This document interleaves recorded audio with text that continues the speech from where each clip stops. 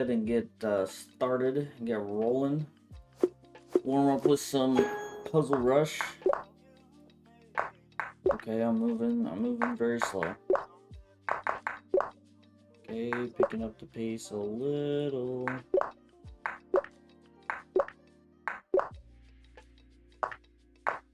You know what I forgot to do, Kagan? What did you forget to do?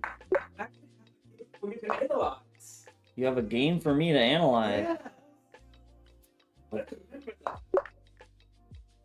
me go cook my lunch first. Yeah, that sounds like a good idea.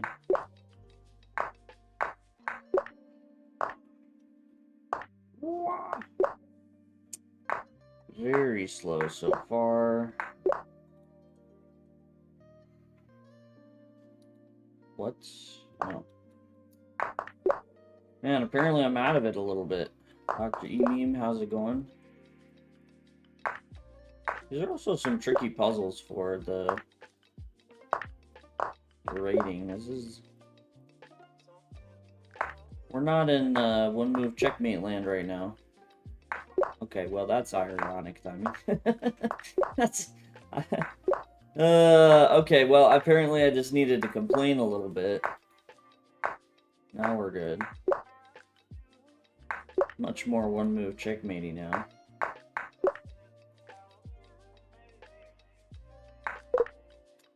Yeah. Should have thought about that more. I didn't actually see what was going on. It just like really felt like there should be something going on. So, you know, I went for it, but I guess that's a mistake.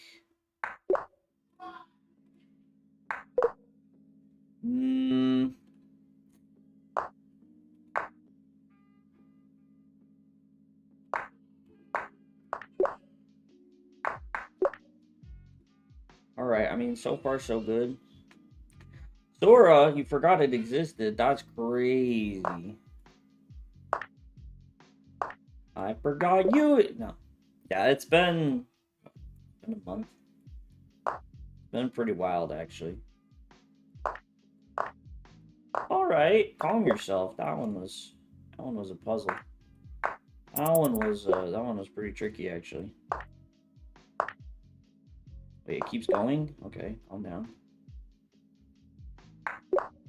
Weird.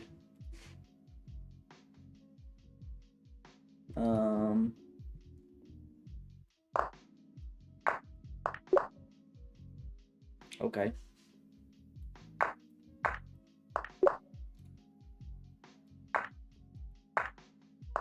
Oh! It's the pawn takes. It's the pawn takes. You know, not bad. Not bad for being pretty out of it. Little 45. Dude, how's it going? I'm doing pretty good, you know. It's talking about this yesterday. I definitely didn't sleep nearly as much as I should have last week. So there's been some recovery, but I feel like the recovery has been going very well. And I haven't felt too bad. Which is probably bad because it makes me feel like I can get away with very, very, very bad sleep schedule. Which I definitely should not. I should not try to get away with. But, you know, what can you do? Max, how's it going?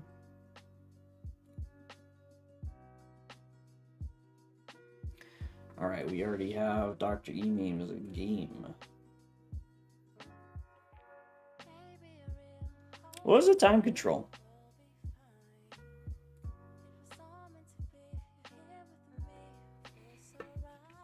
How's everybody doing, by the way? This is a good time to chat about that stuff, you know? The solid Monday, very relaxed. And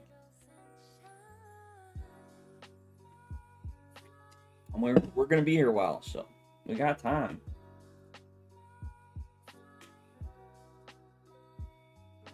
Wow, Sevi was potentially going to Ogden.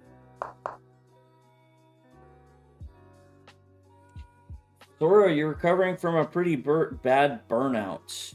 How did that happen? Just too much chess? Blazing Heart, you feel bad, barely any sleep on the weekend. I might get a bench warrant for not going to court.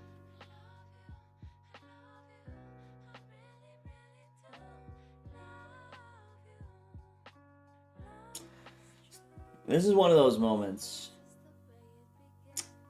really want to ask about, but I don't know how much you'd be willing to share Blazing Heart, because that sounds like a whole story. I mean, it's pretty cool. People got stories. Sora, I feel like, has a story. Blazing Heart has a story. Sevi is doing an event.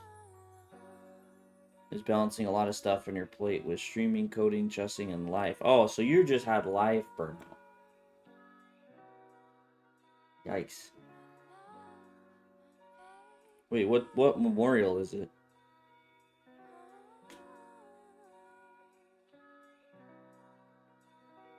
Dang, dude, you got your next tournament started Thursday, and I'm assuming it's classical event. Jury duty, you filled it out last minute for an excuse, but it's probably too late. Oh, the friend passed away in December. Dang. Well, I hope that event turns out really well.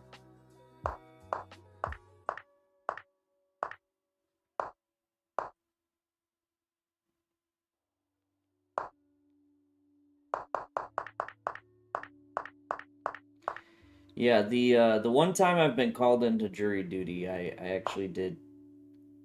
I would say get out of it, but it was a very legitimate thing. It was right at the time I was looking at moving to Idaho, and I kind of said that, like, hey, there's a chance. Like, I didn't say like I'm definitely moving to Idaho. It's like, hey, just straight up, there's a chance I'd move to Idaho. I didn't think I'd get out of it for it, but they're like, yeah, you're good. I'm like, oh, okay. Burnout from caffeine and lack of sleep, too much screen time. Oh, we gotta pause. Dr. E-meme's on ads again.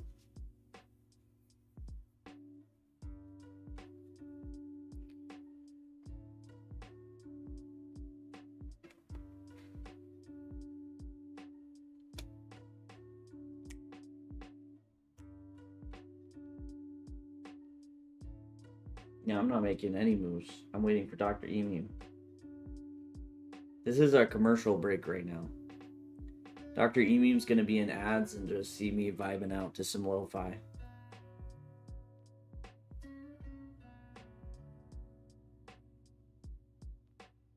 Online 60 plus 35 round Swiss ought to be a good event. The winner will qualify to a 6-player double round robin with a 2200 Lichess classical average. I'll be submitting a game today. I played against the top seed for the round robin, which is a national master, and I have time to prep as I was a replacement, so the opening went quite poorly.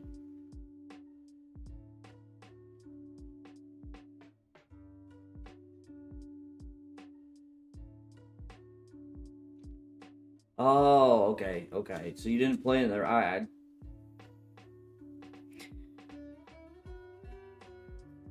When I first read it in my head, it was like you played against the national master in the round robin, not from the round robin.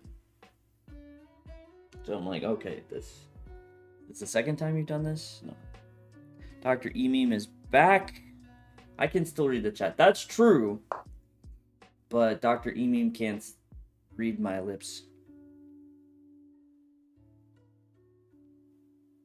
Shopping at Newegg. I've looked at Newegg before, but I've always been unsure how trustworthy it is. This can't be the line, right? Dr. E-meme, why didn't you play E5?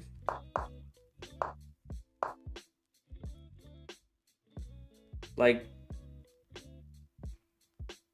every move. I mean, knight c3 here is probably the most reasonable to not play e5.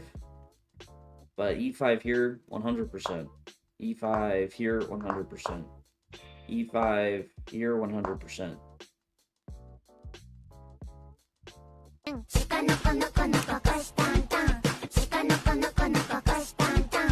Hey, Hey, Tony's resubscription has popped. Subscribed for 17 months. Dang. Just Sharkz.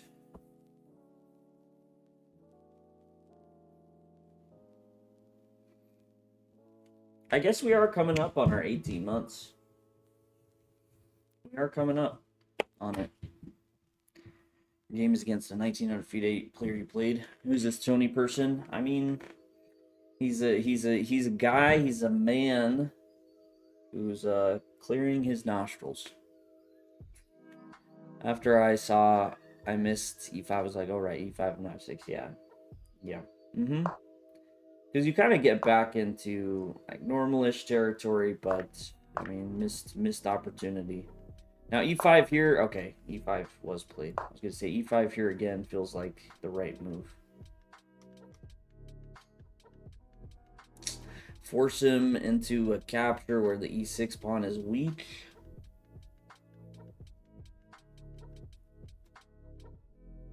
I mean, actually, just that e6 pawn is gonna be weak. The Breathe Right sponsorship coming to a Chess Shark stream near you. Tony is a man. That is correct, Savvy.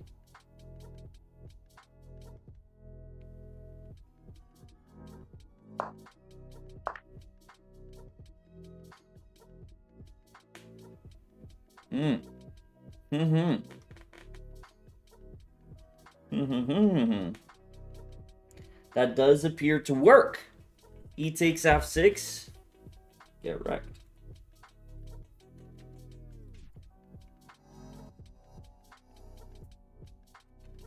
Queen c4 was stronger. Really?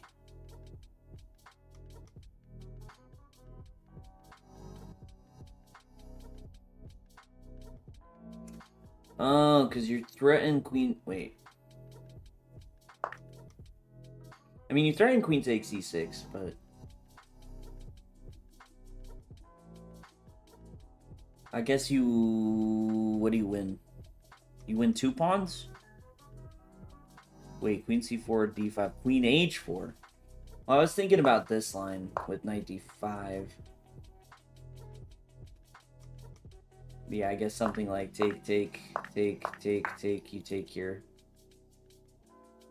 And life is pretty good.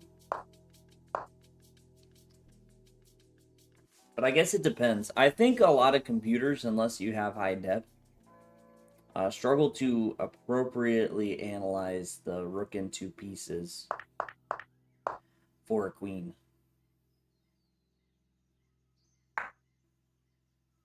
This looks pretty nice. Yeah, I mean, so far it's only been that you missed playing e5 earlier. But other than that, I like your play.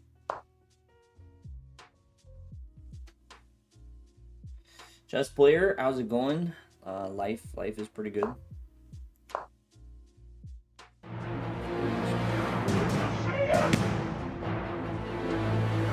Decode 1998. Wait, is this the decode that has decoded here in these waters before?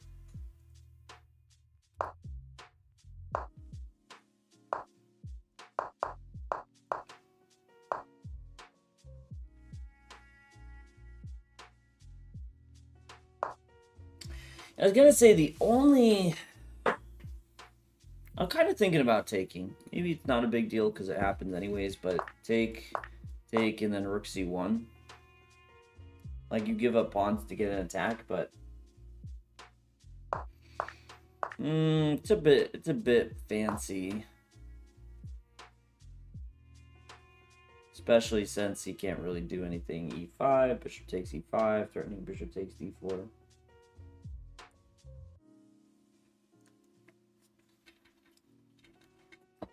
Are there any resources to get better at defense aside from improving calculation? Decode, I'm glad to see you again. Thanks for the follow.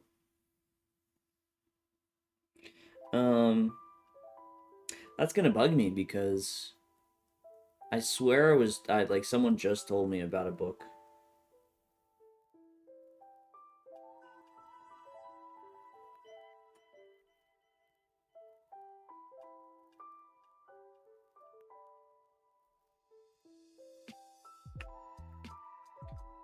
Let me see.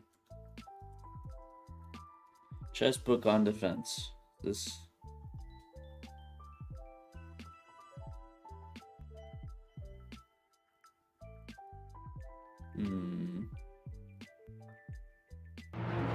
Attack and defense.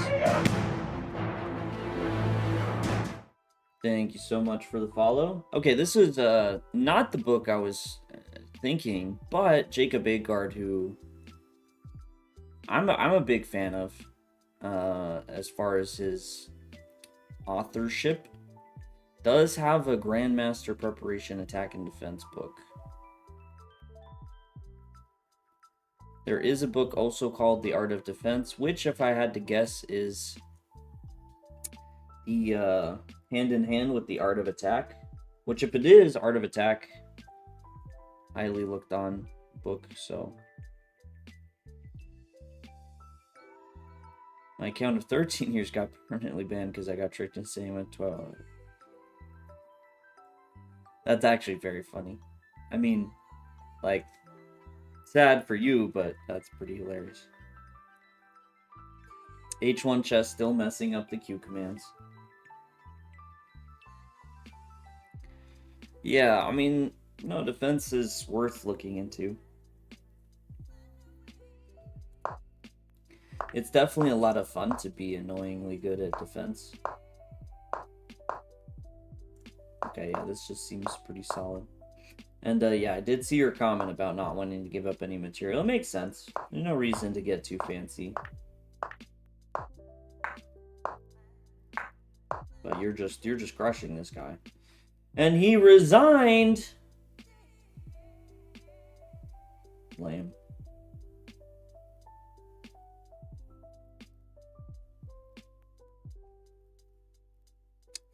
It was really bothersome for a few weeks until I found all my streamers again. That's fair. Some people, like, you just kind of tune out what their actual names are, especially spellings, because you just follow them, right? You were once lost to code, but now you have been found.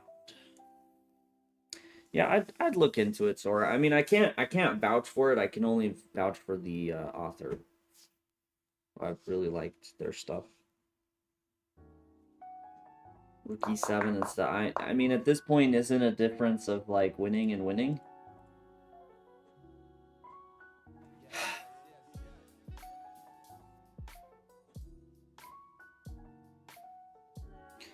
Rookie 7's mate in 4. Because you're just going to go to H7 and checkmate. And the knight actually disrupts that. Because the knight's perfectly placed on G5 to complement the bishop. Yeah, it doesn't. I mean, it doesn't matter. It doesn't matter. It's the difference of winning and winning. Winning and winning. Winning. You've read Agard books before, so you understand? Yeah. Laos, how's it going? Dr. Emin, I mean, I can't say too much. Looks like you just smoked the guy. Yeah, I think that's how it rolls. That's how the crumbles cookies sometimes, you know? Is you just absolutely destroy them. It's all good to see. And, I mean, I don't know for you, I always enjoy the rook versus rook versus two pieces. No, rook and two pieces versus queen. I think playing those are a ton of fun. I've gotten it a few times. One was actually messy. Like it was, I got it, but it wasn't clear that I was winning. So that was pretty intense. The other two, I think I was just winning from the onset of the position, but oh, that's fair. You got to show off every now and then, you know? Yeah, that's fine. Dude, has he sent his game? He has 13 minutes ago. I always do this pause because I don't always think about like who's in the queue off the top of my head. I just check them off and I wait for them to message. you know. Do I have a preference between seeing a win versus Michael Perry or a draw versus Andrew Titus? I cannot decide. I want to. Ooh, those are both. That's tough because I know you had this hole that you kind of fell in playing against Michael Perry for the first 6 games. So that sounds good, but Titus is one of the higher rated players I think you play on a regular, if I remember correctly. So let's go with whatever one's more chaotic. Like I want chaos, not positional.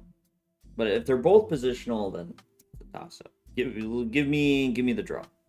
No, give me the win. If it's positional, give me the win. All type of player. You messed up. You watched Bortnick 1/4 got free membership, but you missed the queue. Yeah, all type of player. This is the first time in a good while that you've fallen. H1 Chess, how you doing, by the way?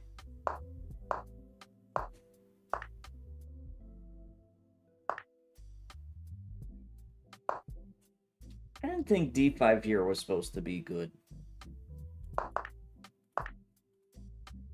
Like I know it's a bit of a funny move order, but I thought black you either need to go early C6 D5 or that you should play D5.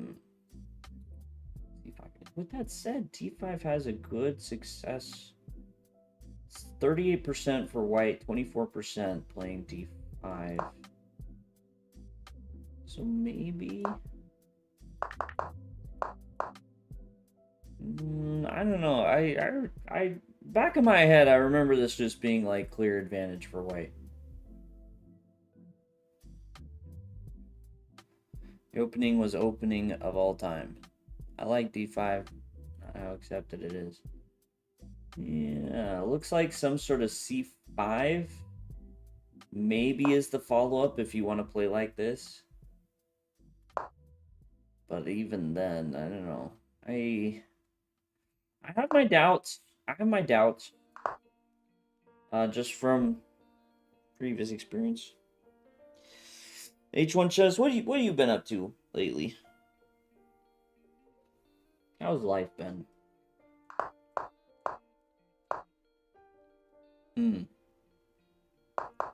Yeah, this is a bit slow. You're gonna go. Yeah, this is If this was the game you were talking about, that the opening did not go well, I am in a state of understanding. Yeah, because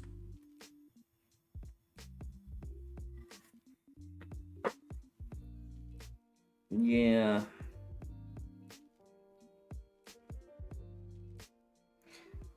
I mean, it says F4 was wrong, so it's not like you're not getting E5. I think you're just underdeveloped, is basically the feeling. Chess Muay Thai, how's it going?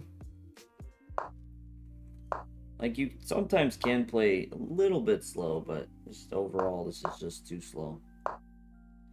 What have I been doing? I've been in Vegas, I've been in Utah, I've been in Atlanta. Seeing family, working some events, partying late into the night, you know, all that good stuff. Okay, wait, I blinked. Now, I mean, I see the computer suggestion. Actually is very instructive, where now you would swing this knight, I imagine, around, so you can actually do something with it.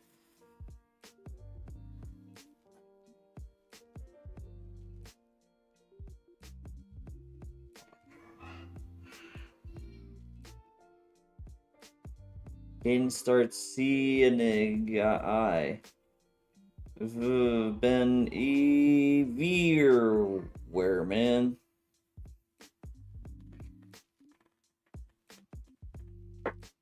Muay Thai, nice. Improving is good.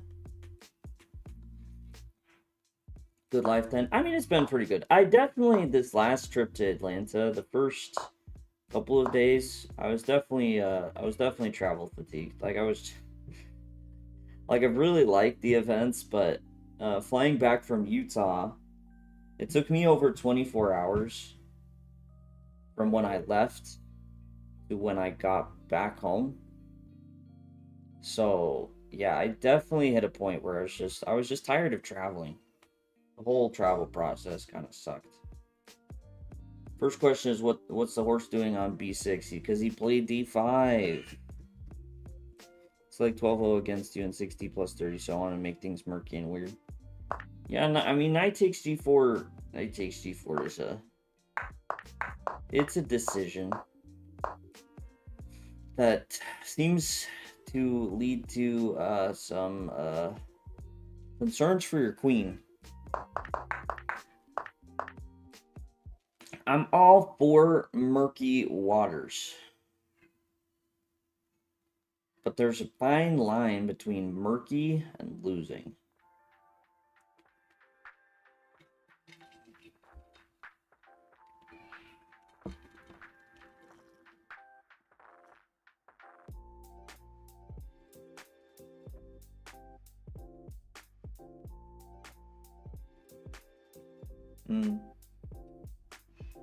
Yeah, I think the extra concern is you are losing the dark squared bishop.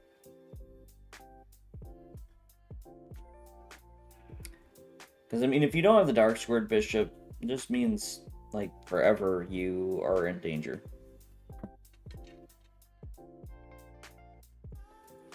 Now, what would we do? Interestingly, the suggestion, because it's written on the notation, is knight takes c4.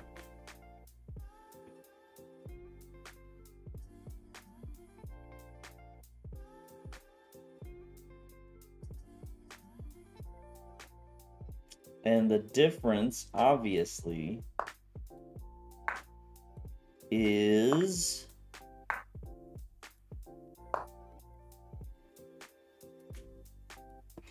I mean, the rook's not protected, so you have time. I'm gonna wait. This is now working. Yeah, so just the rook not being protected gives you enough time to make sense of this idea. So he actually shouldn't take there, he should take with the queen. And then you just get counterplay on the squares. Do you think people cheat at Puzzle Racer or Puzzle Rush / Battle? Yeah, I mean,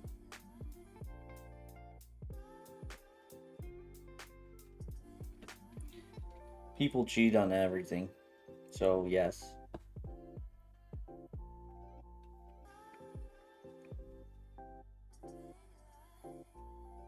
That's why. So we were talking about these, like, the concept of 100 game matches for training purposes.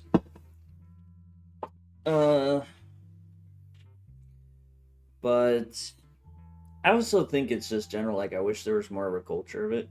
Like, could you imagine if anyone was suspicious of someone and it's like, no, like, they've played 50 game matches over the board with this person and this person, like, they're legit. Like, that would be so easy to figure that stuff out. Are you talking about GM Simel, what's his name, Simel San Ali Mirandi Muay Thai? Looseless, what do I think of the Solar Gambit and Bullet? I mean, in Bullet, anything works. If you know it well enough and you have some tricks, absolutely.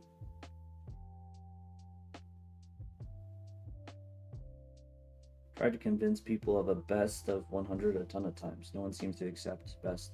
Yeah, you do like a 3-0 stuff. I like the idea. Oh, the other reason for taking on e4 is so you have knight d5. So the idea was fine, but yeah, it all comes down to if your queen is getting trapped or not, and in this case, it was indeed getting trapped. So how's the rest of the game go? Because I feel like you should just get destroyed here.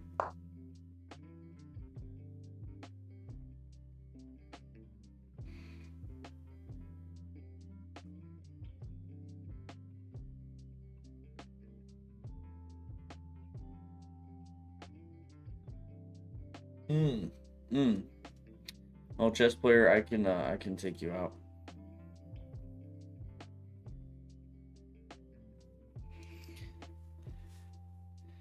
People won't commit to a best of 100 at 120 plus 60. I mean, yeah, that's pretty crazy on them. Never resign. You'll lose, but in a cool way. Nah, you gotta take it. You gotta take it. At this point, for sure, just accept it.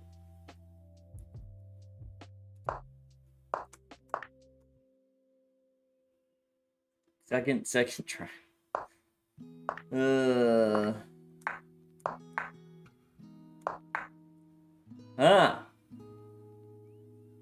Dang.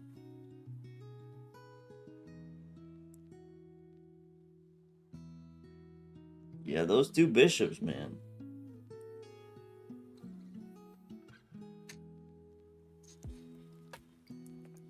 We analyzed a lot of checkmate together to see which one we wanted to allow. Notice the time spent.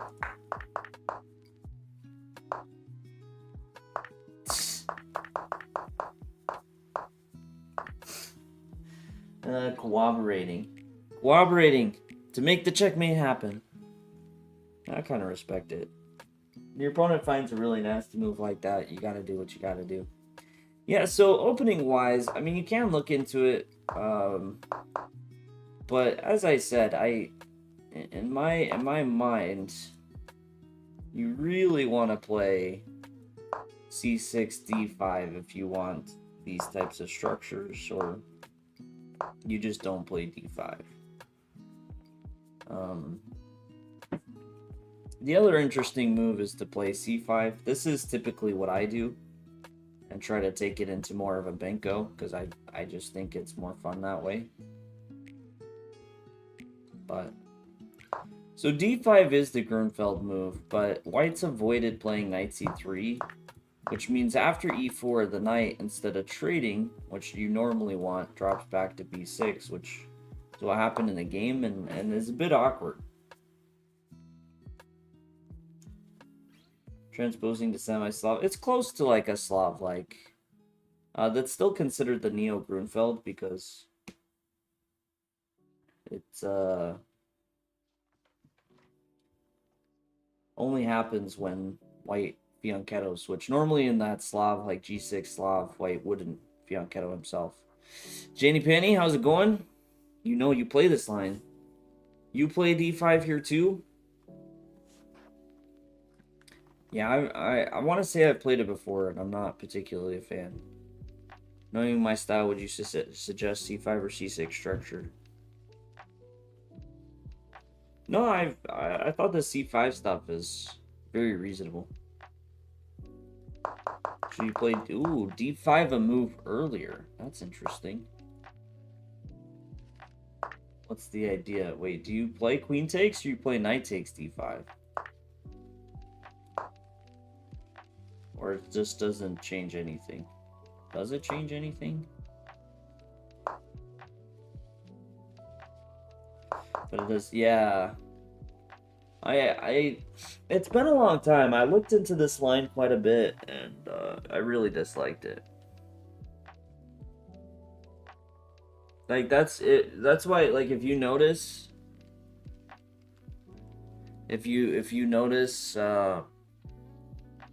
just any games I play nowadays, I pretty much always play c5. Jenny Penny, once you're in the queue, you cannot leave. This is your life now.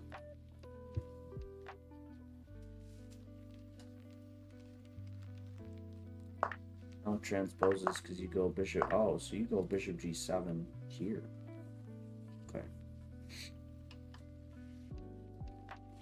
Okay, wait. We have a third option. Miles has sent a third option for the game. Were you white or black, Miles? Oh, okay. You bishop g2, bishop g7. Okay, we'll get there. Yeah, I mean I think it's playable, but as I said, if memory serves me correctly, I really dislike those positions for black. No, c5, d5. Like, I didn't think it was so simple, right?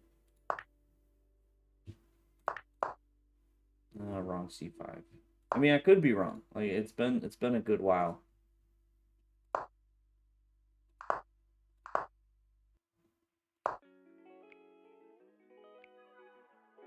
The win rate for white is 45% here.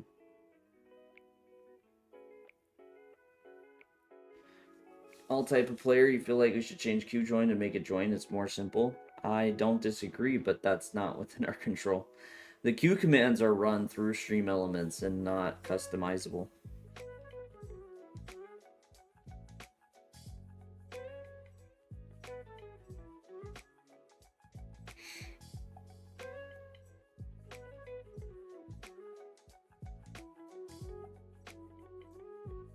After d5, castle, castle,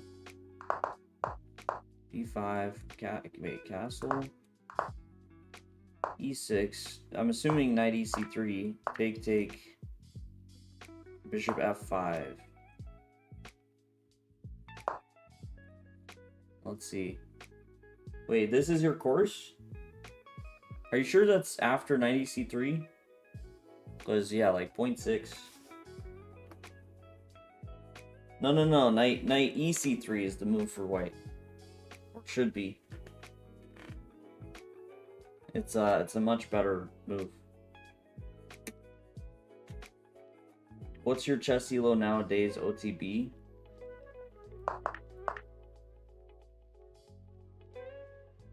Yeah, like 0.4 after knight a6 on low depth. My chess elo. What my FIDE is 2484. USCF 2571.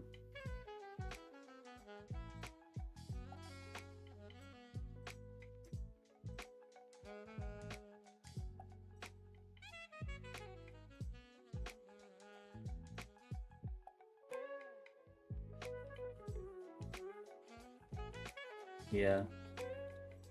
I mean, like the Prowl, I think for the most part you could get away with it. A lot of my concern when I was looking at it was, and again, maybe things have changed. This is many years ago. But I kind of expected that my opponent would be strongly prepped and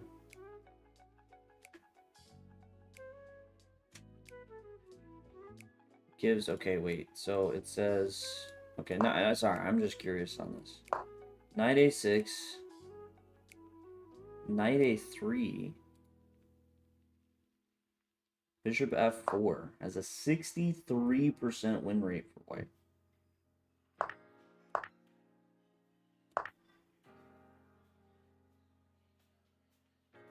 I don't know, man.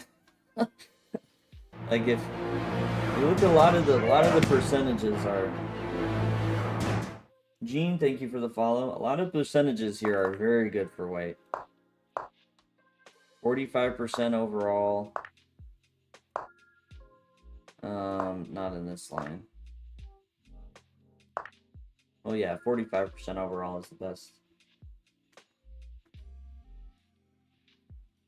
Yeah, but probably playable. I just think you like really need to know your stuff to get away with it. Where I feel like for white, like it's hard for him to go wrong, at least in the not getting a playable game.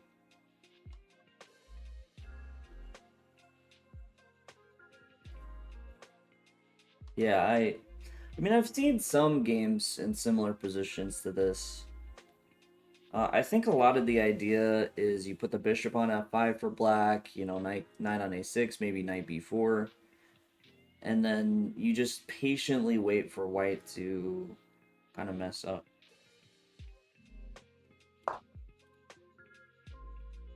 Okay, Miles said he was white against I am Slaggy.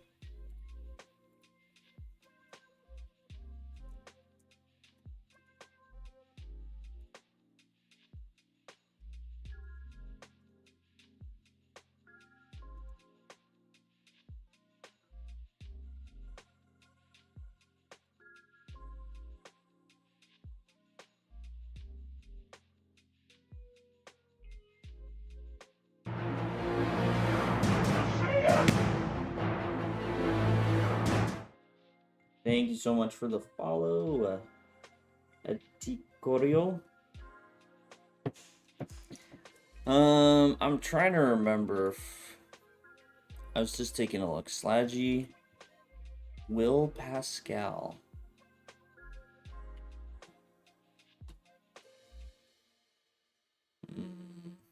I feel like I've seen the username somewhere before, but his actual name don't think rings a bell.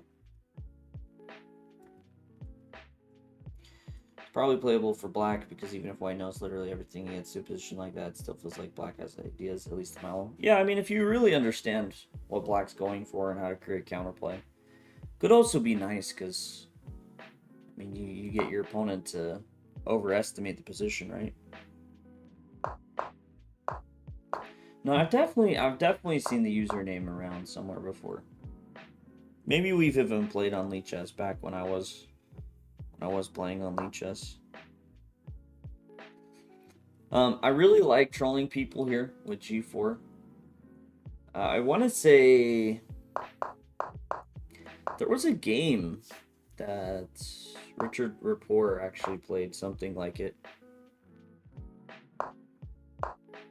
Queue cancel. Are you trying to cancel the entire queue?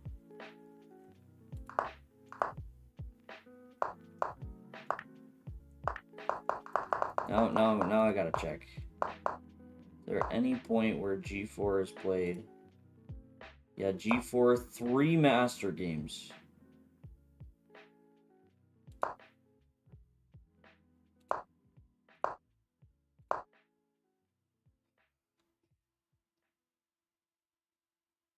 I actually got to go. I'll join later. Oh, wait. If, I mean, if you're gonna leave, you won't be able to join the queue.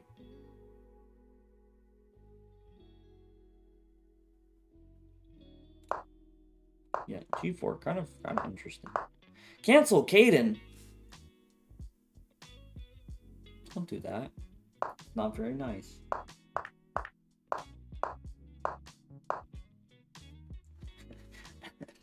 I made sure that conversation wasn't recorded.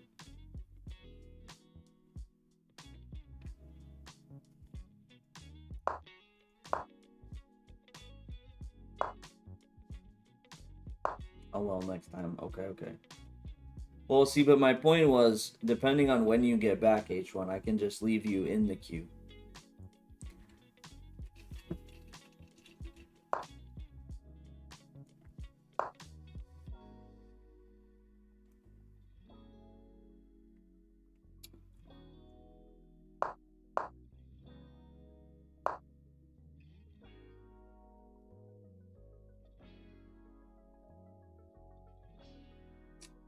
Borat, ding, in Texas. Wait, are you staying longer, like short layover?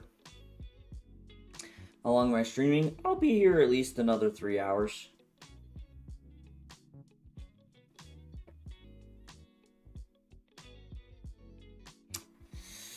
All right. I know we're not to the craziness yet. I know, but these positions, it's interesting. Very Maroxy-like without the pawn on e4.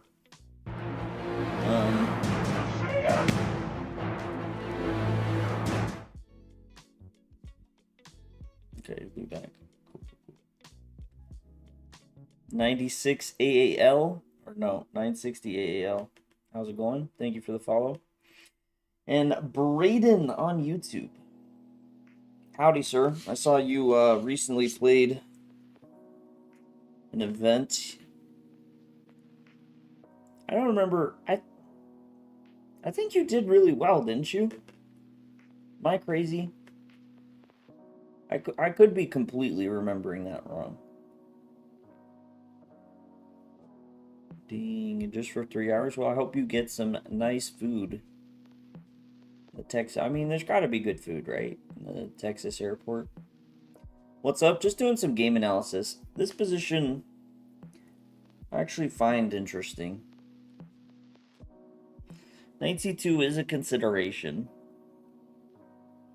I think b4 should be fine. You have to be a little bit careful of the c4 pawn. But I think like b4, rook c1, it should make sense.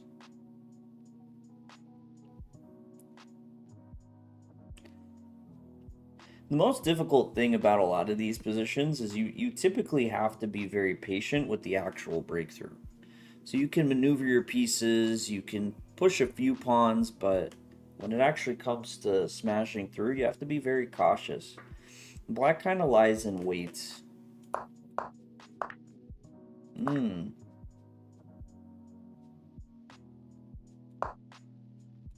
Okay, that I don't know how I feel about. I'd rather play rook c1 first. I mean, not that I completely hate bishop d4, but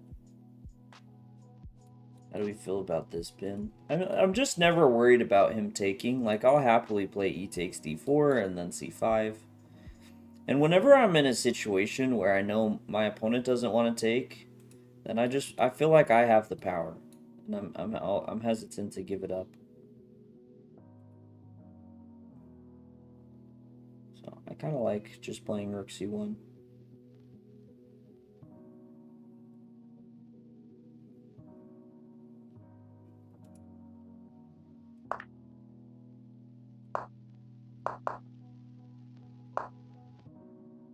Yeah, no b5.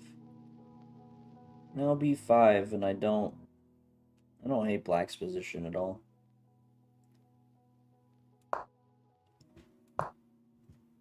Maybe not so easy though, because of this.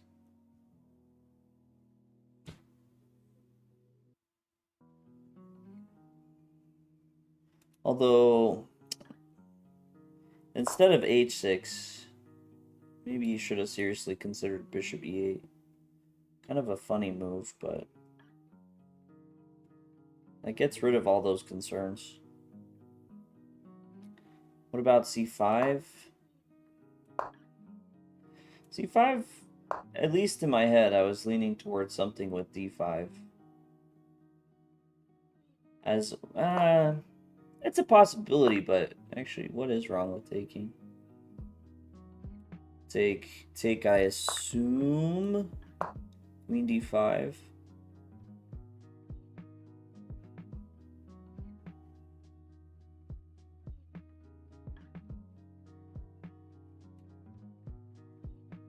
a5, then bishop f3. Yeah. We've moved on from d5. We've moved on. I agree, guys. I agree. I accept your moves. I said it, I thought it, but I agree. It's not so simple there.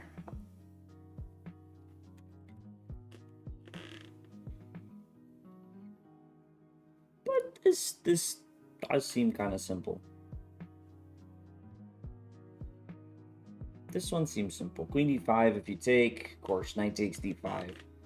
Opening up the threats and protecting my pawn. If you don't take, then I can still look for the trade. Maybe not bishop d3. But I was thinking something like knight e4. And then, you know, just queen e6 to protect the e7 pawn.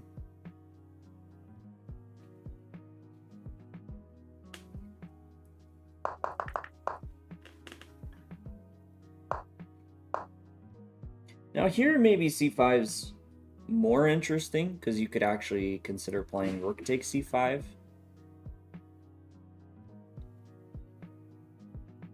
Conceptually, I don't hate that.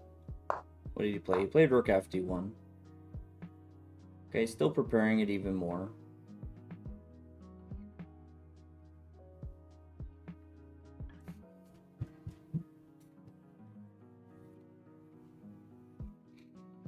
d1, eventually bring the knight to d4. I still like it for white. You are welcome to like it for white. It's okay. White's probably still better.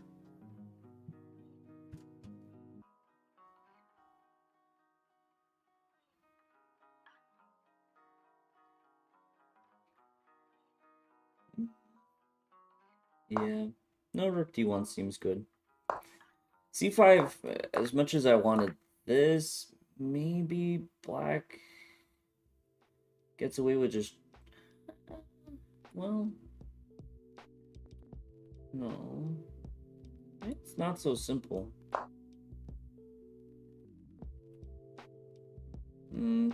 But not ideal. Bishop d5. Yeah. Yeah, okay. But now c5 for sure. Now it should be... now it feels 100%.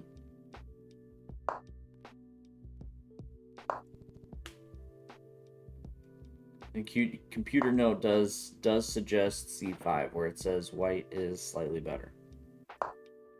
Surprised, it says only 0.4. Now, after c5, I would expect much better. a4, I don't know. Surprised it's that bad though. Let's show you what I can see. Yeah, so you see there's that. It says it's blundered. It says it's minus. Oh well, because of b takes c4. Not b takes a4. Your opponent basically set up one idea. And you just kind of let it happen, bro.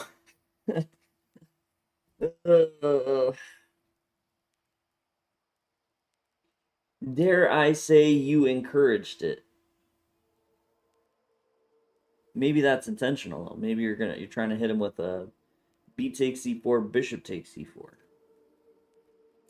A win, doing pretty well.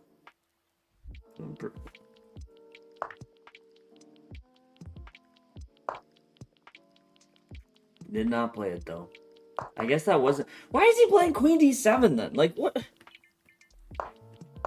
That is weird. Like even queen e8 makes more sense.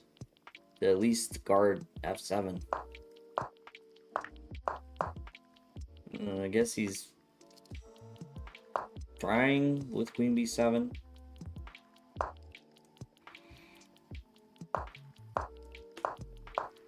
Maybe rook b1 here, trying to make b5 happen, but now things have gone wrong. You're down a pawn.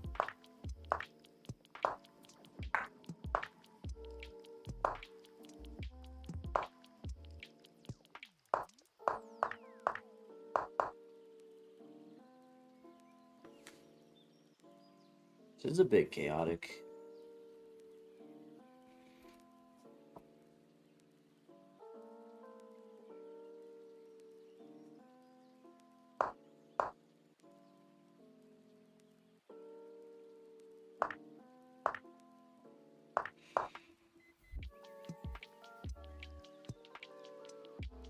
Knight d4, knight takes c6.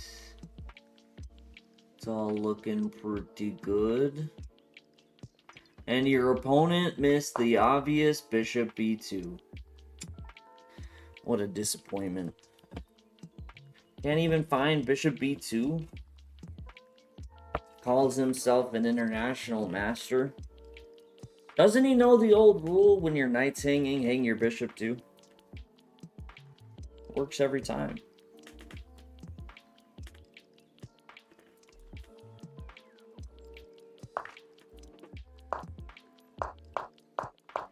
It's interesting how that works out. Take here, I guess queen c2, take bishop c6. Wait. Knight e2, king f1. Okay, I was... Wait, this isn't so simple.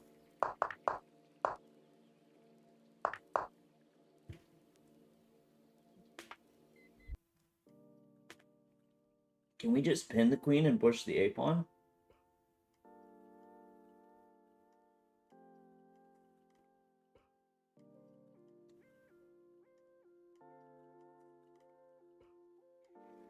That actually feels like it. That's probably what it is. Let's check. Just quick evaluation check. Yeah. Yeah, that's tough. That's tough. I assume 92 then actually blunders it. Okay, not completely, not completely. King F1, still Queen C8. And the timing is you're still in time for A3.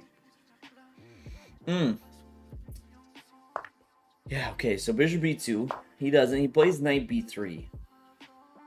And now you're just not pushing the A pawn. White has enough pieces to defend. Bishop C3, a blunder, because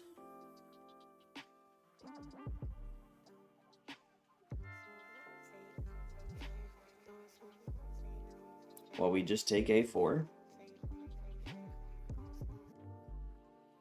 And black should have done what? Oh.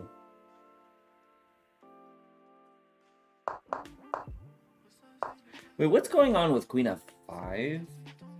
Bishop B7? Queen D7? It's definitely messy.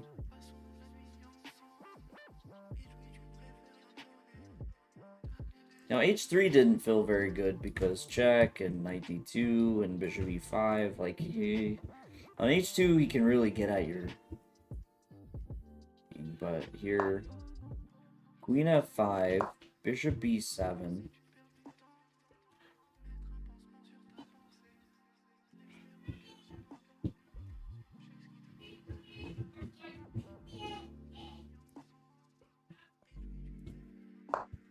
Assume here, check, and Knight D2. No, this can't be it, because now Queen C1 saves the day.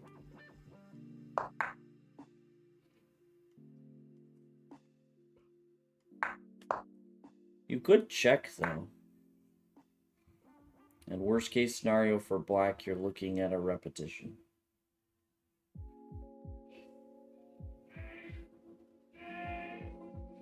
And what if Bishop F1?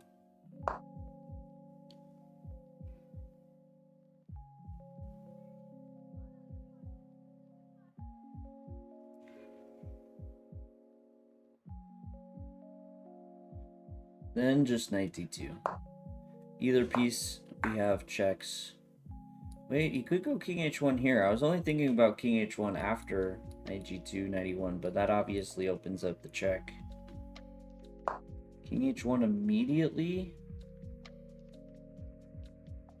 Oh, wait. I mean, there's actually a world where you could just trade here if he goes queen back. And then you push.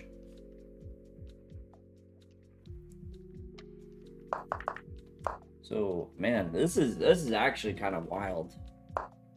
Then we would say you want to bring the rook there.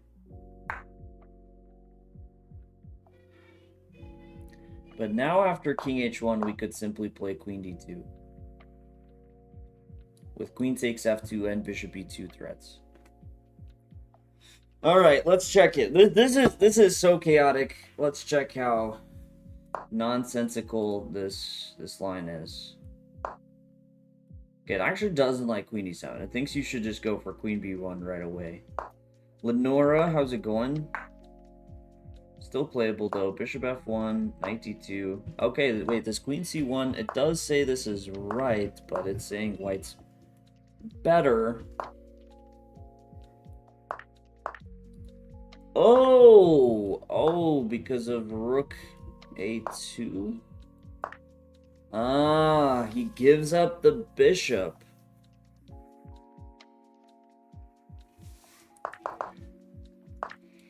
And if Bishop B2, he gives up... Well, now he gives up the rook. But he's up a full rook. Wow. That's a crazy line. Okay, and if King G2, yeah, still, it just transposes. It transposes afterwards. Okay, Queen B1. Knight D2 is a different story. Why?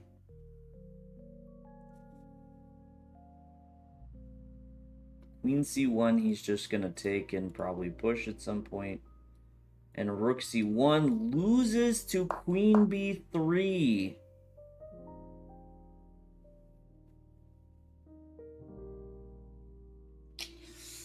That's pretty good. So he should instead he should anyways play bishop takes a6, where now it is for sure gonna be repetition somewhere. Oh wow. Okay, I mean, so the line's pretty crazy. I definitely wouldn't expect to see all of that, but yeah, queen f5 for sure. I mean, queen f5 is a good start. Even if you don't see all that, it makes sense to try and kick that bishop out of there. And create some problems. So bishop c3, now just queen a4. And queen d1. It's the saving grace. But okay. Zen games aren't so easy.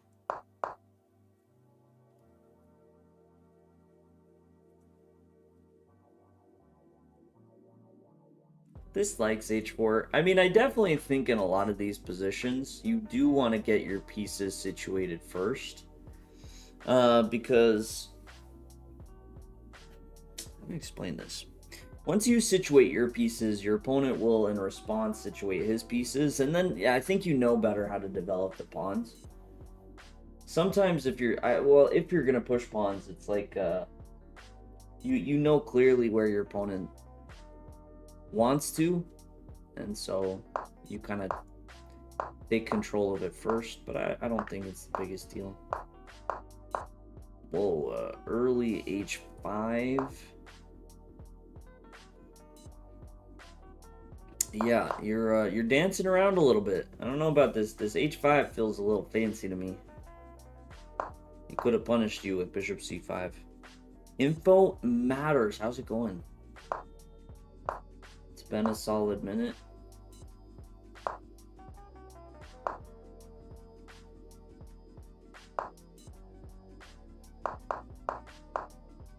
Yeah, I really would suggest in these type of endgames more piece play, less pawn pushing.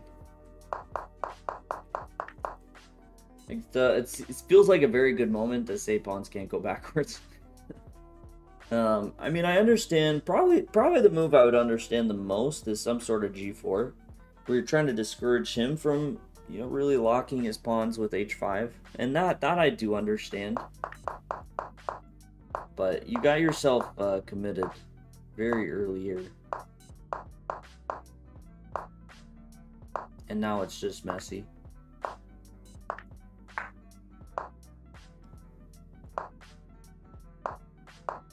Okay. But he made it out alive.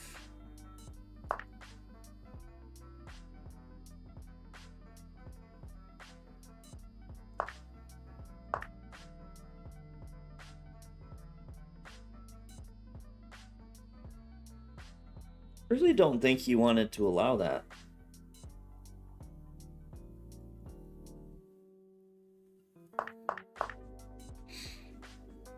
Yeah, I'm gonna say rook g7 especially looks really annoying.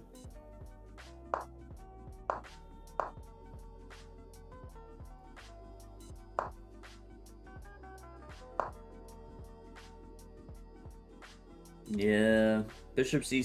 I mean, is it that clear of a blunder? Whoa.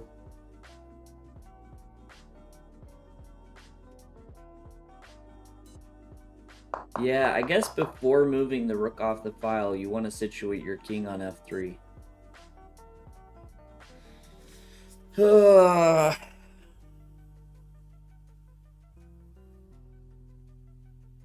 f3, then f5. Wait, which moment?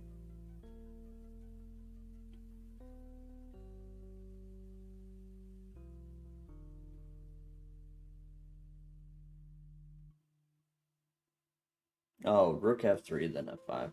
I think it's the same issue, though. Maybe it's a little bit better. But you just don't want to allow the king to get active. Like, the bishop doesn't get to situate on e5, but I think even if he plays bishop f4, I don't know if this is the end of the world, because if you ever push, then he just goes and takes, and it doesn't matter if you win this pawn. I think the real goal is you just want to keep his king restricted, so you start there first, a3, and then maybe. Sorry, that was the wrong piece. That was the wrong place for the bishop. Something like this.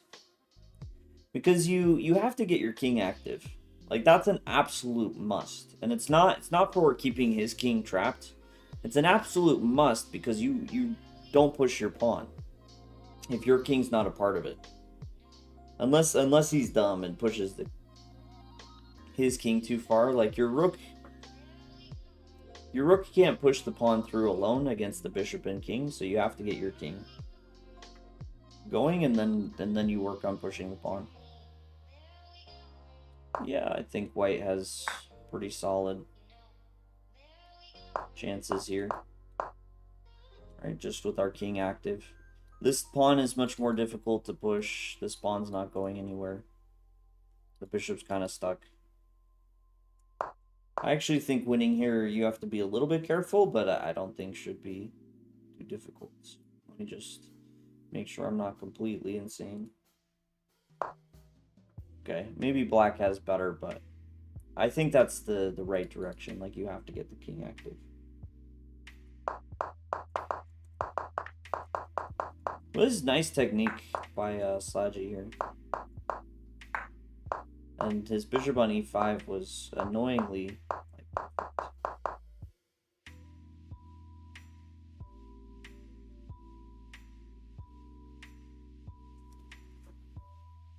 Yeah, not much you can do. Not much you can do.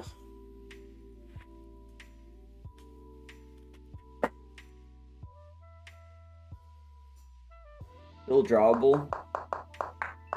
Yeah. It's all drawable. You draw all over this. Very artistic. Yeah, interesting game. Very interesting.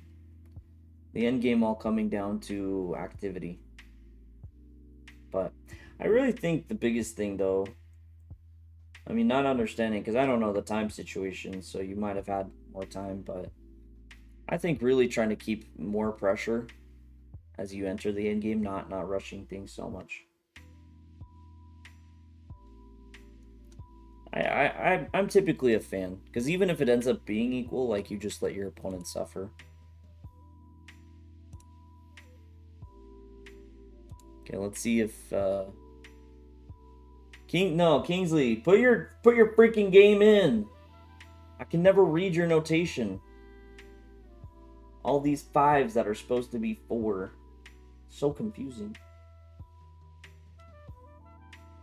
Just doesn't get the notation right. Hand deliver me. He didn't even listen. I was complaining, saying you need to put it in. Because I can never read your notation. My handwriting is so good. Yeah, but you make so many mistakes. My handwriting is so good. What do you Like, mean? this bishop f5 is probably bishop f4. What are the odds? That is true. Okay, that is true. If this is bishop, like, if this move is bishop f4, you're fired. Okay, I'm gonna be fired. It's probably bishop f4. Look, I'm gonna check. All I It is care about for probably this bishop moment. f4. Wait, you were black, okay. So I'm just gonna get to this. I'm not gonna input names. I just want to know if I called that one No, right please there, don't fire me. we're No. having problems. I have problems with 4 and 5s, okay? Okay, This is let's- not my first language. It's numbers. What are you talking about? It's numbers. It's not English. What are you? This is crazy. This is crazy, bro. Okay, wait. There's a chance. There's a chance that we don't fire him. We'll get to what's going on. I'm just saying, if I can predict It is If I can, bishop f4. it's bishop It f4. is You bishop son of a f4. gun. It is bishop You f4. lose. Good It day, is sir. bishop f4. It's bishop f4. How do I know this? How F4. can I look at your score sheet and Okay, without knowing it the is game pretty damn predict hard on to move play. 11? It's pretty damn hard to play bishop f5 as white because in almost all my system I play e6. Okay. Your mistakes are so predictable. Without knowing the position, I can tell you what the notation, where the notation is wrong. That's just I crazy. accept it. I accept it. Says an Asian having trouble with numbers. Terrible. Natural Beauty. Hello. Hey, How's it going? I am a humanities major. I'm actually not a math major. I taught English in school, not math. People make that mistakes all the time. Well, I feel like I lose my humanity a little bit every time I see your notation. That's why I'm here in person. Provide hope Who, to it. and who is your opponent? Somebody called Harrison Barnes or something like You that. didn't even write down? No, Joshua Harrison. I remember that. Joshua. Are you sure? Yes, some random 2000. They don't deserve having a name? Some random 2000. What about their rating? 2000. They don't 2050. They don't deserve having a name. They don't have a... This is the only game I lost in the National Open. Wow. Who cares?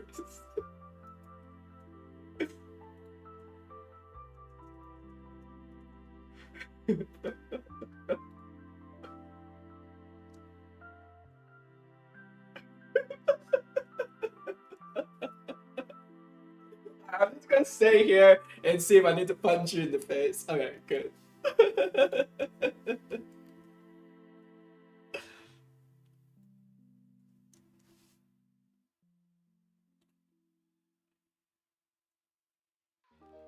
Alright. Natural Beauty, doing pretty well. How are you doing? Don't worry. This should be... Yeah. Let's just pretend the second page did not happen because I'm ashamed I did not draw this. Okay. Let's just pretend after King F6 I drew the game, okay? Nope. Nah, that's not gonna happen. If I have to put in incorrect notation myself, then I get to be as judgmental as I want. Well, how's this opening, by the way? It seems I'll wait for him to get back to his computer.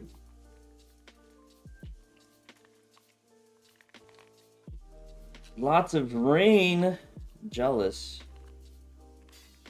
I wish it was raining here. Numbers is not my first language. I actually have a story about this. Because we both drove over from Utah at the same time, and you know, we'd split a hotel room, just to save money. And he always was there faster. Like everywhere we go, it didn't matter how fast I drove, he beat me by 20 minutes. But get to this one hotel and he's looking and he's like, okay, it's this room. Scan it, wrong. Kingsley, are you sure? Go to this room. Scan it, wrong. Finally, I'm like, okay, let me take a look at it. Completely off. And so we go to this room. I say, Kingsley, how did you mix up, you know, this number with this number? And he said, something similar, like, hey, English isn't my first language. And I said something similar. Numbers, what? Numbers is not English. Numbers is not your first language. Or numbers, man, how did I say it? But anyways, he basically responded with, it should be. I'm Asian. I was like, oh, well, at least you said it, not me. I gotta remember what I said to him. But I was trying to be so nice about it, and then he's like, he took it too far. Apparently, knight b6 is very good for black here. Like, black has a higher win rate, which is weird. You just develop normally, and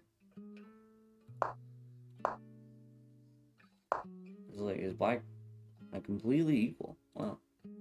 Okay, so the opponent's playing a bit of a sideline, but probably the goal is to be a surprise. And I imagine that he knew pretty well what he was doing. Okay.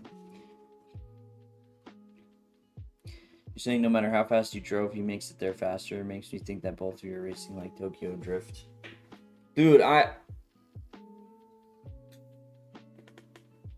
yeah, I don't know. I don't know how fast he was necessarily going. The only day... Okay, there was one day he didn't beat me, but...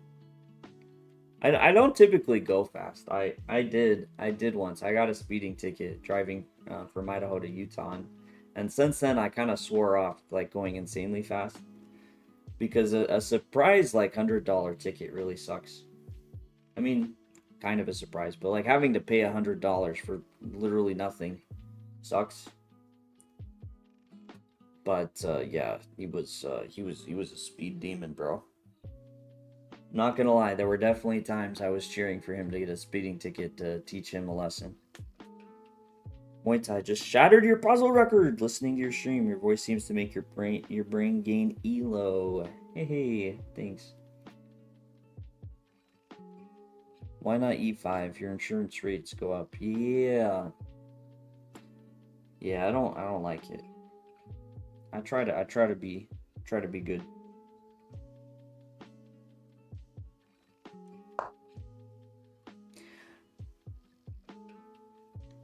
I mean, what's the follow-up to E5, though? Like E5, Bishop E3? Like, there's a small part of me that wonders if we want to have this pawn push because of this pressure.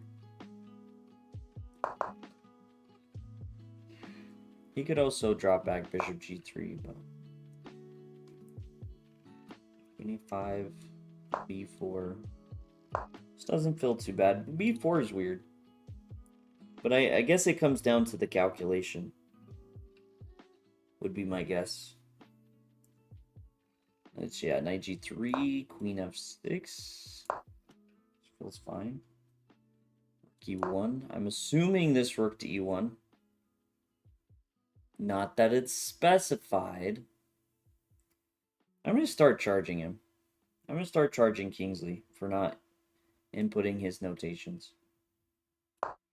Just, you know, like $5 per game.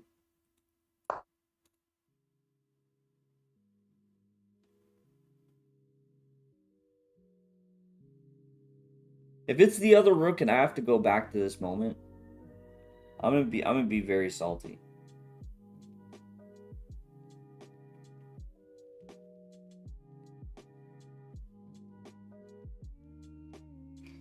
E5 was a big think.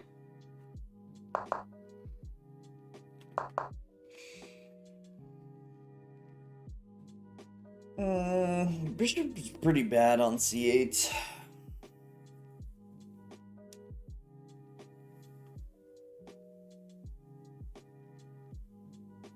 Wait, what?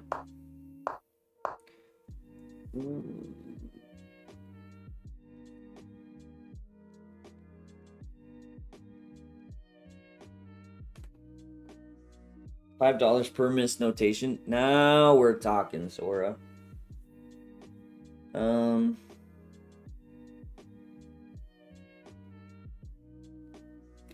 What am I missing? So you played Queen H4. Bishop takes.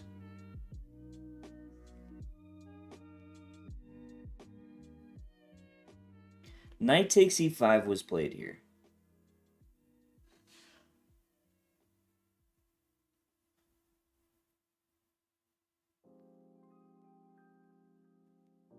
Because Bishop G4...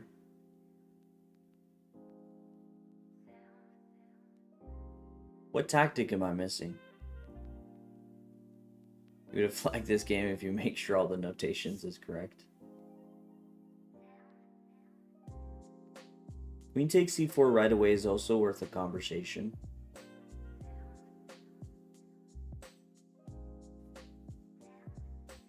Why am I blind? What?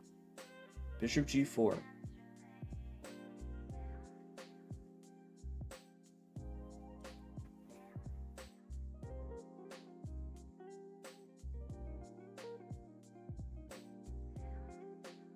Maybe I haven't recovered that much on sleep as I think I have. This... What? Why am I blind? This is gonna annoy me. This looks like white resigns.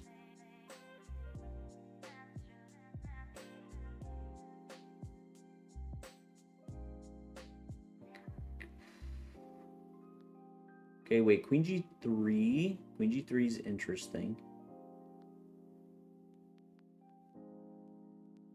Because of queen g7 ideas, but queen takes h5. h3. Okay, maybe it's not so simple. Maybe it's not so simple because of queen g3.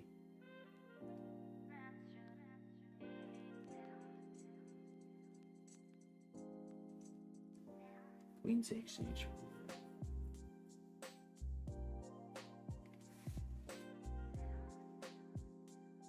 Knight takes e5.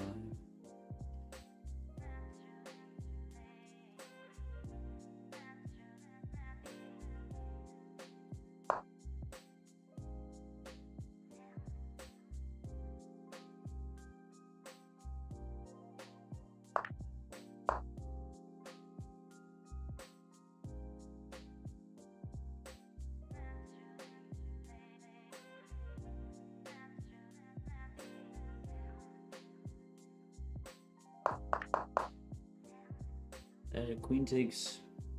Wait, but do you win it? I didn't think...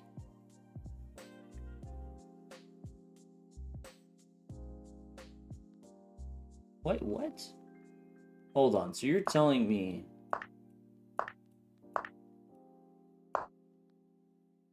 Oh, because the queen takes c3, okay. Okay. I feel a little better. And then if you go queen g3, bishop g4, knight f4.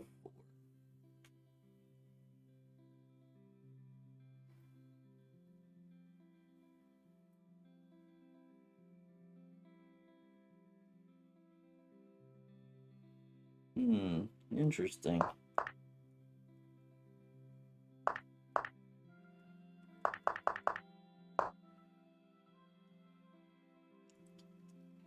And this is the position you were showing me after knight f6. Remember you showing me that position. Although you set it up wrong, because you set it up with his pawn still on b2.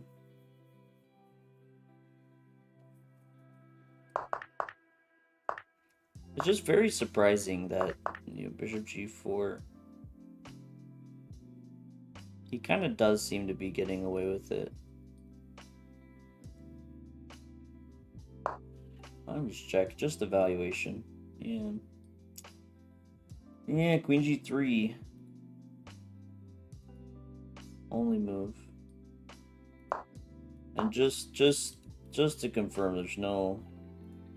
Oh, yeah, okay.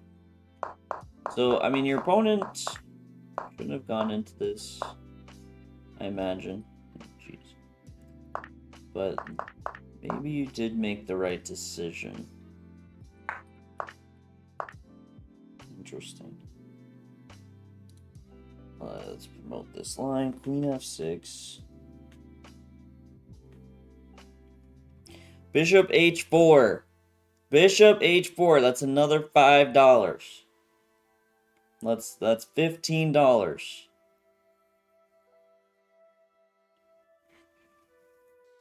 Yeah, and what did I tell you?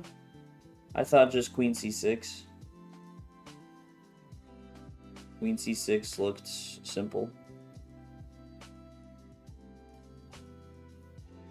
But maybe not. Maybe.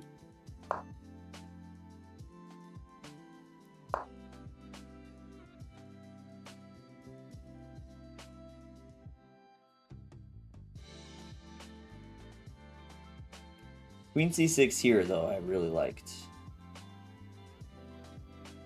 Yeah, Queen c6 here, I think, was even more likable. Something like this.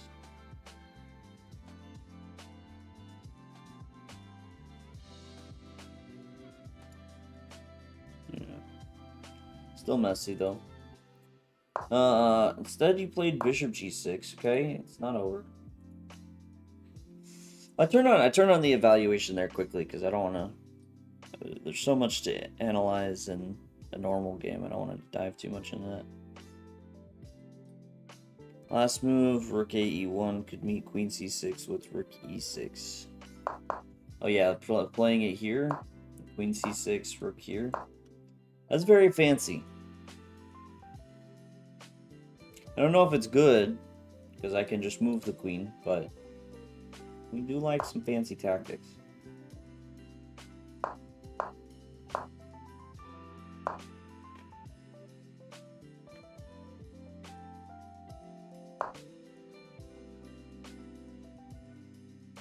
Queen c6, Queen g4 was played here, according to the notation. $20. Yeah, I mean, Queen takes Rook is definitely worth considering. I don't know if it's that simple because your king is so open, right? Like this is pretty tricky to evaluate.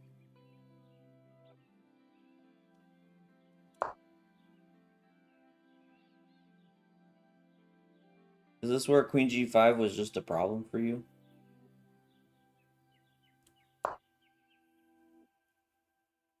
Oh no, you're talking about the game. That's right.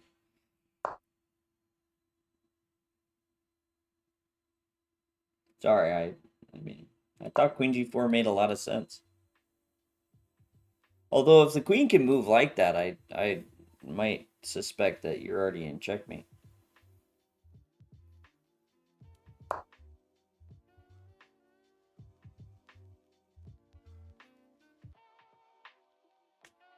Yeah, it's kind of sad. I feel like you picked the worst time to play Queen c6. Like here makes the more sense to me, at least at a glance, because you still have Queen g6 open.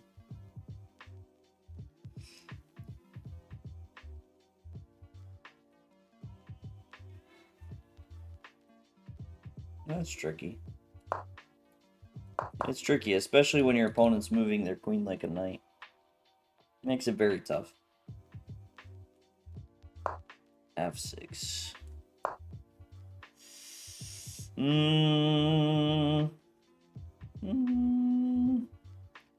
This is a bit scary.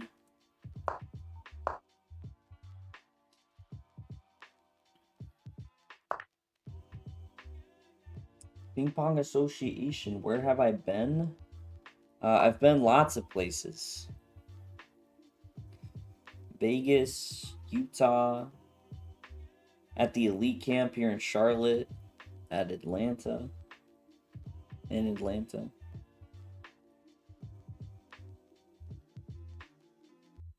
f6 is a winning attempt.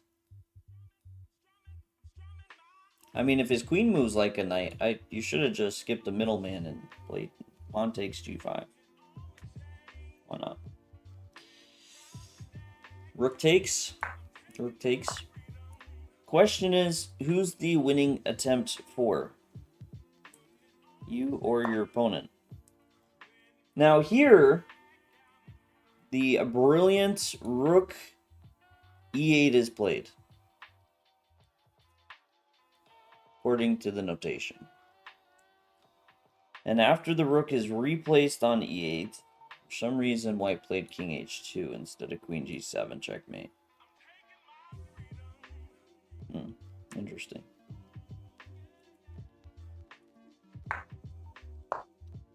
I think you should have played rook e1 instead. That would have made a lot of sense. We'll just analyze it. We'll analyze as if it was rook e1 instead of rook e8. And maybe. Hey, ugh, yeah, this is gross.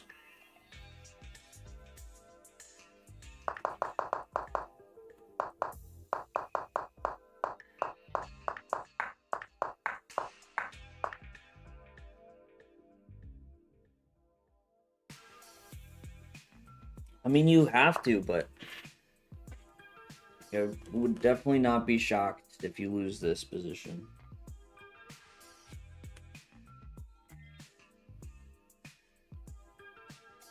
Okay, I don't know about rook takes a7 for him. I would strongly think about c5 here.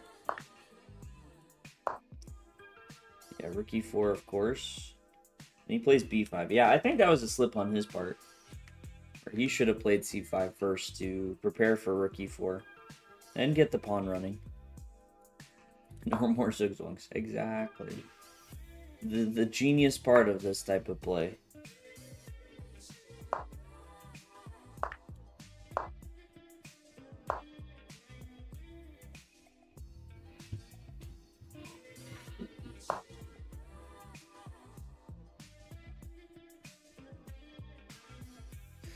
And you have to sacrifice.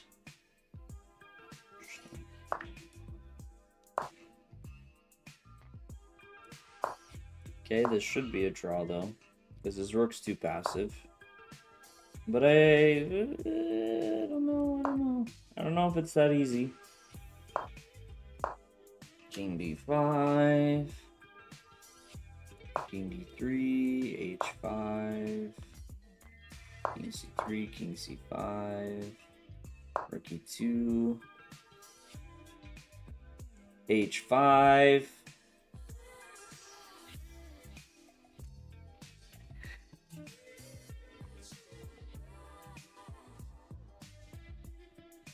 $25? We're up to what, $25? Because of notation errors.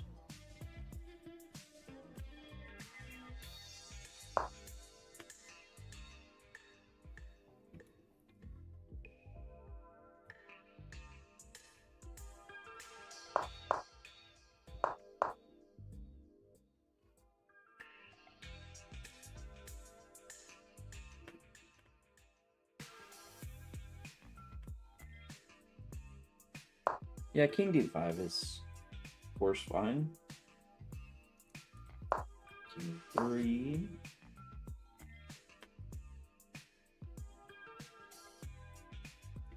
King d2, king d4. Wait, what?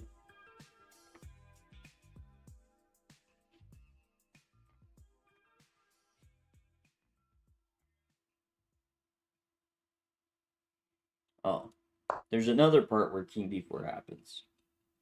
I got myself confused.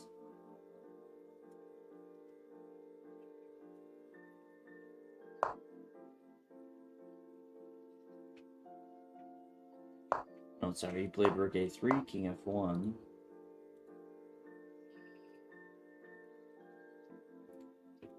f5, king g1, king d5, king h7.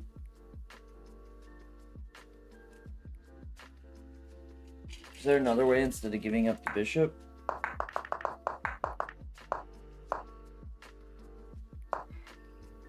I don't think so. There's a rook check, but he just plays f3.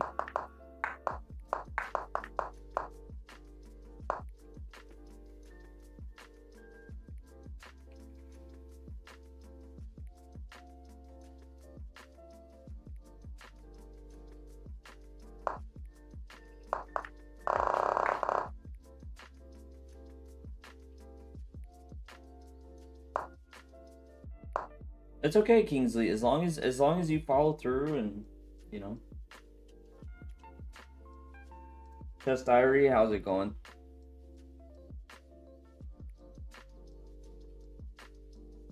Rook h2. Okay, that one I could just be an honest. It didn't. This is the yellow sheet. That one honestly could have just not come through. So we'll forgive that one.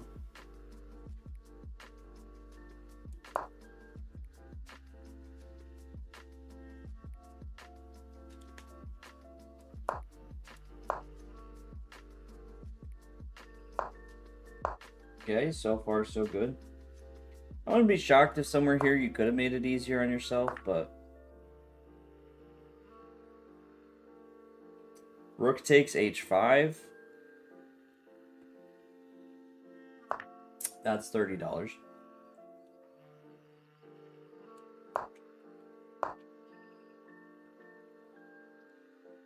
How do you lose this?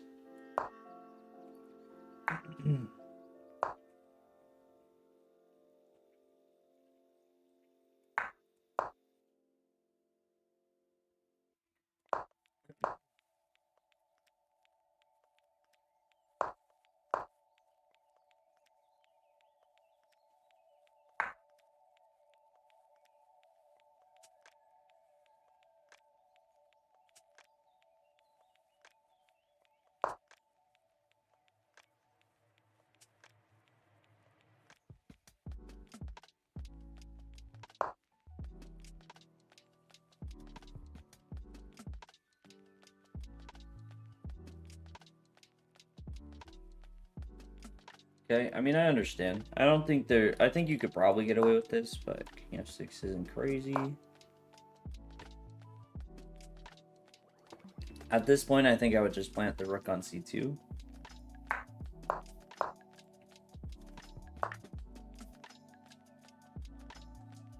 Oh no, he went for it through rook g1. Okay, so same concept.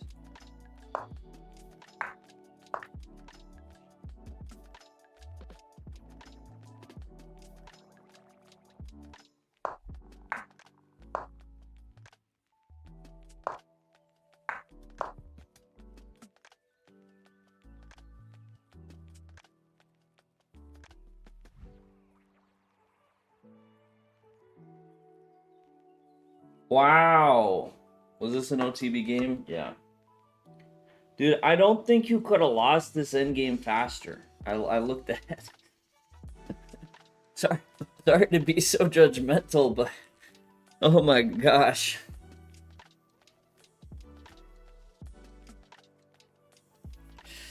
I mean, yeah, rook b5, super easy draw. So easy. He instead played rook c4.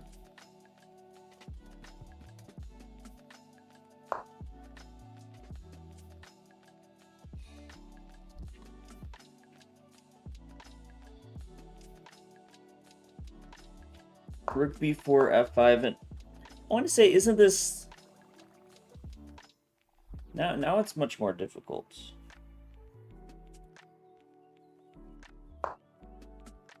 Yeah, it was just the Philidor. Now it's messy. You definitely start with rook b7. I think it's something like rook b7, rook h6, and then king g8. Should still be a draw. If I'm not mistaken. If f6, we go up, Philidor. If he goes here, we're gonna... maybe we go up anyways? No, we probably check and then just go back.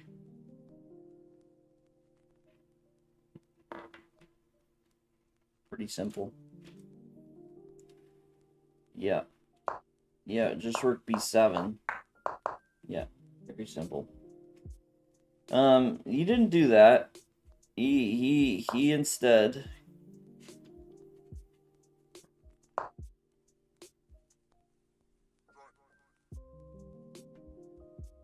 played rook b1, which still is drawing. If I'm not mistaken, I could be. It takes a second for these endgames to come back to me. Through rook here, and then yeah, as Sevi's talking about, long side, short side. Is this still? Yeah, this is still a draw.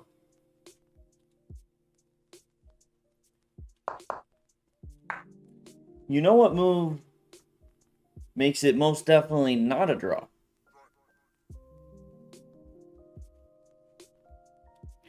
Rook b8. Now we're in bad territory. Now I dare say we're in losing territory.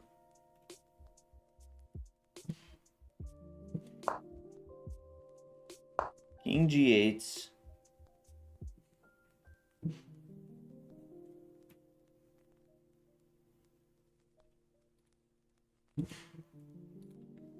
On the notation, King G8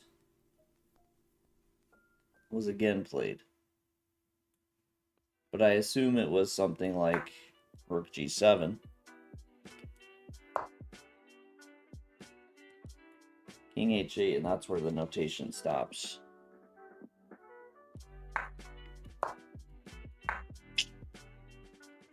Bishop pawn, you can't do that. Only with a rook or knight pawn. Yeah. Yeah.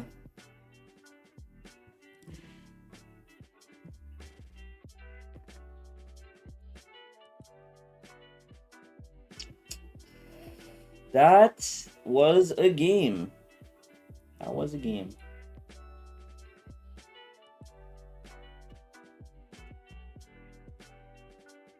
Three draws missed. Even after the first mistake. Yeah, I do hope you study your rook game games, yeah. It's interesting. It's an interesting game though. I kinda want to go back to this moment.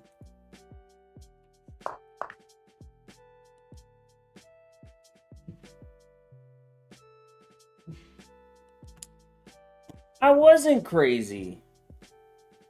Yeah, queen. You don't win the piece after knight takes e5.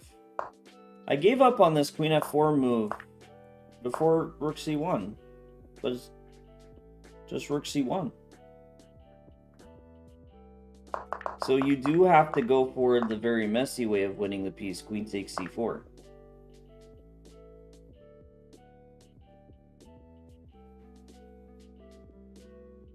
I knew I had my doubts about this.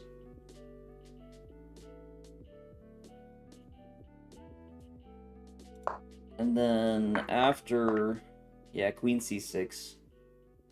Queen c6, best move. Queen c6, best move. Queen c6, not best. NANI?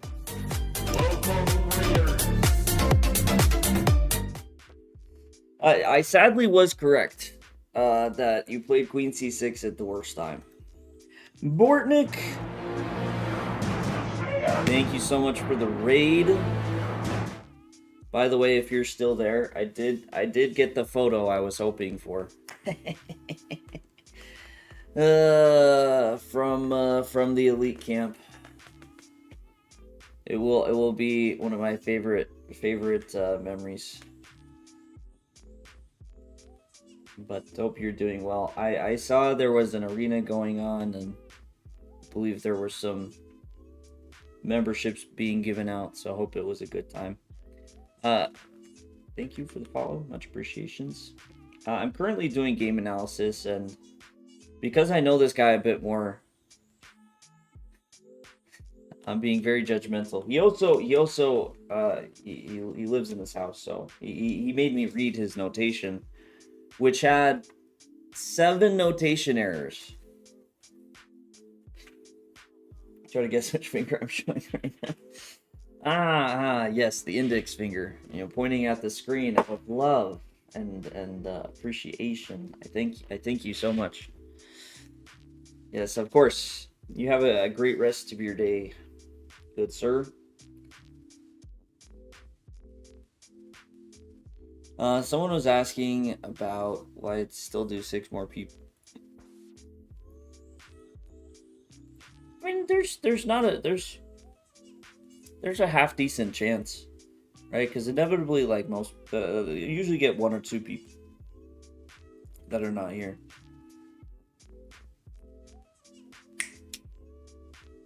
Sevi has already sent the game. I just want to confirm that Sevi is still here.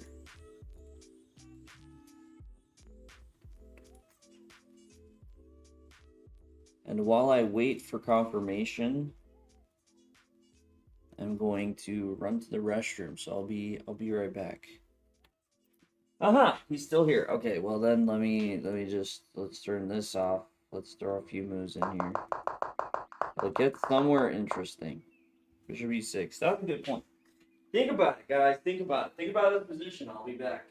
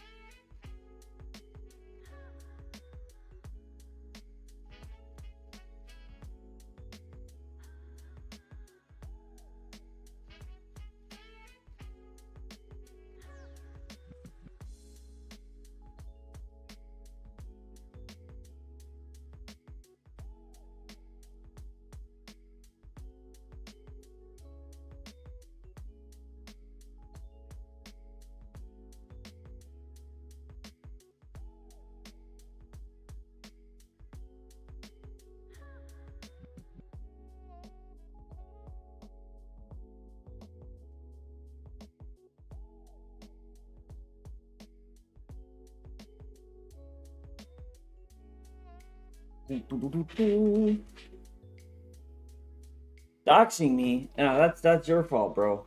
You didn't take it out of the. You didn't take it out. I can remove it though.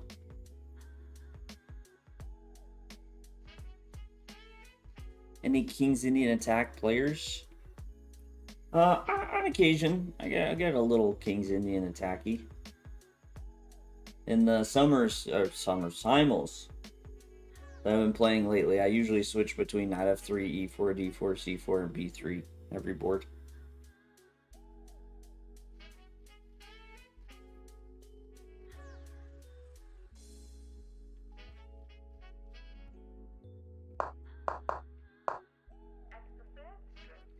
Oh, how is this?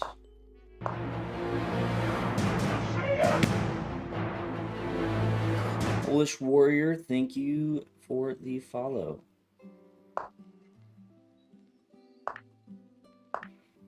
So far, all theory. Keep it interesting then. Yeah, I mean, basically, like, I want to present the possibility of me losing, but of course I still want to give it my all. Because, I mean, it kind of sucks sometimes, like, if a strong player goes into a simul, and they super try hard, and they're playing all their theory, and they just, you know, take forever. I think from my experience, it's a lot more fun. You mix up the openings, you play very fast so people aren't stuck there for 7 hours, and just have a good time with it. I played a crazy game in the simul. The last simul I did, like, my opponent at one point sacks his queen, and instead of taking it, I like push a pawn, creating some mating threats as well as attacking his rook. This is wild stuff. Yeah, yes, Sevi, this looks pretty good for you so far. Looks pretty good. Not much to say here. Queen b6, you forgot your prep. a5, best move.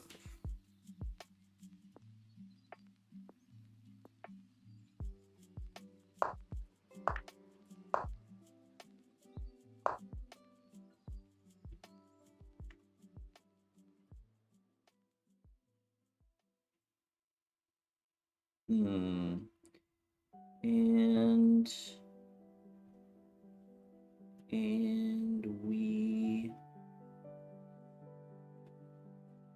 do what?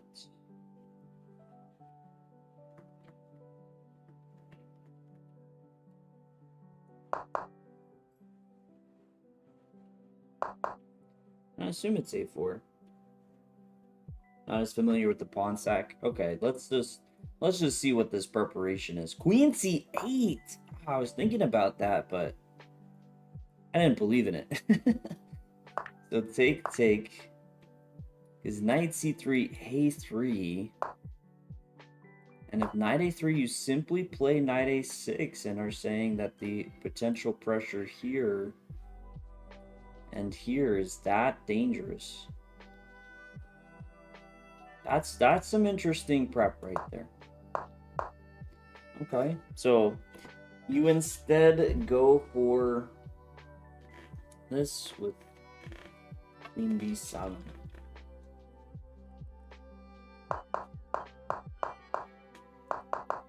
Whoa, whoa, whoa, whoa, whoa, whoa, whoa, whoa, whoa, chill, chill, chill. Knight a4.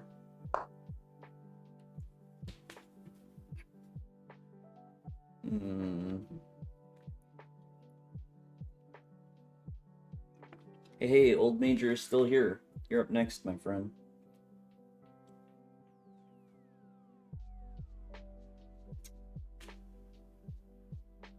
Kind of, I mean, in retrospect, makes it feel like we should play a4. But that's also the part of me that doesn't actually want to calculate knight a4. It feels good. Spent a lot of time on the opening. I mean, 25-5 is the time control, which makes him spending that time really suck for him.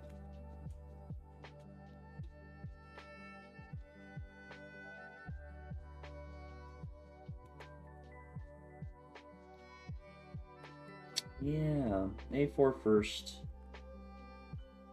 I lean towards it.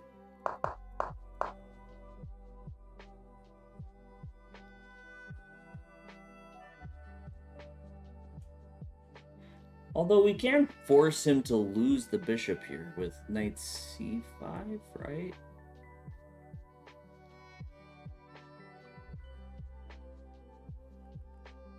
Getting the dark squared bishop,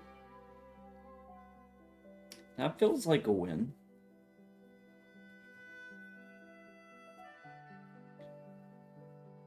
So maybe it kind of works because of knight c5.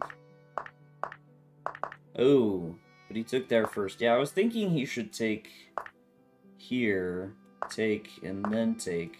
Because now if you play knight takes, because you want to play knight takes, then he plays d6 and keeps it interesting.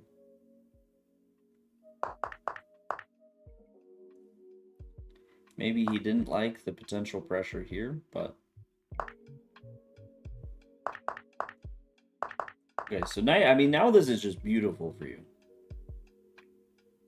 Rook b8 instead of rook c8. Wait, what's the difference?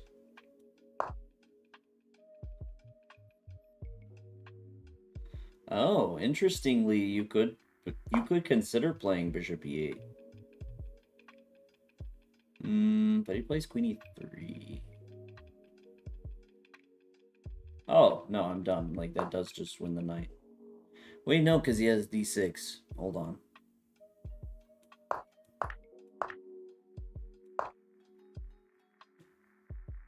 Do you play bishop c6?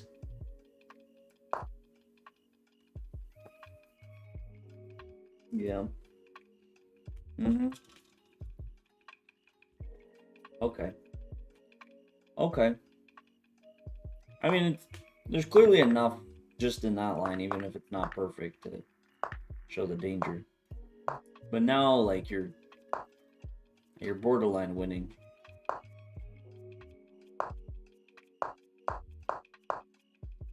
Well, I don't know about this. I probably would prefer... See, but then he has queen c6. I'm just worried about rook c8, rook c1. It feels like he should have played. So wondering about playing knight a4 first. Which does look good, but maybe isn't so simple. Yeah, I guess knight a4, queen c6, you play queen b8. Yeah. Yeah, queen b8, don't panic. Simply gonna take a pawn. Yeah, because rook c1 kind of saves a little bit here. Then he has time to play b3 and reduce the danger, and still good for you, though. Oof, whoa, whoa, whoa, whoa, whoa. I feel like you played a good game that's 70% accuracy or something. It's so hard to gauge that stuff, man. That's why people are not as slick as they think they are when they cheat.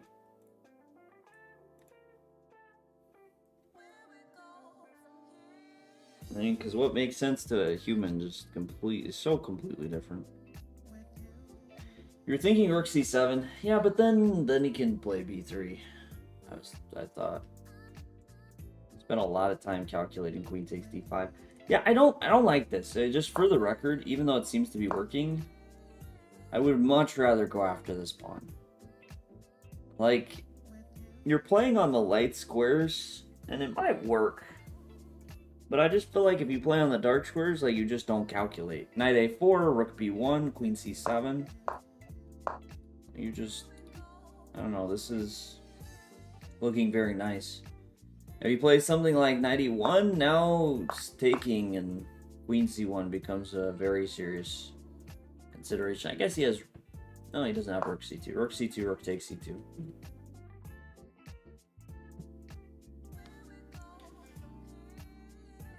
But it's just, like, it's the nature of chess. Like, play where you're strong. You have this really nice open bishop, and it's like it doesn't exist.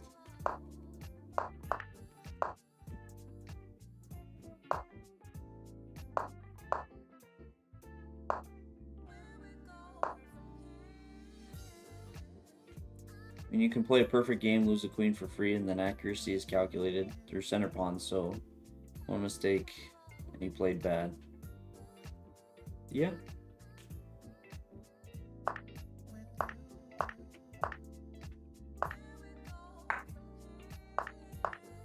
Endgame is completely winning.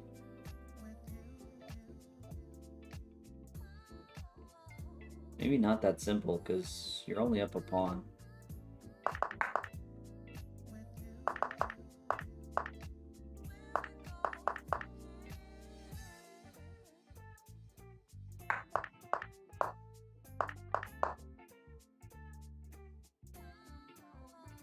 But it's really difficult for him to not end up down a second pawn, I guess. Instead of bishop takes f2, rook takes b2.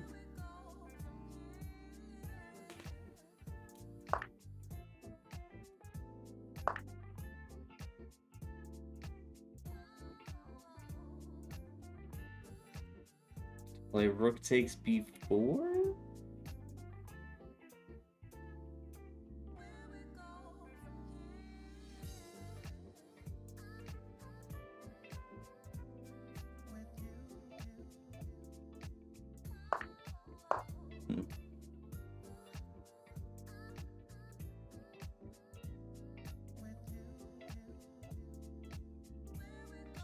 It's still just a pawn, right?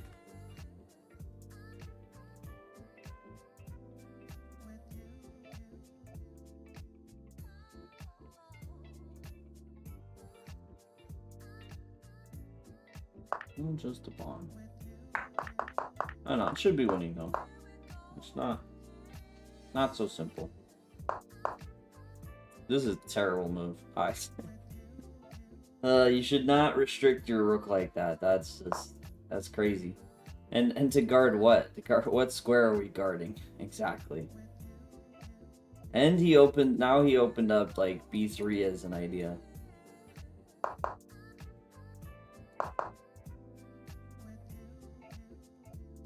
Yeah, actually, I mean, in all honesty, you don't play b3 like you take. Like, this is for sure winning. He was a long time. Yeah. Okay. That'll do it. That'll do it too. Very simple one. Yeah, he resigned. Yeah, I mean, very nice game overall. I definitely think like the biggest thing to improve on, outside of course, like you remember your theory and all that, but I feel like the biggest thing to improve on is just when you have the dark squares like that, I more focus on the dark squares. I think would have made this game a lot easier. You're kind of avoiding it, and I don't think you did yourself any favors.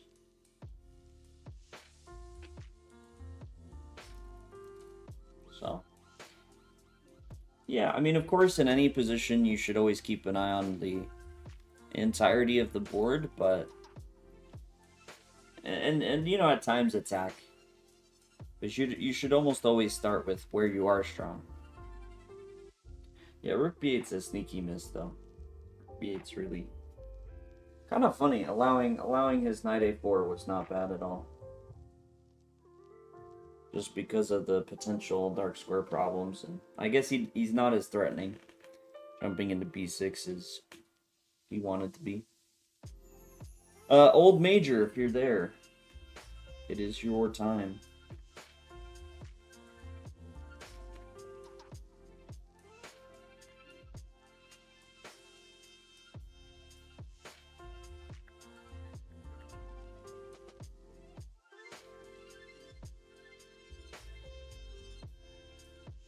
Dun, dun, dun, dun, dun, dun, dun.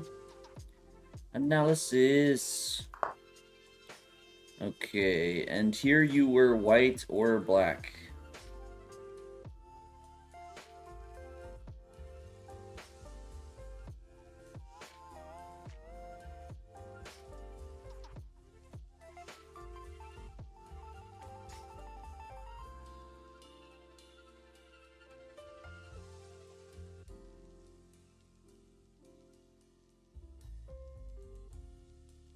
This is Buddy Noah. Yeah, he got rid of the names, but they're all in the information. Still. They're all in the PGN. Be so interesting if humans had no evals but could calculate as well as computer chess. What? That sounds weird.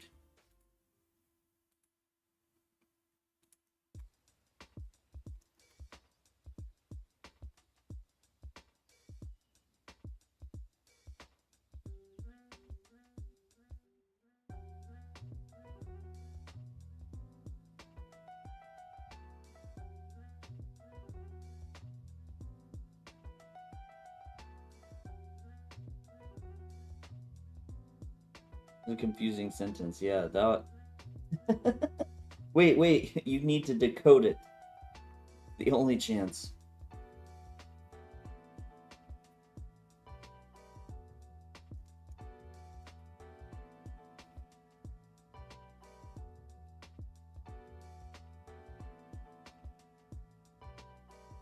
Alright, alright.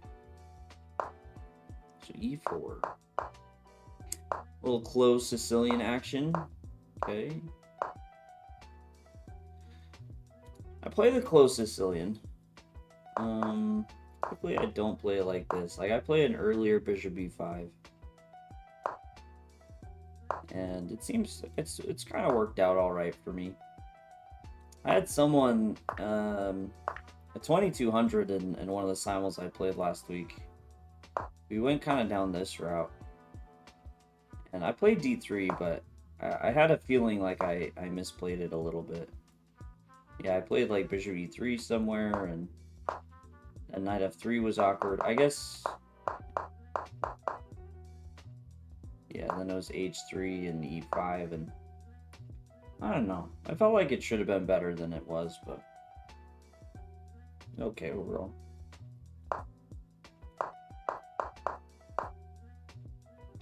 Your opponent was 1900 FIDE. His USCF is only 1850 after one turn. So okay, okay. So you're cooking up. Pretty solid player. I mean, 1900 FIDE. It should be at least 2000 USCF.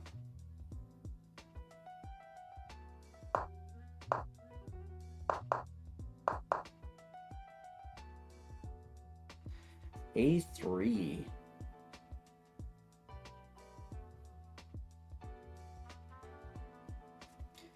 So I don't hate a3. I know there's definitely a place for it, especially as you're looking to play queen e1.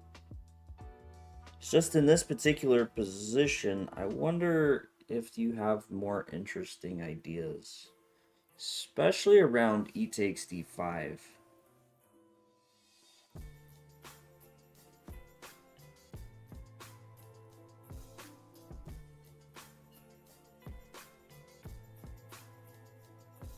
Yeah, like e takes, take, and rook e1? Why not? If here we play knight g5. If here we play knight e5.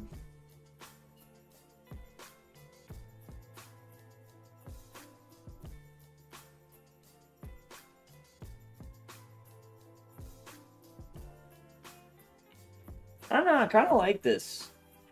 Just saying, hey, your king's still in the center. I'm gonna attack. I mean, not that I think this is, like, over for black. I mean, he could play something like a6, take, take, to try and solidify that, but then his structure is a bit funny.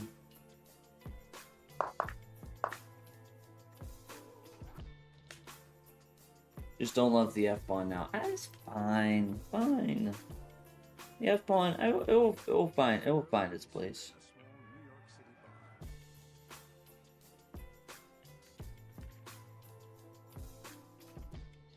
You know, it just comes down to the specific threats. And if black doesn't have a great way to stop the threats, which I don't think he does, at least at a glance, from a glance, then, you know, it is what it is. Pretty cut and dry.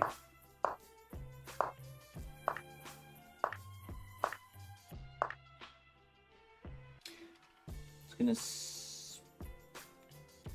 wait a second.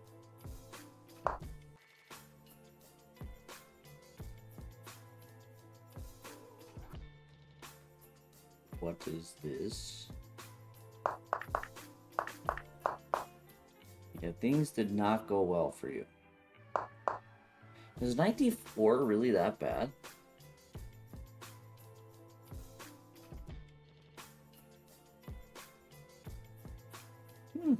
Interesting. So there was some danger. Maybe enough that you needed to play bishop takes c6 first. Because I mean, f5, this looks fun. Do I believe in it? Probably not, but it looks fun. But maybe I'm about to get humbled. Take, okay, bishop takes. No, rook b1. See, I was thinking take, and something like this. All crazy like. But you have something different in mind.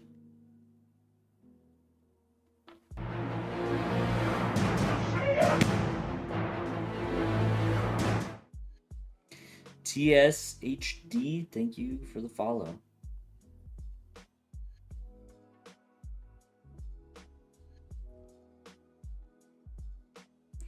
Won't black be down a piece?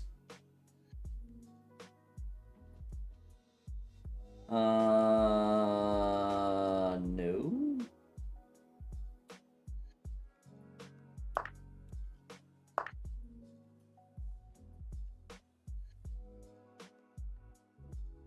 I guess he just plays f6 though. And that's kind of that. White, sorry. Oh, white's definitely going to be down material.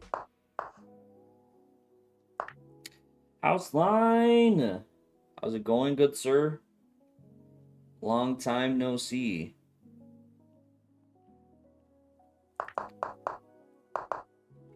Yeah, white's down a piece. Yeah,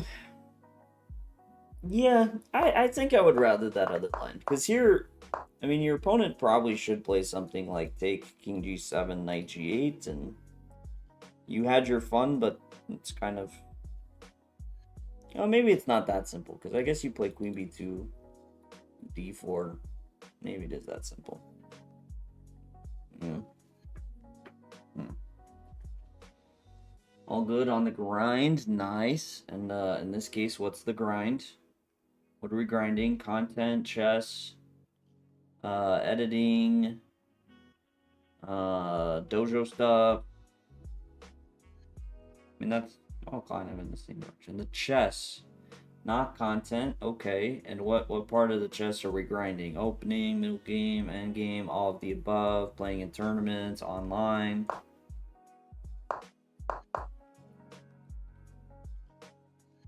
Yeah, your opponent maybe was a little too greedy here. Now it's dangerous. I think he still needs to play. Well, he could just move his rook on f8, I guess. Then you play rook f1. Okay, so boom. Bada bing.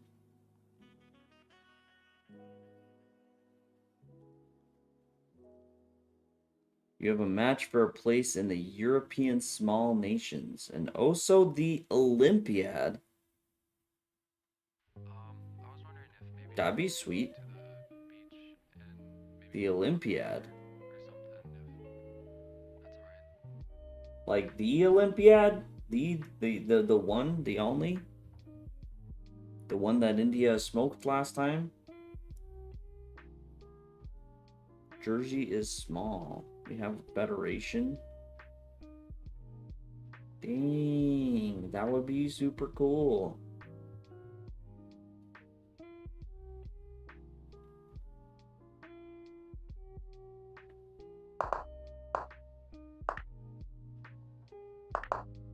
E5, so he's gonna sack the queen. And now we once again have a game on our hands. If I make it, then the content grind is on its way. Nice. I like it. Yeah, it'll be super cool. So I assume it's, well, actually I can't assume. Is it one match for both of those things or two separate matches?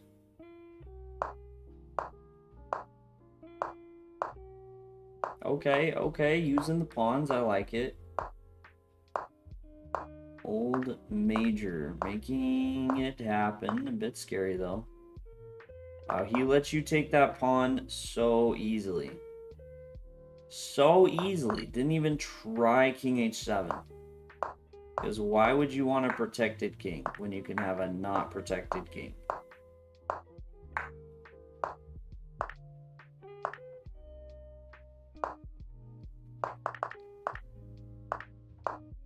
That's probably...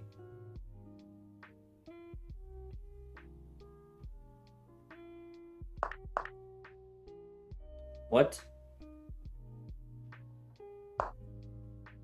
No, two separate ones. Okay. Outline. So you got some things ahead of you. That's super exciting.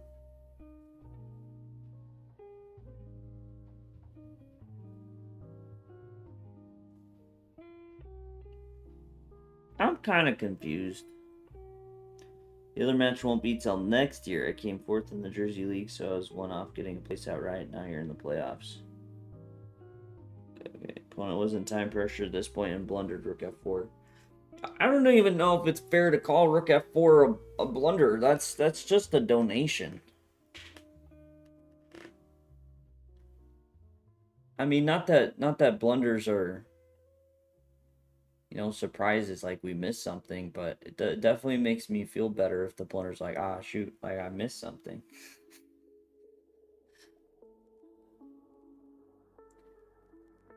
Rook F4, I feel like you didn't miss something.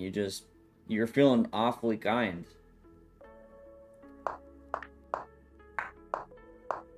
Yeah, you just kind of fell on his face. I mean, it's sad because it's actually a very interesting, like, if he goes back, you take... So now you have two separate passed pawns. Well, I mean, the conversion started to go downhill after he allowed you to play queen takes g6. Very unnecessary. And if he plays king h7, then...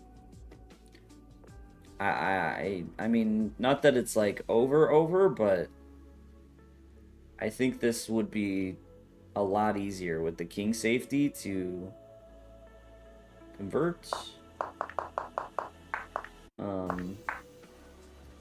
And to a point, even him kind of volunteering to trade rooks, I don't think makes a lot of sense.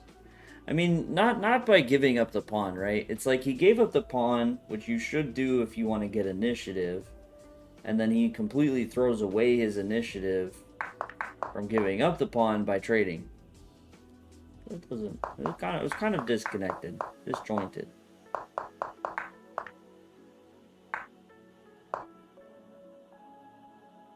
Yeah, maybe knight f5 was a really good try for him. But yeah, at this point, I mean, if it's winning, I think it's far from easy. And I say if because yeah, there's a small doubt. There's small doubt in my head now. Like his king is open, you have passed pawns. Like that's kind of an ideal scenario for a queen. Because the queen does both very well. The queen will help push pawns very well. It will help attack an open king very well. So it's like the optimal scenario for you to get counterplay. So now I think it's a bit hazy. Interesting game though. Very interesting. Yeah, I think in the early stages you should have gone after the king, especially seeing how it played out, but I mean, it feels like you really want to watch out for this knight d4 if you ever go in a similar situation. I mean, because really position-wise, all I think you could have done is try and break through in the center. I mean, I guess you know, maybe there's some consideration to more slow prepping the plan you did go for with bishop takes c6. But I mean, the game just kind of came down to you messed up, he messed up, probably still winning for him, and then he just blundered a piece. Get the bishop to d4 maybe. Oh yeah, that would be a whole thing. Yeah, just some of those ideas. I think especially if you get this line again, you can keep in mind.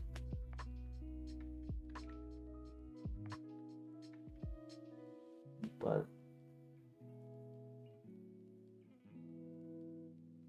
is Infinite Potato still here?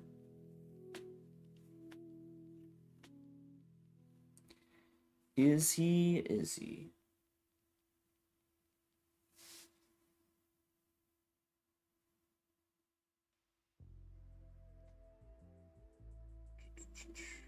Getting rid of some of my notifications real fast.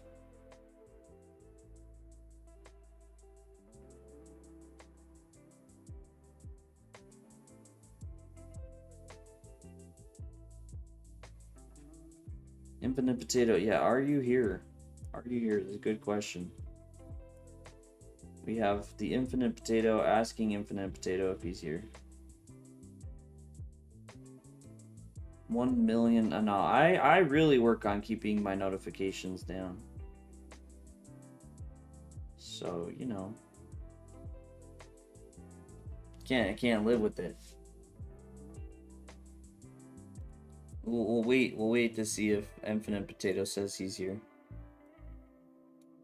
Might take a while. Dang, a 15-10 game? That's crazy.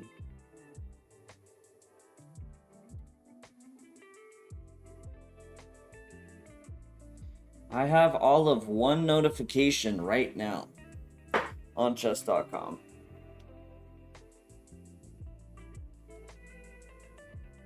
One notification.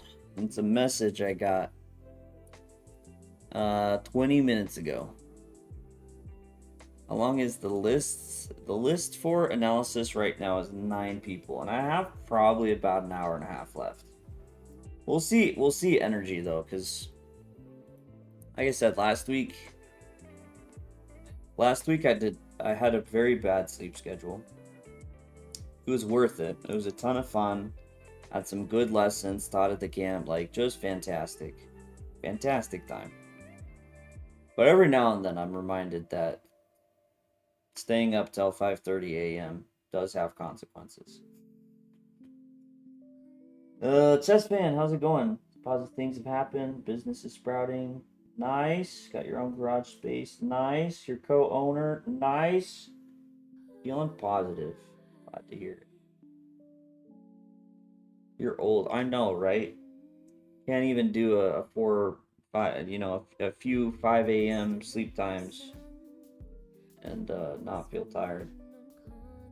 Been doing some 15-10 recently. The games are better. I think 15-10 for training purposes is a fantastic time control. And a very good one. Bishop c4. And queen take. I mean, knight takes d4. This could just transpose, but this is interesting. Has been played at Masters a few times. I'm usually not a believer of these types of setups. Although, I usually like to switch to like a g6 setup. Can we get away with g6 here? I think we can. You're trying to go earlier to sleep. Your goal 11 p.m. to 1 a.m. Like in that time frame. Yeah. I haven't been able to stay up for 24 hours easily since I turned like 25. I didn't say it was easy. Yeah, but it was crazy. Although there was one guy that did stay up, like straight up, 3 days in a row. That guy's a machine. I cannot believe that.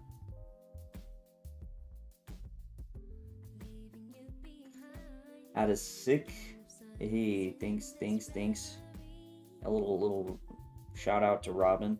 I really like the design of this hat. It's just green and yellow, very unique colors. And not that I like try to match everything perfectly, but I mean, yellow just looks terrible with some things. You went out on the weekend and you're still recovering. You used to do 24-hour wake like every other day. Oof. Yeah, that's crazy. Okay, so e6.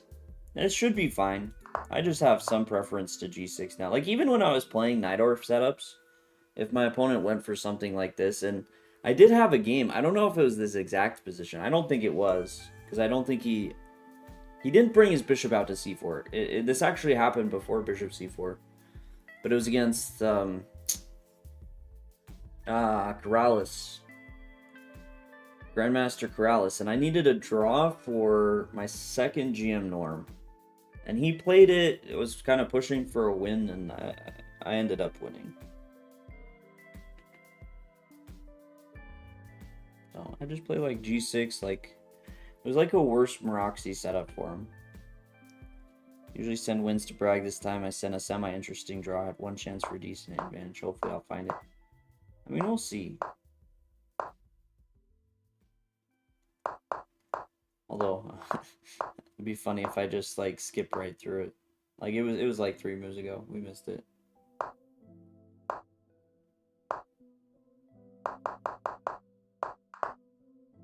Been told to play e6 against bishop c4 to nullify that.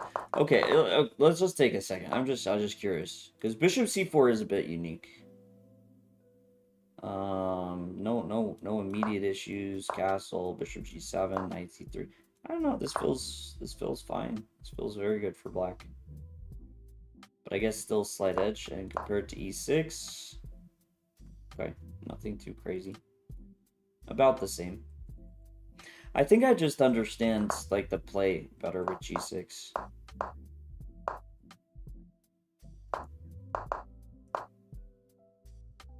It's like here already. I mean, you have that big question of what's next. Neverson wins. I feel like I learn far more from losses.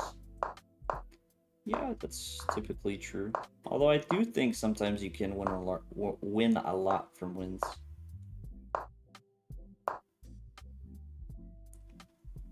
Is knight g4 not annoying here? I guess he just trades.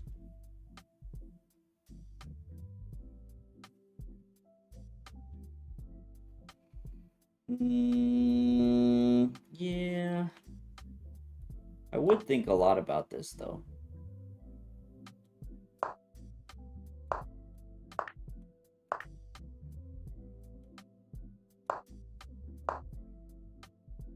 This actually looks kind of nice. Maybe he should have gone queen f4, but knight g4. What if he attacks the d6 pawn? No, I mean he's not. That's hanging, so we'd see something very similar. I don't like this idea. A lot of bishop f6 potential. All type of player feel like your biggest weakness is keeping and not losing advantage in positions. I also dislike positions. I mean, it's so hard. I'm just waiting for that Dvoretsky how to play positions. I'm sorry, that was a fantastic typo, Al type of player. It's such a good typo. Fantastic. Ooh, yeah, see, in comparison to how this played out, I definitely like the idea of some sort of knight g4. Although, I guess it's not so simple. Yeah, the pressure on e4, not so simple. A little bit of back and forth. Was there anything with 95? 95 feels wrong, but tactically does have some ideas. D5 surprisingly is also an idea. Not a bad idea, actually.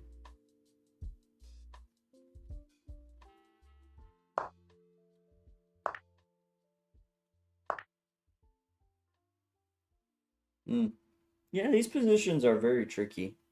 I mean, you have so many possibilities of opening up the position, and you have to decide what the right moment is.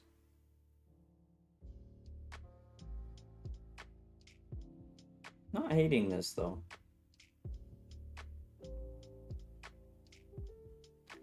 I guess he takes on d5 to try and get rid of his knight on c3. So, that's probably fine for white. We lose the protection of the rook on d8, so that really makes life trickier. These positions are always nice because you can just play chess. Looked at knight e5, but thought you would lose a piece. Yeah. Knight e5 definitely takes a lot of calculation and evaluation, right? I assume take your first. Although we also don't have to take on e7.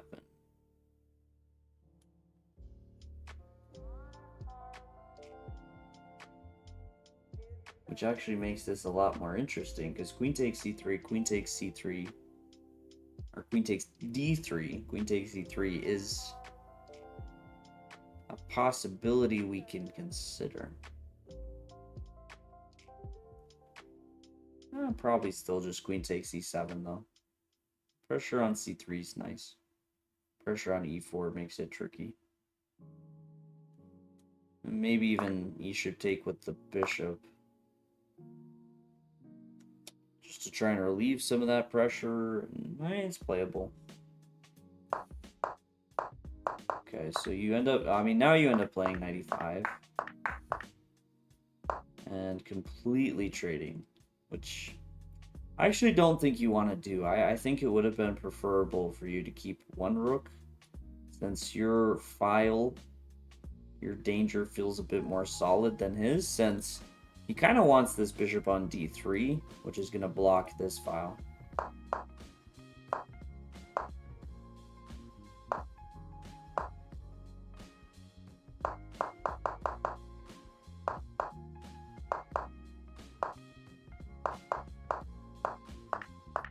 Okay. I'm getting very interesting.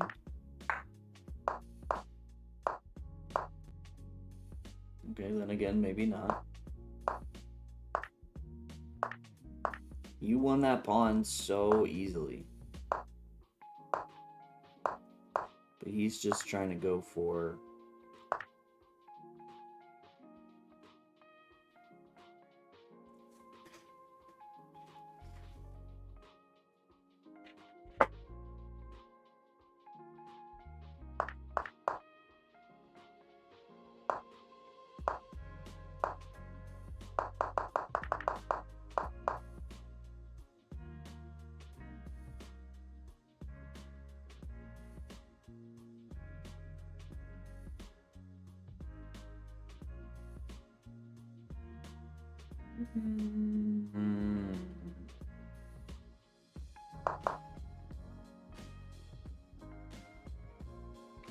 Chess fan, this hat's actually from Six Flags. I don't know if they still have them. That's right.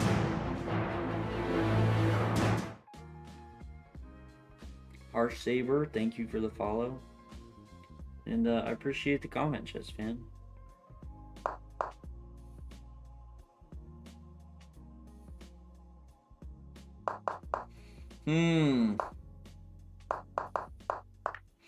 Yeah, there's a part of me that doesn't like c4, or taking c4, sorry. It just feels like you're wasting time, right? Like, what you actually want to do is push your a pawn. And that's how you're going to win this anyways, right? Because he's taking f7, taking pawns is not how you win. It's going to be through pushing the a pawn. So I kind of want to play a3 and then just play queen b8. We cover a7.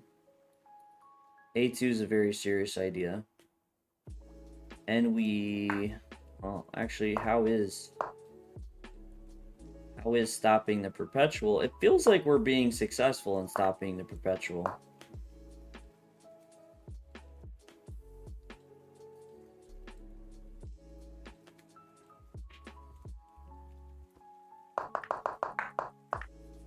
If he tries to stop a2, queen b2, makes life very easy. He could play g5 first. That complicates things.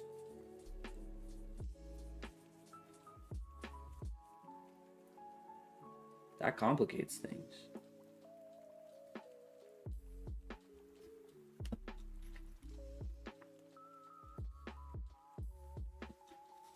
Maybe earlier g6, king g7 before h5 and no perpetual.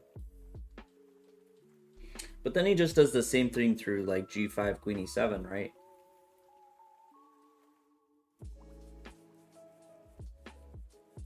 I mean, I'm not saying it's necessarily that simple, but I don't know if I 100% believe that something like that would completely eliminate ideas. Where are my socks? What socks?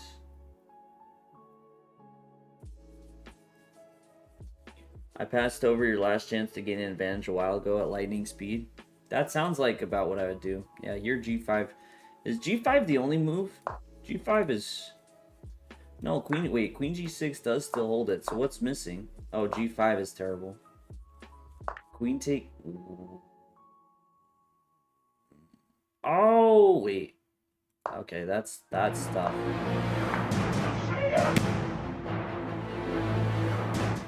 None has knocked him off yet. Thor... Thor... E... Whack. Thank you for the follow. Muay Thai, no worries, no worries. Yeah, Queen C8's and F5.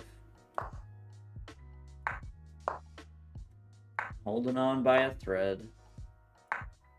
But the thread is effective.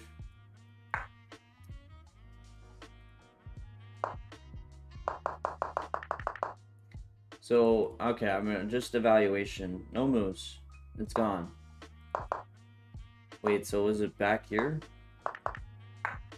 Was back here.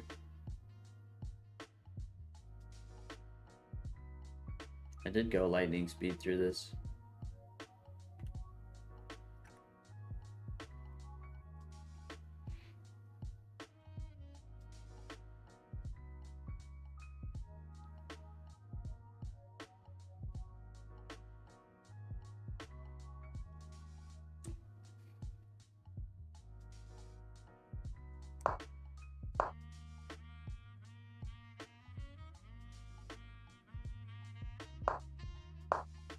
So taking on A4 was... Oh, so is it G6? No. But can you stop these ideas? What, H5 here? Is better. We're just guessing. A little bit. So let's...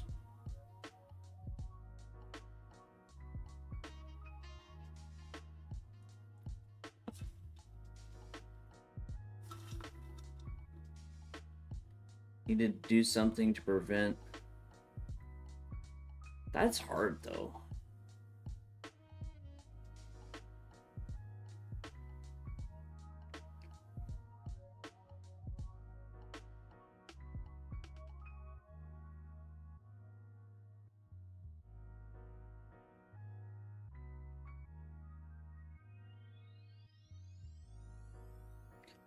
I guess...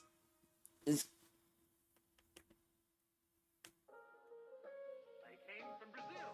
F5's freaking wild, bro.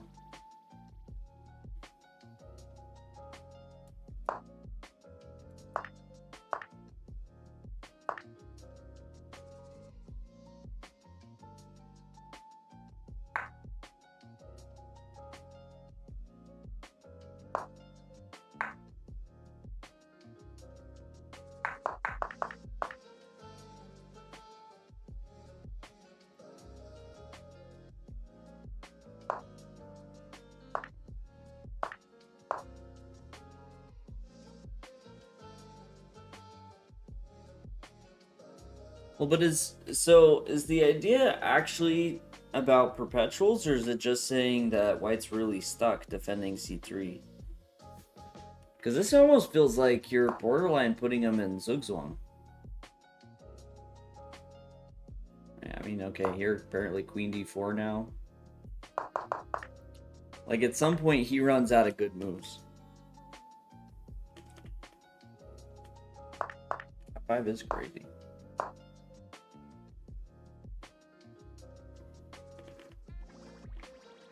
Yeah, F5 would take some serious thought. I'm really surprised though that this is nothing. I mean, I know the extra pawn you have is technically E5, which is kind of worthless, but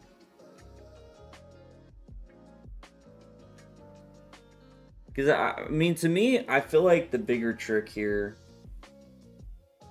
is assessing this correctly. Right? Because I mean, you have the outside pass pawn, you have the move, you have an extra pawn. Like, everything kind of screams you should be at least much better here. The fact that it's just equal is kind of crazy.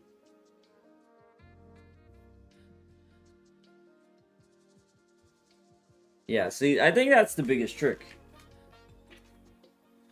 Is like really understanding the evaluation of this position. Because why would you consider f5 like if you think this is just winning? Oh, of course you wouldn't. That's insane. So you have to first realize, like, hey, taking on a4 is not it. I need something more serious. And then I think that's the only way you come to find f5. Dang, that's wild. Kind of pisses me off. that is equal. Like, I'm even willing to accept like 0.5 for black. I'd accept 0.5. Like, you tell me it's still holding, but you like 0.1 is the best you can give me here. Feels kind of frustrating. I mean, I guess the one good thing your opponent did do was in getting those pawns going, really opening the door for counterplay down the road.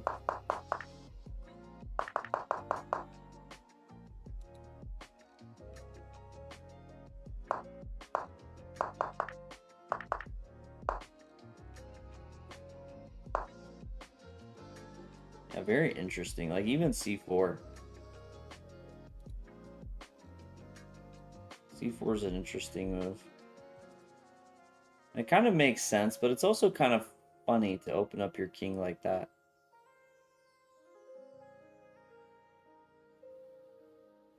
But I guess it's the only way to get counterplay outside of going for repetition, which you can't really go for right now. And you're preventing queen d4. Queen d4, actually, is the reason we want c4, I guess. Interesting. Interesting.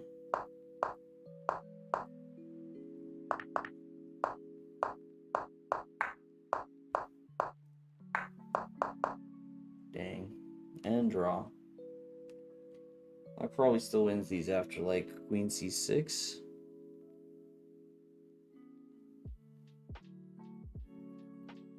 Wait, queen c6 where? I missed the moment. No, I think this is actually super duper drawn. Because white has these g5 ideas as well. There's too many drawing ideas for white. After c4, I mean, after c4, yeah, probably queen c6. Queen c6 here is likely a better try, I guess. Like, a more patient. Obviously, we're preparing the brilliant f5 again because we're just smart now. But and queen c3, I don't know if this is that simple.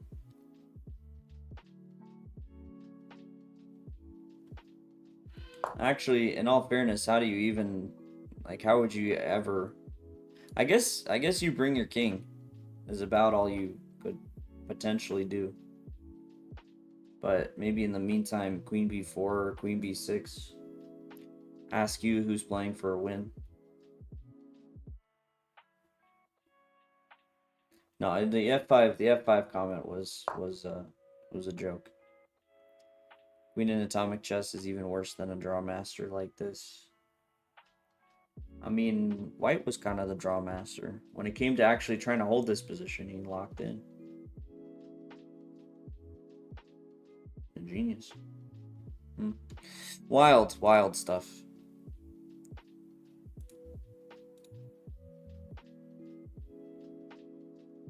Yeah. What is the recommendation? Okay, so it is queen c6. Oh, and then queen c5, of course. Yeah, don't play a4.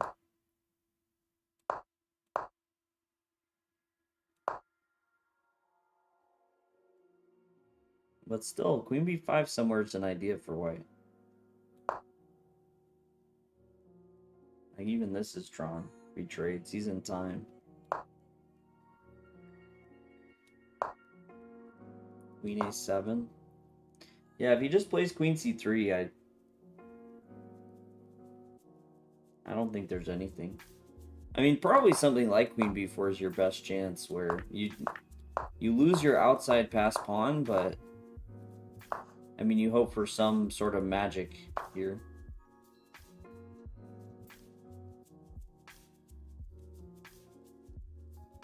But it really would be magic.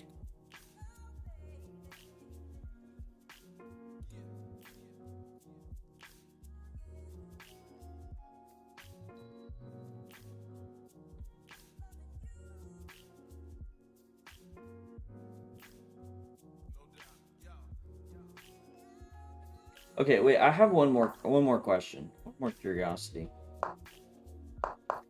Let's say here he just moves his king back and forth instead. Yeah, now it's complete winning. So it really does require those pawns to be as far advanced. What's the line? Say he just plays g4. Wow.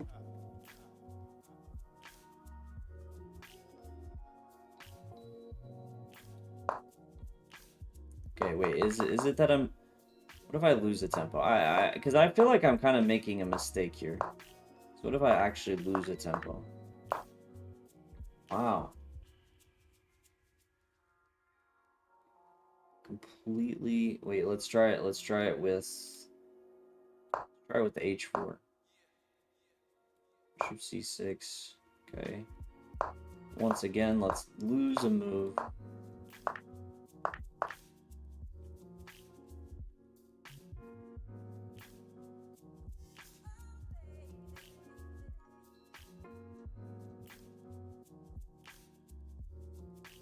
That's actually kind of crazy.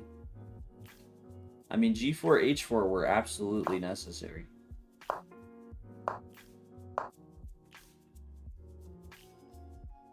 Opens up the door to f5, but...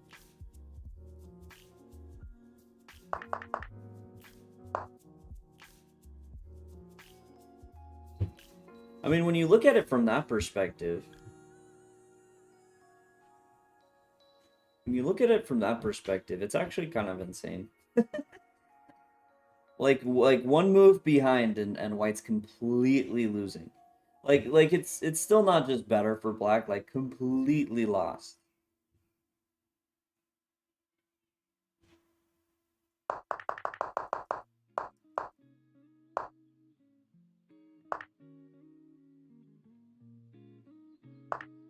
Yeah, didn't play queen takes a5.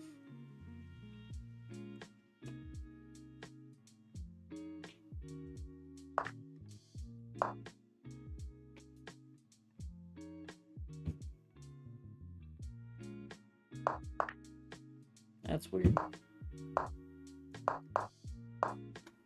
whole position's very interesting.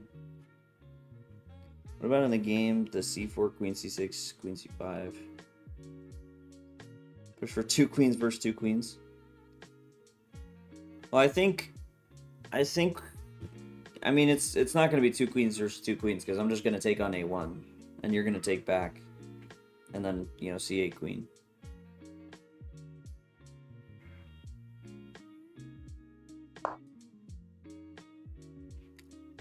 Yeah, I don't know what to make of this. Like, your opponent's like this very interesting, like, there's an element to genius to this play. I mean, I guess to a point.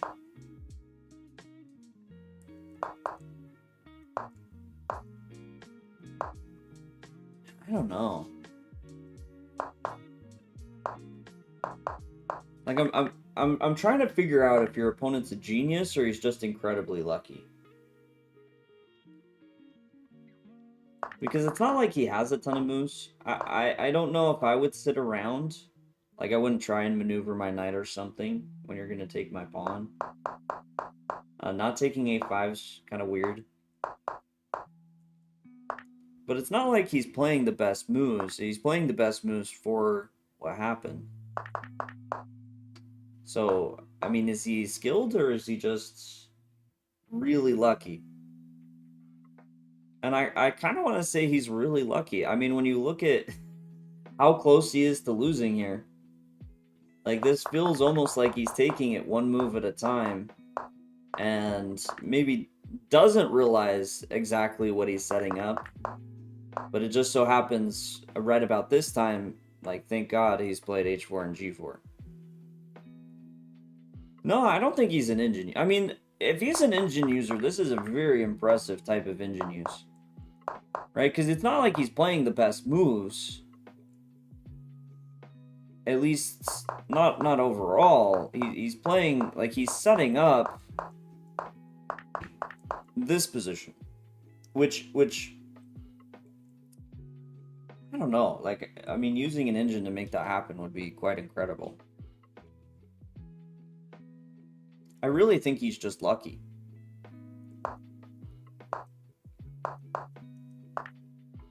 Personally. Which is crazy. I mean, with how fine of a line it is. It is one tempo. Either not having g4 or not having h4. It is one tempo. And it just kind of works out for him. That is pretty wild. Yeah, exactly. Why would you allow f5? It's just... It's less about engine use and more just about the... Is it skill or is it luck? Like, that's what I'm looking at. Like, do I think the opponent predicted this and he kind of knew he needed to do that? Or was he just kind of mindlessly pushing pawns, waiting to see what happened? Had one good thought, playing c4 to avoid queen d4, and then just so happens that it's perfectly working out to where that position is a draw. b4, b5, very nice. Yeah, Bingsu, very strong player. And is going into Decode's territory with b4, b5. Who won the opening battle? I think white. Normally, him having the open a file against that a3 pawn is beneficial, but the bishop on b2 looking fantastic. Yeah, definitely better for white.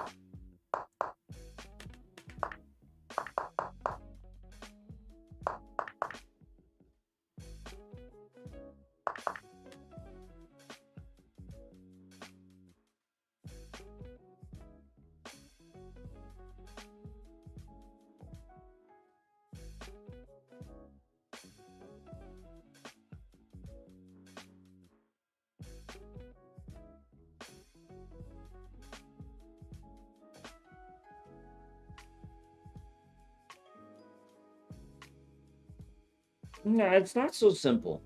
It's not so simple at all. I don't know if I hate taking. It just really comes down to the follow-up. Like, you have to be very precise. Although knight swings around to a4 could be annoying.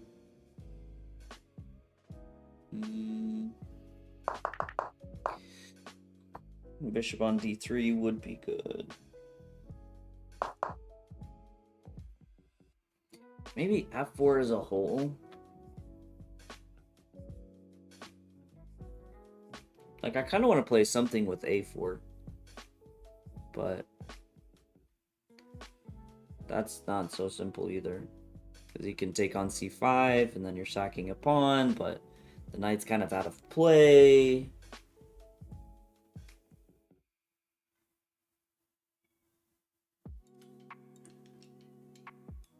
But I don't like something. It's one of those moments that's a bit hard to describe when things feel really good and then something about it feels off. It's hard to put into words.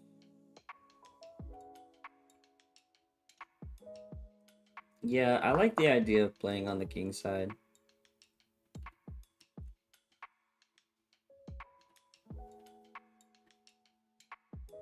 What you're doing makes sense. Just wondering if there was a better way to prepare it first. Okay, it's a 3-minute game. And for 3 minutes like this is perfectly logical. You're getting some pressure.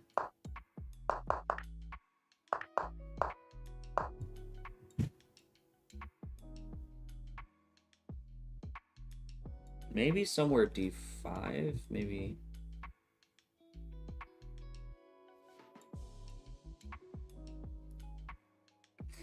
Yeah, maybe I wouldn't rush with f5 actually. This is part of it. Like, just start with queen g3.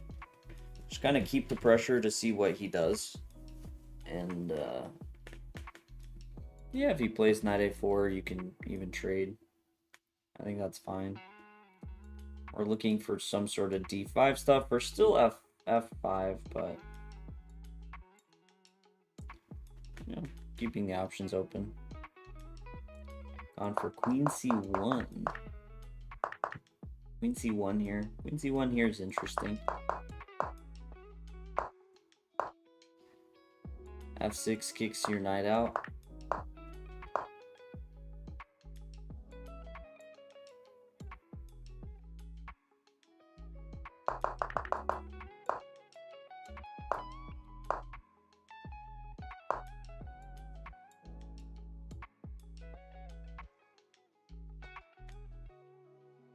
I mean, part of this is maybe it's better to go knight g4, actually swing around here for the breaks.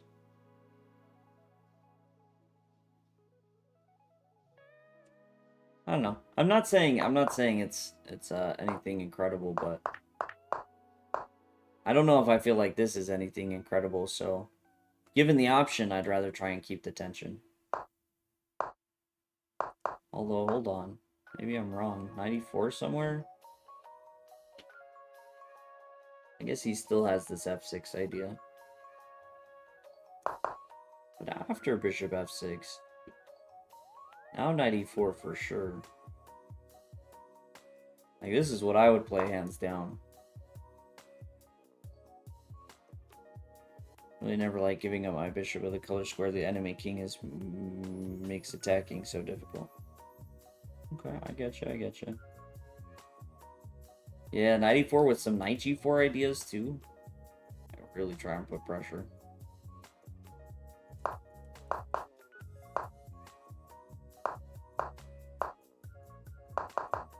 Yeah, knight e4 here again. I mean, even if you're trying to play g4, g5, knight e4 makes sense. Not really doing anything on c5. I'm kind of keeping the light squared bishop in control, but so hard to play retreating moves. It's not. You can't think of it as retreating though. It's just bringing your knight to the attack. Knight g6 here. Very interesting. Very interesting move. Is that what's played? No. Now you play knight e4, of course. Now you play knight e4. The very moment I want something different. I don't know if it's good. It's just maybe it's terrible. Knight g6 takes. I guess we're a little too slow. Like, we want the bishop on c1 already. Because now if bishop c1, g5, and if we take, I have my doubt. Maybe knight f4. A little bit too messy.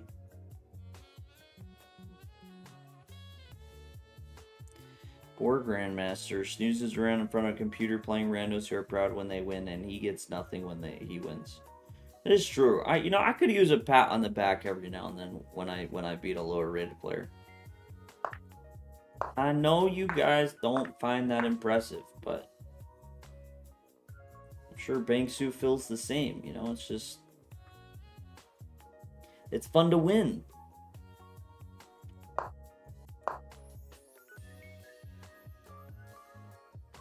Ooh, now knight g6, but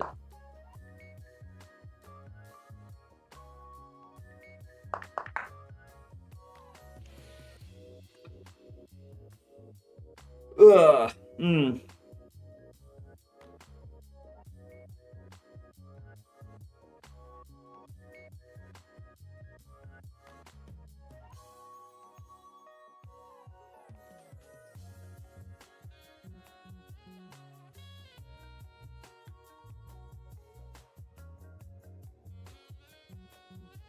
Oh, maybe it was worth playing queen h3.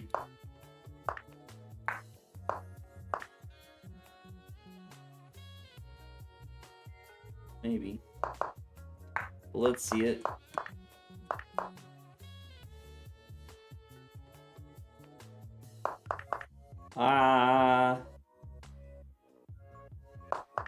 Was there a 96 idea instead of...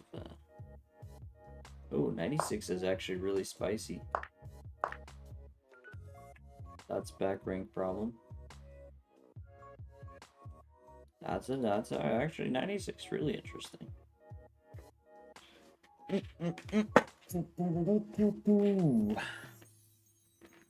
Yeah, and it gets even better because if he does this, oh no, that doesn't work. Queen f7 doesn't quite work because he sacks the queen back. Okay, so we can't get that crazy, but yeah, you could even.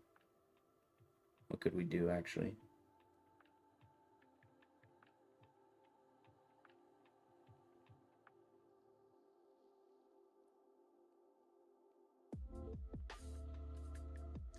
I mean, you could you could bring the knight around to c5 and just solidify it.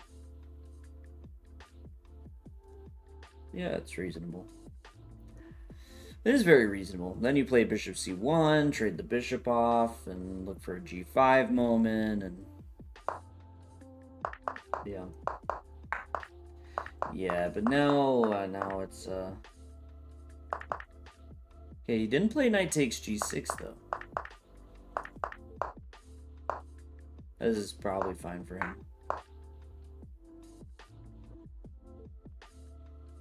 Oh, he's just trying to flag you.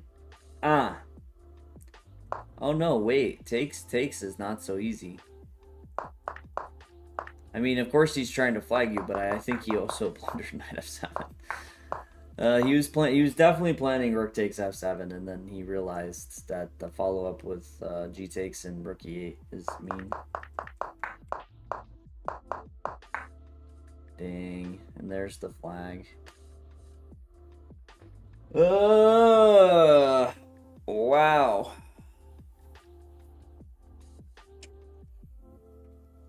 If only you had more time. Yeah, I haven't seen h1 come back. So I think we can take him out of the list.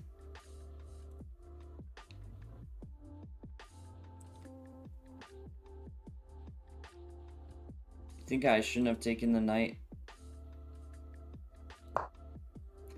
I think it's okay for blitz. I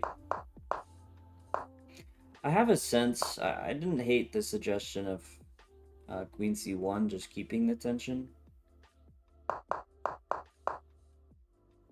But I'm really interested in a4 here. How crazy is it? Completely equal.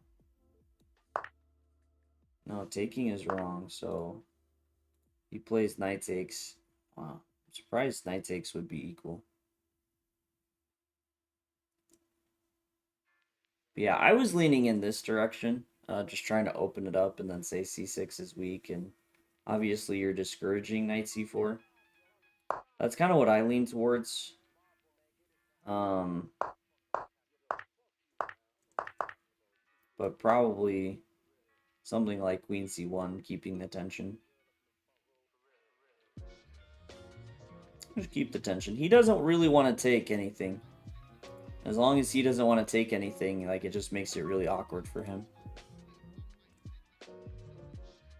So Yeah, and bishop takes c4, of course, doesn't go anywhere.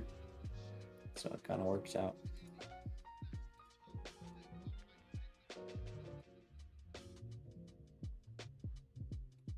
All right, Paulius. Or all type of player, aka all type of player. Yeah, now you're prepping c4 or a4. Yeah, prepping a4 is part of why I actually even wondered about bishop c1 here, because then you keep the queen here. But I had some concerns with taking now. You have to really calculate the different captures, and you know, because now you're probably taking with this pawn, and this is an interesting structure. It does look good for you though. Some things to figure out, but you know.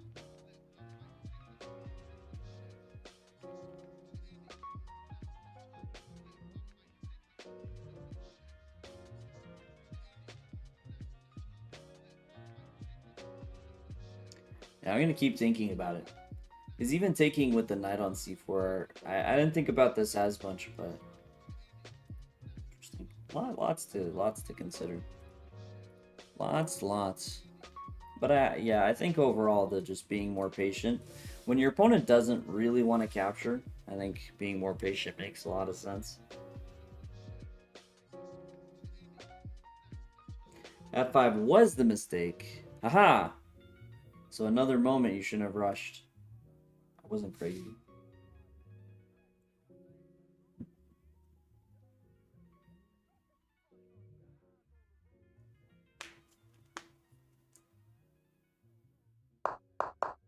Alright. Oh, this line. Oh, but with the d3. So I actually play this as white. Yeah, you were right. Of course. Obviously. But I play with c3. c3, knight a3, knight c2. d3 is strange. I don't think I understand the idea of playing d3, because a lot of the idea that I thought was you kind of patiently make your way to playing d4, but like when you play d4 as white, you really secure it.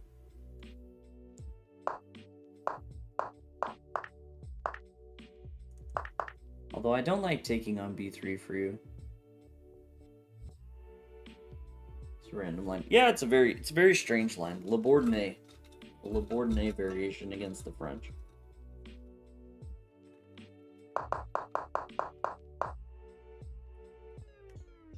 Also, your h6 is strange. Like, very strange.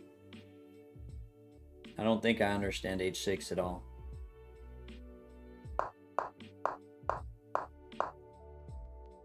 I mean, I guess you could have played g5 here, which I actually don't hate.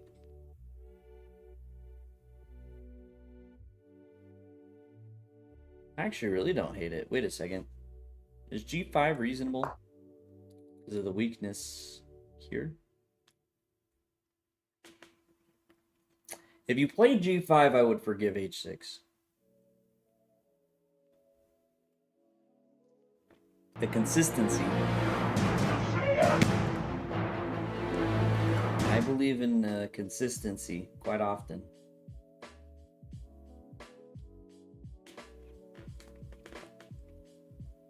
Decode, have a good sleep, and appreciate you tuning in. Joke's on us when he plays g6. Okay. I don't want to spend too much time here, but I have to satiate my curiosity. 0.4, that's very reasonable. 0.4 is very reasonable. Wait. Chess.com's freaking out. Chess.com's freaking out. Wait, I gotta take a picture of this before it goes away. And then show you guys. Look at this. It's giving queen takes b6 twice. That's weird.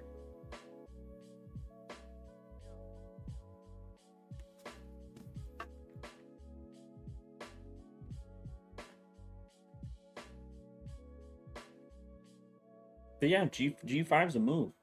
Only 0.3 for white. Hold on. I don't want to know the moves, but okay, 0.2. Wait a second. G5's kind of up there. G5 kind of good. G5 kind of a thing. Disciple. Engine on chess.com is weak. Yeah. This is truth. Every 60 seconds in Africa, a minute passes.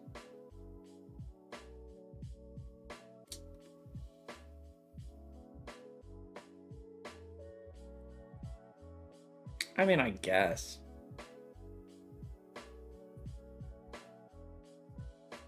Okay.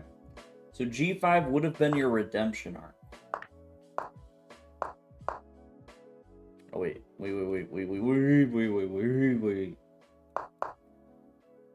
And then you end up playing H5. Yeah, that's why I wasn't a fan of H6, because normally H5 is the move.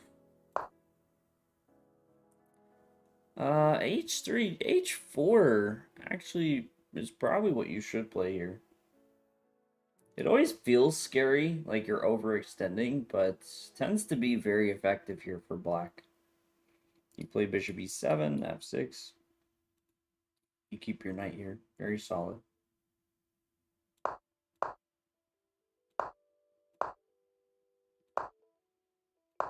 Okay, you do end up playing it.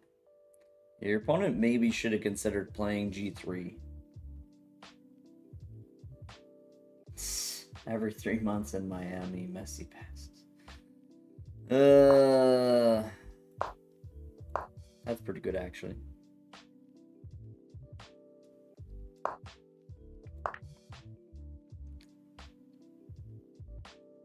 Wait, what?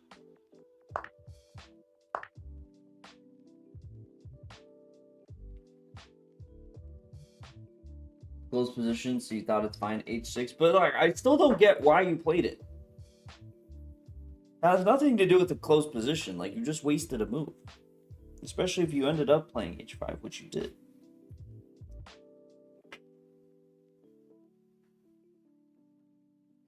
Your opponent's not playing this very well. Like, I don't know why your opponent's playing this line. I don't think he knows what he's doing. I think he just decided to have fun and play f4. But I don't think he understood any of white's plans at all. And now he just gave you a pawn. And now he gave you a second pawn? No. No, not quite. B4 can't be.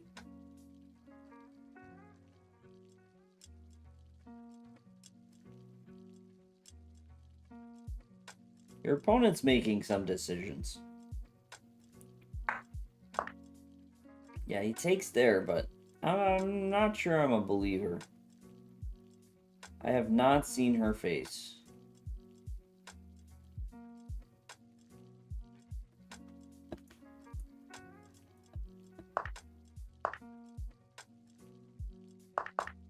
I don't know if I like taking. Maybe b4. Maybe it's okay. Although, isn't this just way simpler? And you keep this knight being really terrible. You attack. If he protects, then you go here. Yeah. Something along those lines.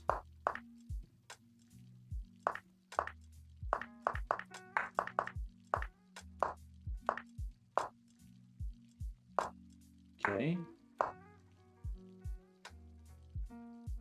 No. Really? I guess it does look bad, but you know, like if he doesn't block the check, but that's volunteering to be in a pin. It's crazy.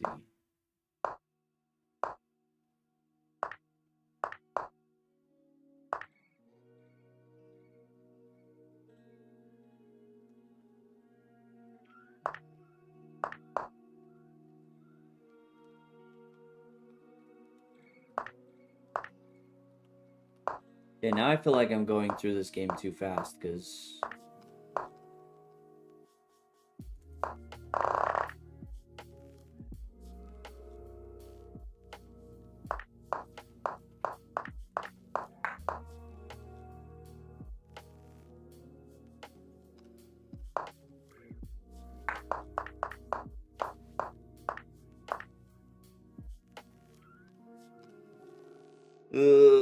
you just won so easily. Yeah, it's very, very kind of white to not resist losing. I mean, not that he has a ton of options. It really comes back to this pin. The pin was just so bad. I mean, bishop e3, I don't know what you needed to do not to, but whatever soul needs to be sold to avoid playing bishop e3, I think you have to.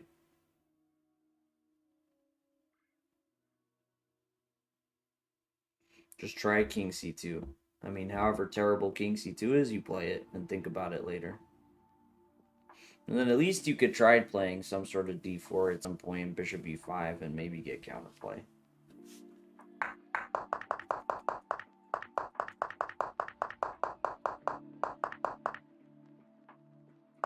Thought it's a very sharp position. I mean, your position is very sharp, and your opponent's kind of sitting there just getting stabbed.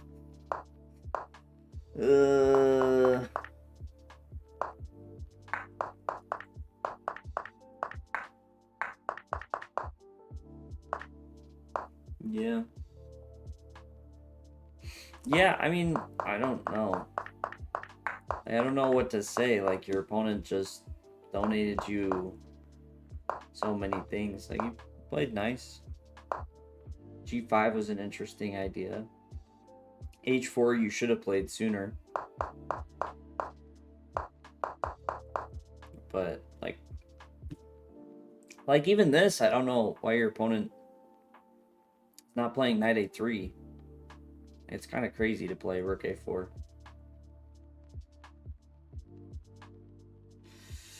Alright. I mean, it is what it is. Is what it is. You know what I mean?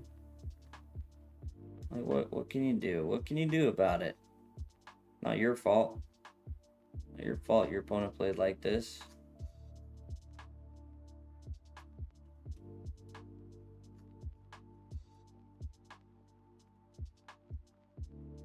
I think Chess Muay Thai left, if I remember correctly.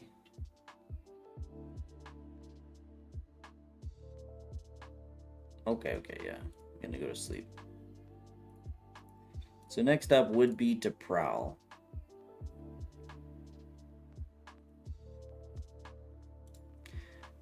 We may actually get through the queue. No. Yeah. I don't know. While I wait for to prowl, I'm checking the game review in the background. Yeah, taking c3 was inaccurate. And thinks you shouldn't even have taken on b4.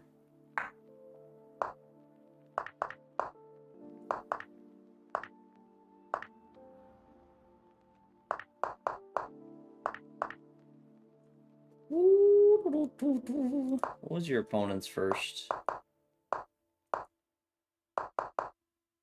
Yeah, the biggest mistake was playing rook a4. Yeah, all checks out. Just wasted time completely.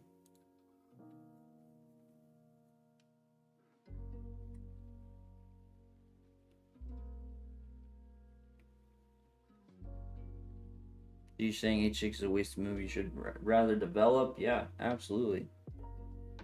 Like, why is that a question? I mean, pretty straightforward. You have pieces to develop. You should. You've seen Stockfish versus Alpha Zero play third move a3. I mean, it depends on the situation.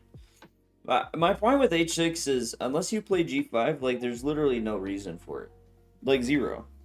Knight g5 is not a concern. It's not happening. And if knight g5 is not happening, like there's literally nothing else that is going to touch g5.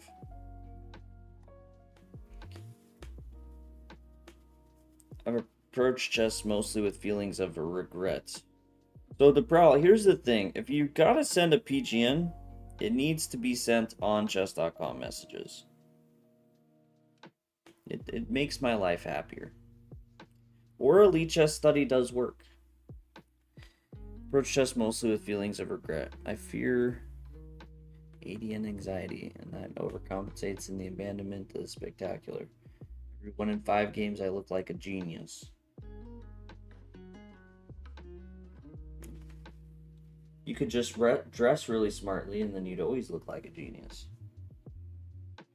Skip the 4 out of those 5 games. We actually did this at the Castle Chess Camp. We had someone who wasn't a chess player in the staff lounge, and he just kind of worked. They worked through him through the university, and asked him like, okay, there are a couple of GMs. Who do you think they are? And walk through. And he did not get me. And he did not pick Magesh either. Who was the other GM?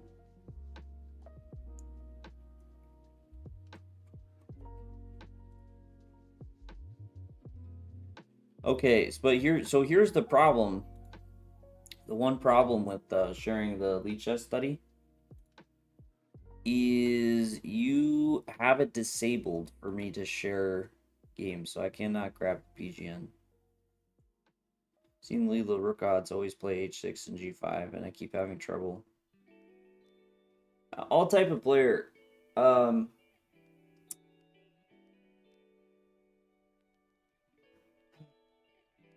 to think of the nice way to say this.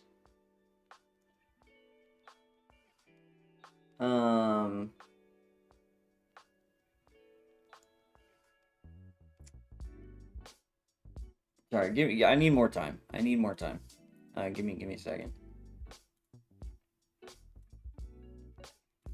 All right, perfect, bro. So just so I got this straight, you are trying to emulate what Leela Rook odds does when down a rook. So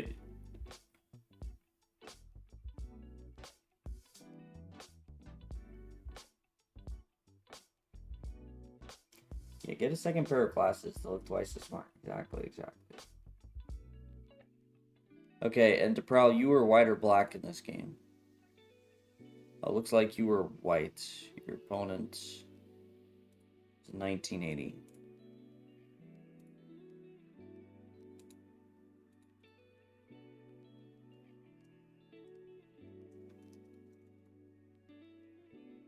Or you were black, it's mismarked.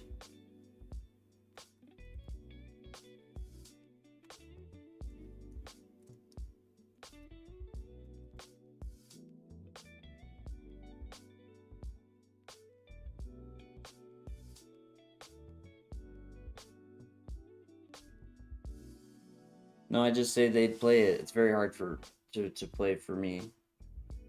Well, yeah, because you don't understand it.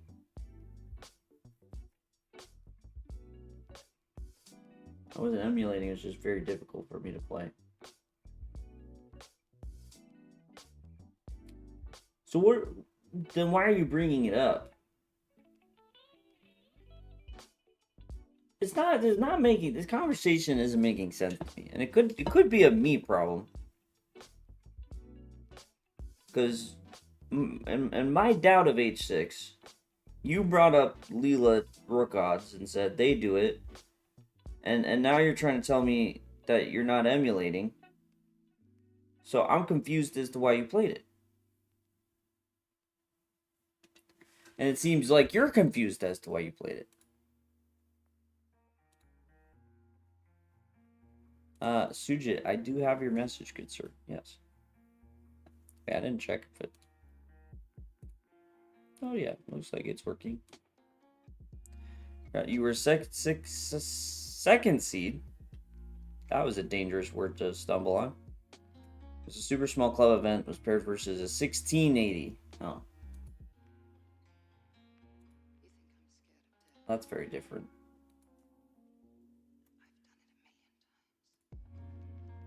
Who after the game I learned was 2,500 in line and just moved to us, and whose live rating was 1980. Published was 1680. Ah.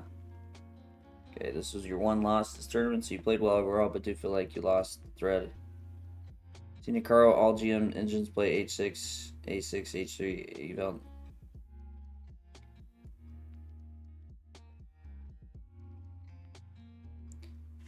So you're telling me you've seen Hikaru play like this?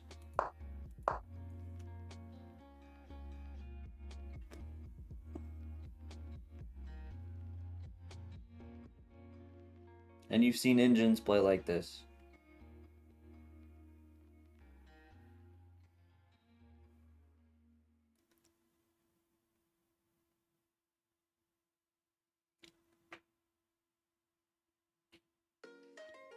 I mean, yeah, like, it's kind of like taking a brilliant queen sacrifice.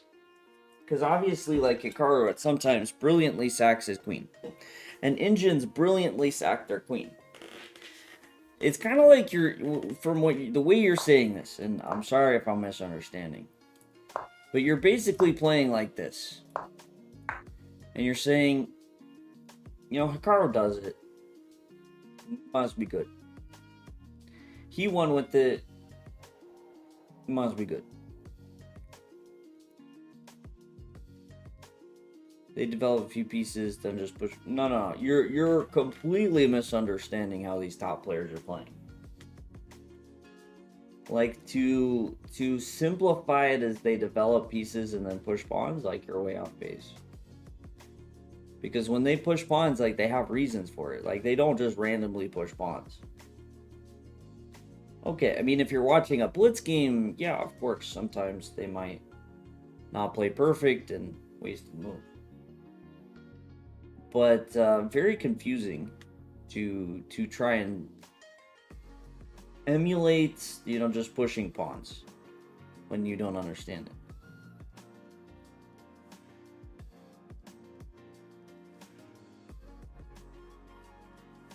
Or ICC is hardly anything to emulate. That's true too.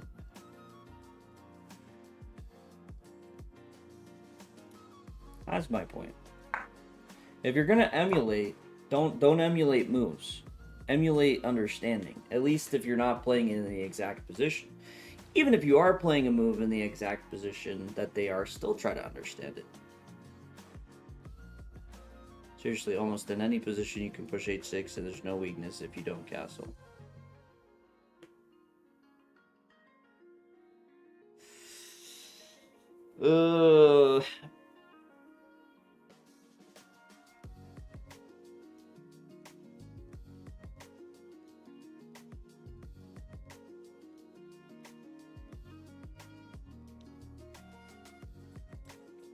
So all type of player. Here's how here's how I'm seeing it. Is basically we have a situation where you're saying I'm just gonna eat rice because rice will sustain me.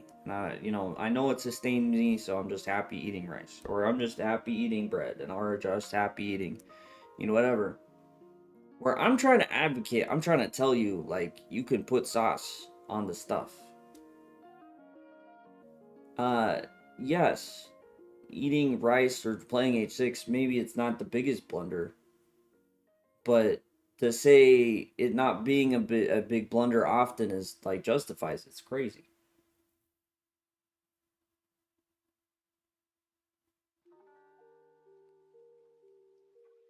Like to justify a move saying it's rarely like a huge blunder, that's why it's good. That's completely off base. Because then you're just throwing away valuable time, and you like you're arguing this, or maybe not arguing, but like trying to prove this in a game that it was very evidently a waste of time. Like, very clearly, maybe we wouldn't say it was a mistake, but we can definitely qualify it as an inaccuracy. And if you want to push for that higher level, like you have to be able to look at the small moments I mean, you're at a what 2000 level. Like, yeah, you have to be able to look at the small moments and say this would have been better, right? This wasn't a clear blunder. Like, it just sounds like you're putting way too much value in computer chess. Way too much value. When you should be actually learning the principles of chess.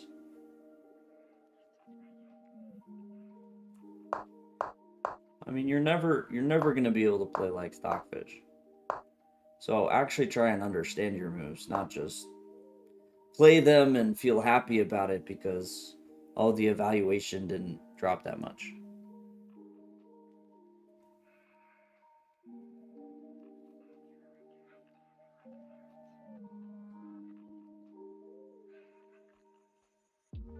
See, but now all type of player, what you're talking about is a very different thing. And that's kind of what I'm trying to say is, yeah, of course, there are times for h6 or a6 where we stop our opponent's knight or we stop their bishop. Like, of course, there are situations like that. But in this like in that position, like that's like not even kind of. No bishop's going to g5. The knight has zero use jumping to g5 himself. And that's kind of what I'm trying to get through to you is don't just blindly play moves. Like, actually use your brain. And in that case, it feels like you just blindly played h6, preventing absolutely nothing. That was an idea.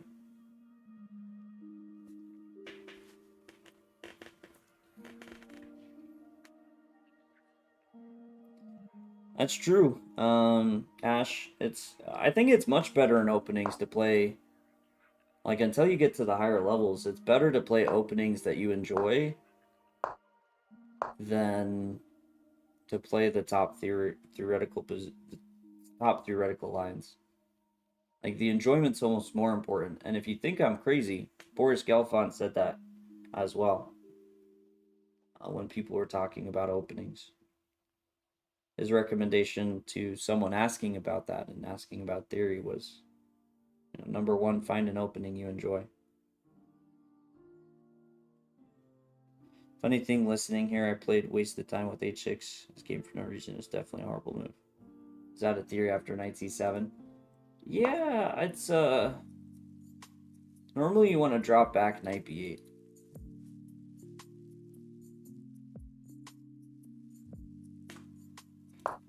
Your idea was the castle long. Wait, no, now I have to see.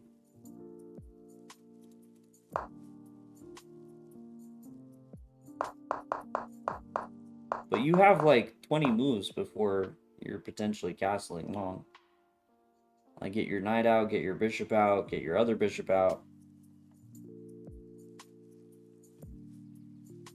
And even then, the bishop on e7 would perfectly stop the knight from coming to g5.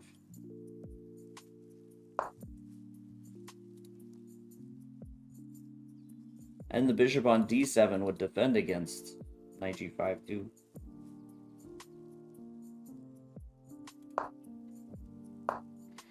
Yeah, the problem, knight c7 is not the move. Typically, and I don't even know if I fully understand it myself. I just know it's a bit of a trap for white, is they try and get you to bring your knight to c7 where it's just misplaced. I played this kind of same position, except I had the white pieces, so I was up a tempo. But I remembered in my prep that the important thing for white's point of view is that I dropped the knight back to b1. Knight c7 is literally theory. I mean, if you want me to show you, I can show you.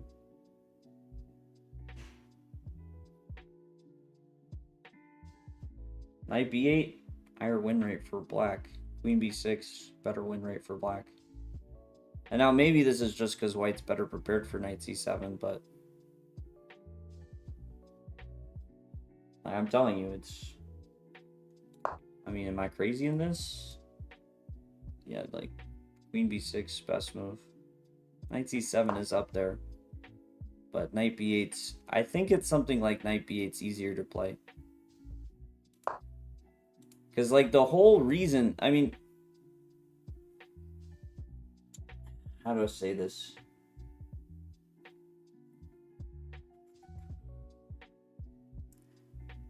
Basically, everything white is doing is to try and get you to play knight c7.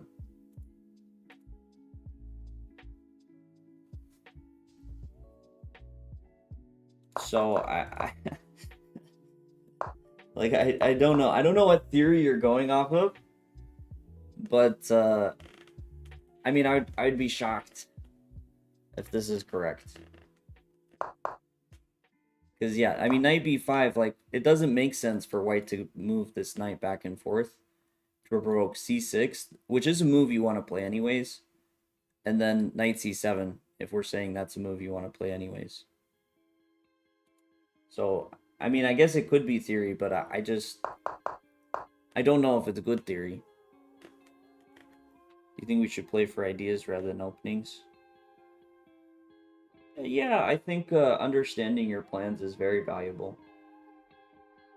Like, where do you want your pieces? How are you breaking through? How are you creating threats? I think that stuff's really, really important.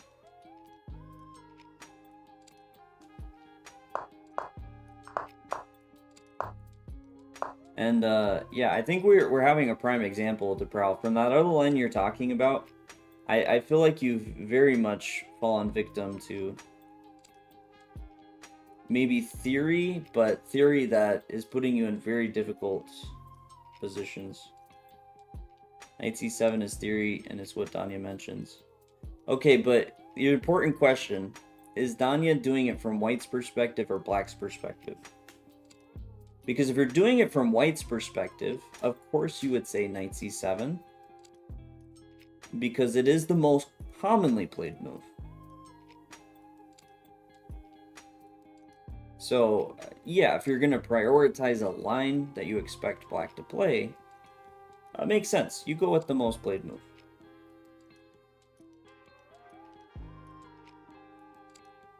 But I don't know. Again, just from my point of view, I know playing it from white, exact position, okay, up a tempo, but knight b1 was like a huge game changer.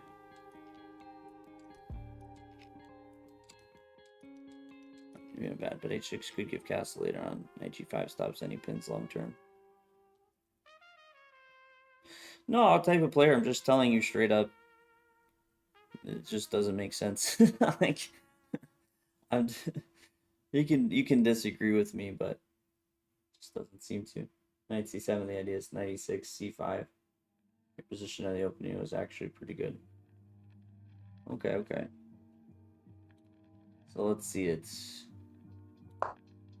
So this is what was played, right? No. c5 first.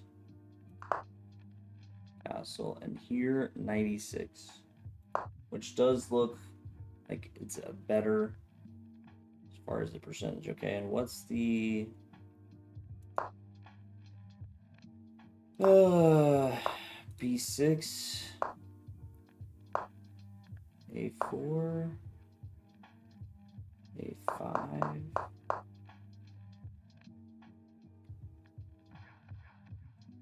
Is there a downside to your opponent moving the bishop back? I guess it kind of makes sense. e6 might be better.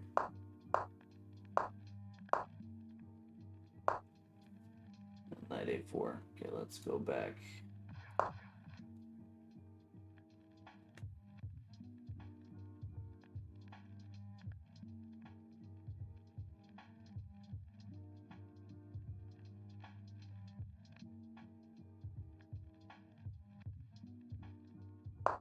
Annotations are your own. Okay, good to know. Yeah, I'm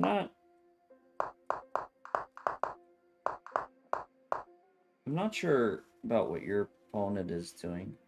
In quite a few moments. I think for your opponent, bishop d3 doesn't make sense at a glance. I feel like it should be bishop e2. That leaves open the d file, which would discourage c5. But maybe I'm crazy for that. Yeah, bishop e2, actually the more commonly played move. And now c5 is very difficult, but so you play knight e6 first. Then here you play, you patiently play b6. e6, bishop b7. Yeah, so I think it is a difference with bishop e2 or bishop d3. So playing c5 here might work. No potential for him to play d takes c5.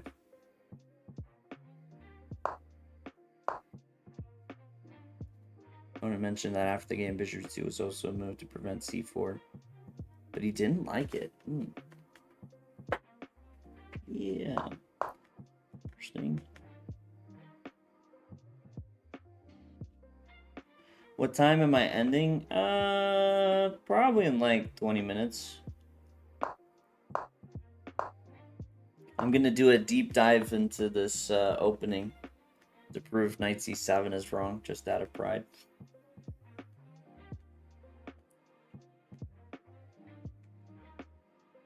Dang. Wait, why are you asking, Miles?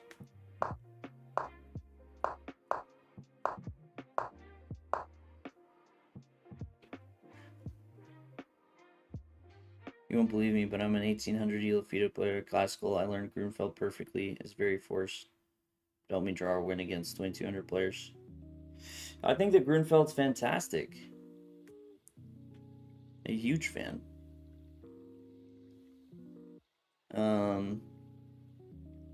Yeah, and playing it as a lower player is actually, like, if you have a good feel for the position, actually is quite nice. Because my biggest annoyance as someone that plays the Grunfeld is some of those lines that do lean more towards a draw, where my opponents will just kind of go for it. No. Funny thing is, pretty sure out of the opening I was doing very well, but then totally lost there. Yeah, okay, but in all fairness, your opponent played like pretty bad. Like, I think you played well, and I'm actually really curious to look into this line, because like, I'm actually open to playing it myself if knight c7 here and all this kind of works out well. Like, I'm actually interested, because I play very similarly, so that's where I'm interested.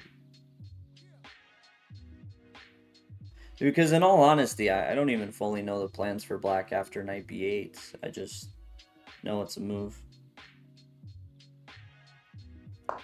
But yeah, I mean, bishop d3 is pretty... I guess it's kind of deceptive. Like, it feels like it should be the move, but... I think he should probably play, like, bishop b5 here. Would make sense.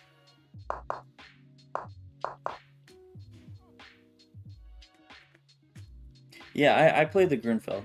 That's why DeProwl, because I get the sense you do. That's why I'm like judgmental of all this. Is it's not, I'm not just looking at it from like, I've never played these positions. Like, no, I've played all this. And I've done lots of studying and kind of made GM through playing the Grunfeld, so I think I did okay. Definitely could be better. And theory on some of these lines, because I haven't looked at it, could have developed. But yeah, this seems really good for you now.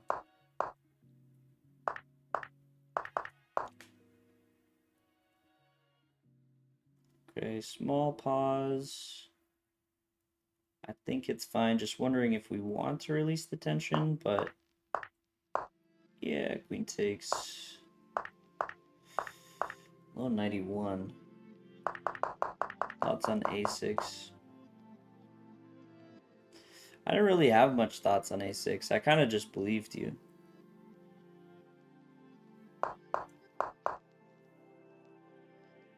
I mean, I don't know if it's the biggest use of the best use of time, but I'm also not against in this case, since there is clear use in freeing your queen, of you kind of put it to your opponent to ask him what he wants to do. Like, it doesn't feel like he has much.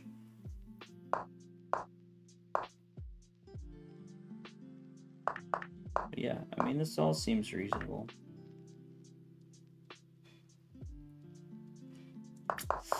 Although, I don't know. At the same time...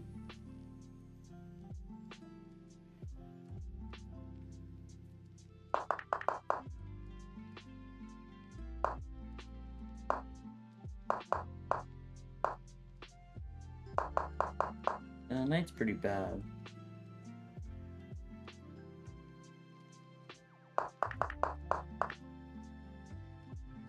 Oh, see, d takes c4, I thought that was like a for sure.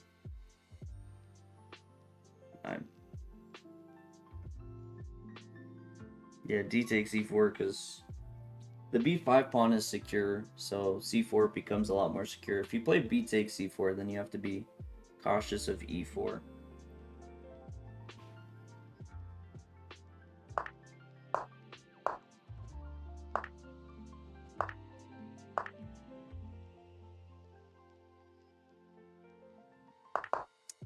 I don't know about this though. But I don't know what the best way to handle it is.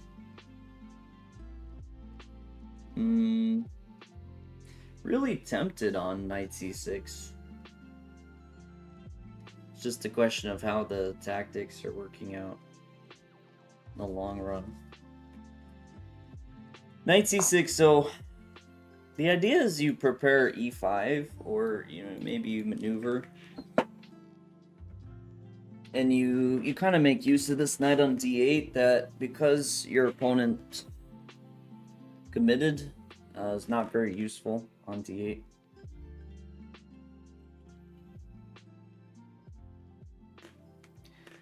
Knight e5 is what you didn't love.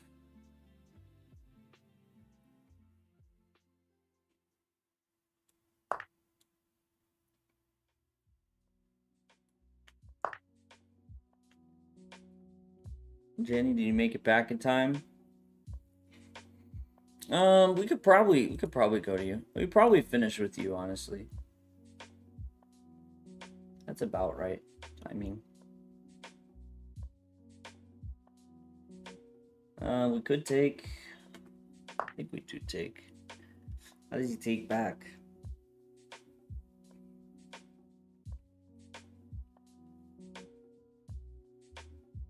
Pawn takes.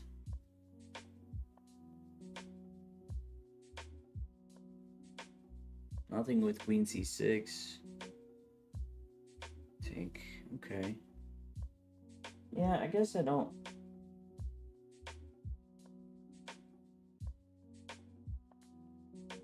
Not as clear.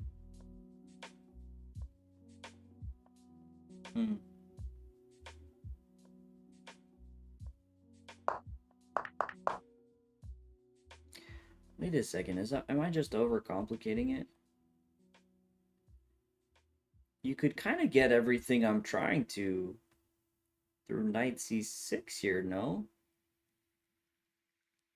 You have a lot of the same ideas. I mean, not that queen d7's bad, because it should basically just transpose. Yeah, okay, so it basically just transposes. So maybe it's fine. Maybe I'm freaking out about it for nothing.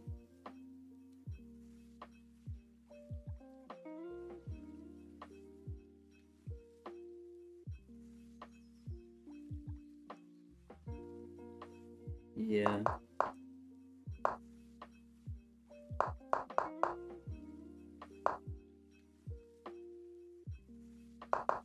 Maybe I give a slight preference to knight c6, because after queen d7, you could play knight back to f3. And once again, you're faced with this knight e5 idea that does seem to be at least a little bit annoying. At least I would rather the knight be on e1 than e5. But that's very minimal. We could always go back queen d5 after knight f3 if we do decide that is a problem. So no, this does seem to be turning out.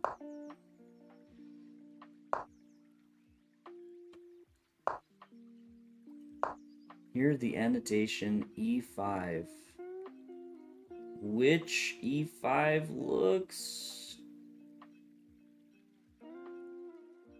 really good. Is it really good or just good? Really good? I think really good. Because what, e5, d5, and then you pick up the pawn and you're opening up your pieces.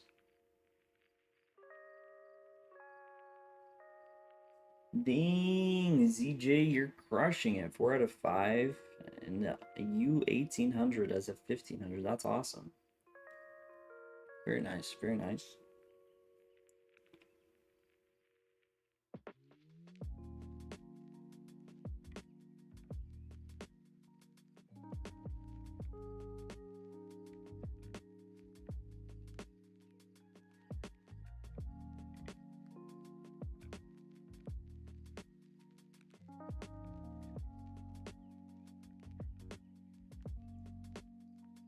Yeah. I don't even know if that's necessary. Like, you still could just play 97 straight up. E4, F5. It's a bit messier, but if it works, it works.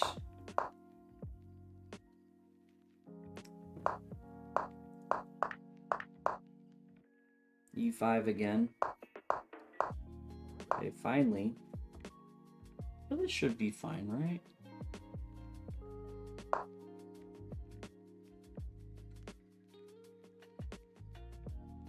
You gave knight d5 a question mark.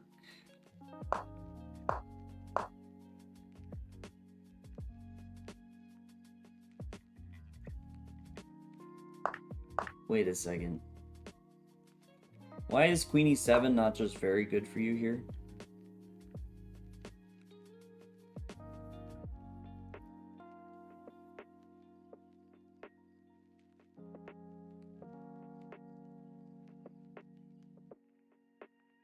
E4. No, E4. No, wait. No E4. No, I don't believe in E4. I believe E4 should lose. Does white have something I'm missing? He doesn't take D3.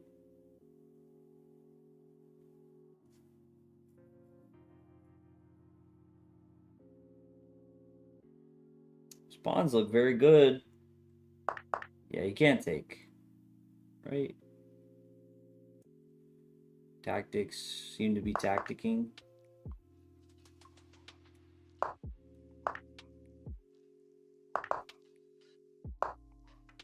Yeah, I mean, I like this. Those pawns are...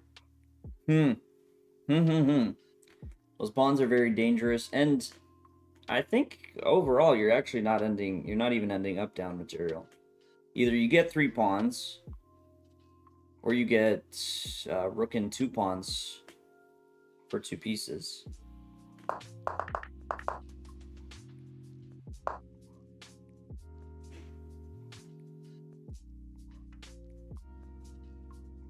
Yeah. Yeah, queen e7. Think so.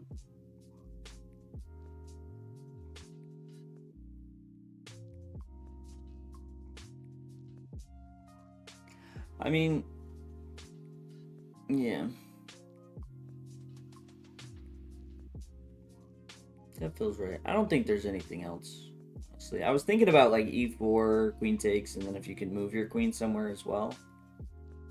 But I guess rook a... Wait a second. Hold on. Actually, yeah, you also have this, don't you?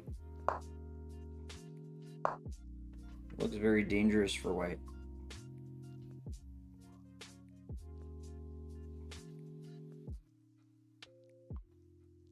I mean, I assume e takes is... You're still pressing. I mean, that shouldn't go away. But... Yeah, these lines are... They're interesting. She did briefly consider that, but didn't take it seriously. Yeah, it's just the pressure against c3 is so good. And if you take c3, kind of makes sense of every other thing you have in your position. So trying to make it happen, I think like that becomes very serious. And really worth pushing, whether it's you trying to make it happen through e4 or you're trying to make it happen through queen e7. I think it's just the value is so good with where your rooks are, with where your bishop is. That's worth really trying to make happen. But still, this should be good for you. Like, I struggle to believe you're not better. I'm gonna do... I feel like on stream, I need to do like a whole thing about these h6 pawn pushes.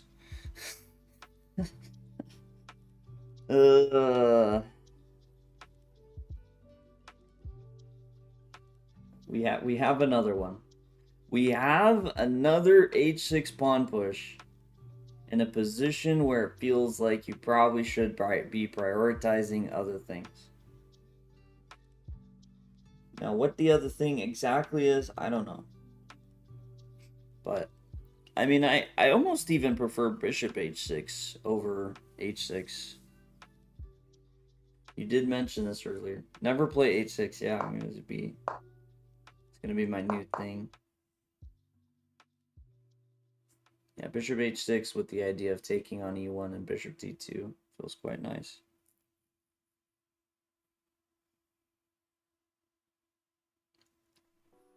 Yeah, no, I understand. Just a waiting move.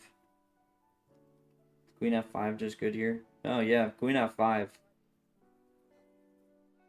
Just winning c3.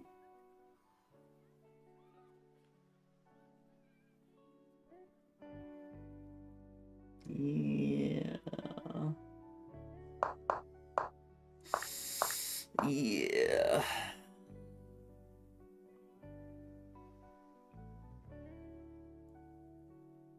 That's a sneaky move.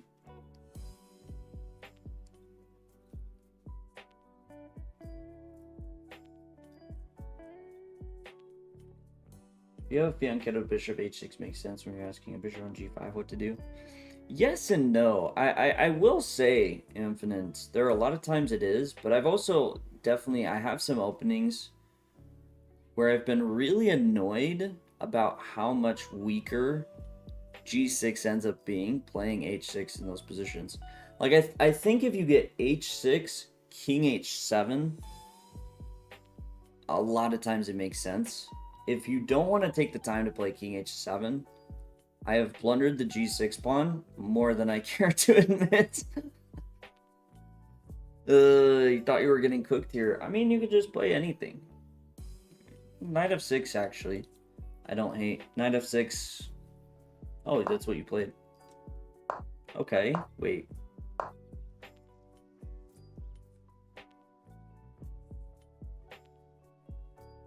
So what's the problem? I was thinking you play knight f6 to go queen c7 and take this.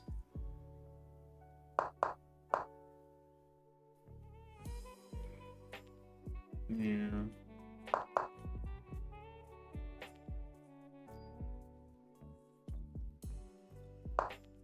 Just attack the stuff.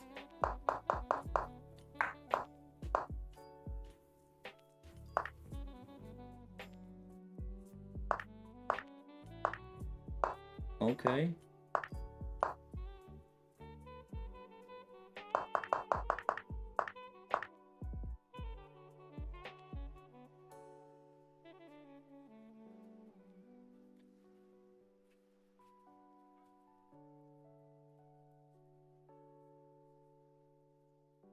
Queen c7, knight b4. Wait, why just take the pawn?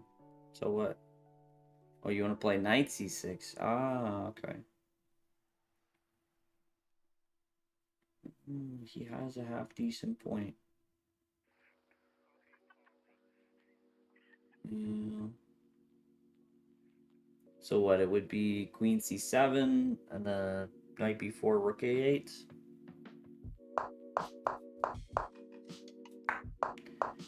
I was actually wondering, what if we just play king h7? Just so I understand, what am I blundering?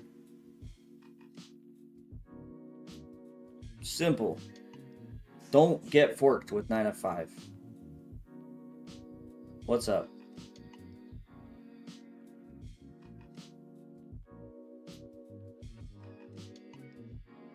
Wait, in that other line? No, we don't take on a5. Why queen c7, rook a8. I mean, you can still play knight c6, but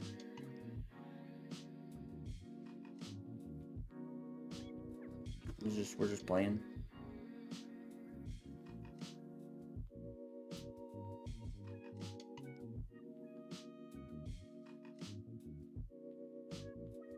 Of course, rook a8 is sad, but if it works, it works.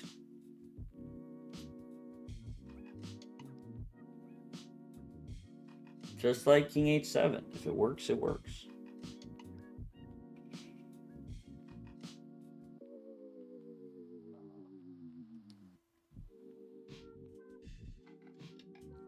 Figured the endgame had chances. True.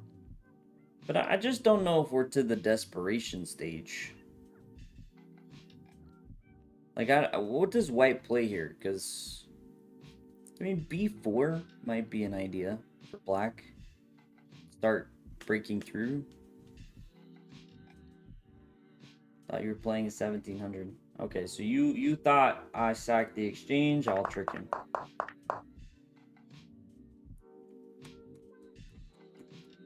Why does it end after rook e7?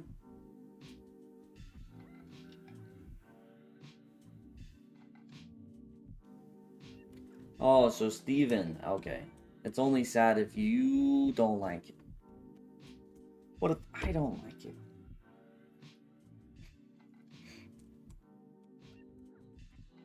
G60 delay 5. So, recreate this game. What kind of BS is this?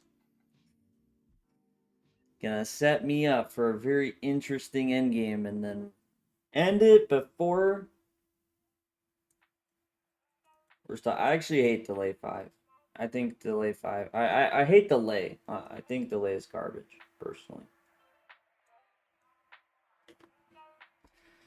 Delay is like, I don't know what psychopath invented it, but it's like they just wanted the chess players to suffer.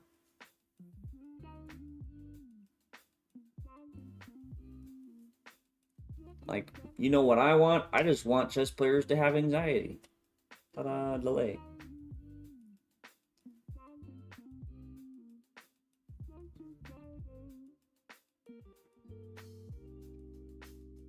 I assume it was rook f8.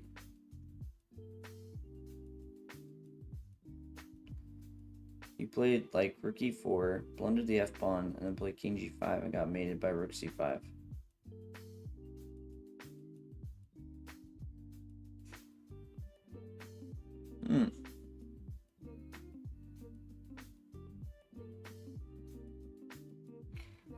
So I'm just going rook f8, rook b7.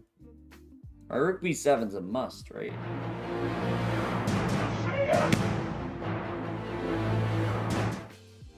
Wait, you played king f2? What? Bayard, thank you for the follow. Maybe I'm crazy, but I thought b4 was, in a way, a kind of threat. Right, because now if you go after the c pawn, like this is just running, and if you put it behind here, at some point knight b5, c3. I'm actually, okay, let's say I'm right.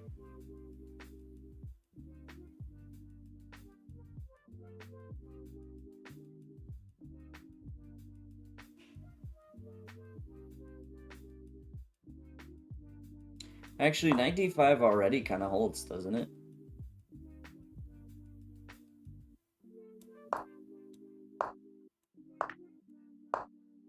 Is this truth? Wait, he goes back. Then he does the whole checking. No, hold on. Yeah, he does the checking thing where he eventually picks up c8. Is that truth? That's truth. Okay, so you can't go full blown crazy. It's here, here, here, here.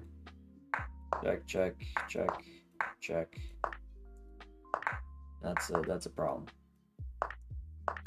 So we don't go full-blown crazy, but, you know, we could just start knight f6 and back and forth until he lets the rook go.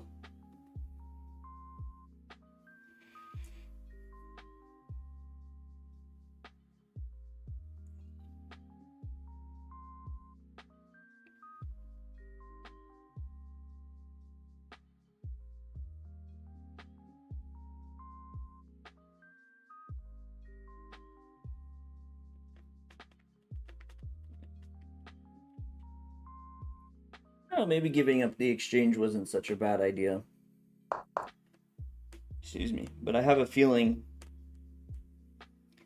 that you're way too patient in pushing your pawns. I think it's an interesting idea because you like really, you know, really push forward. And if he's not careful, it's actually very dangerous early on.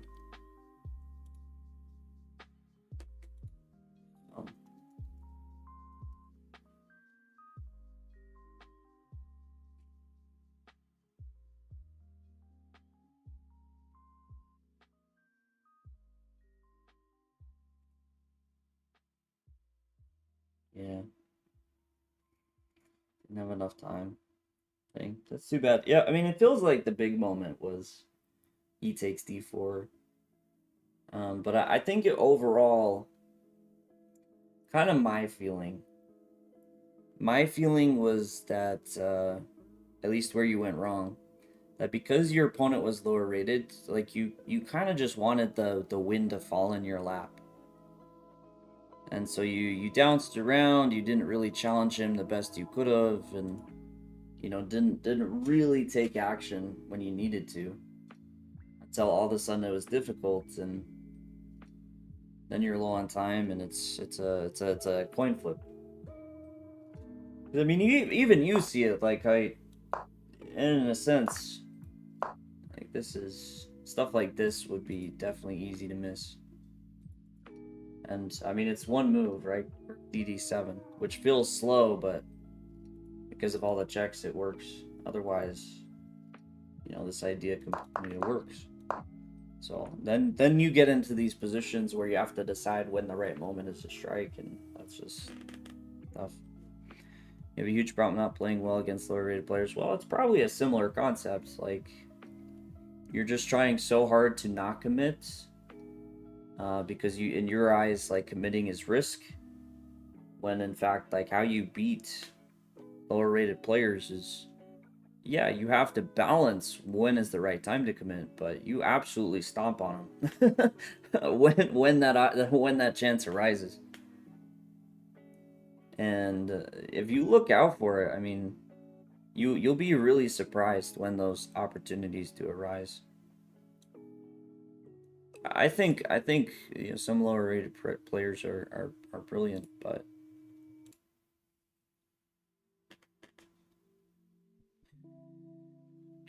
wait, did you play against a GM, Janie? Because it didn't load the names, but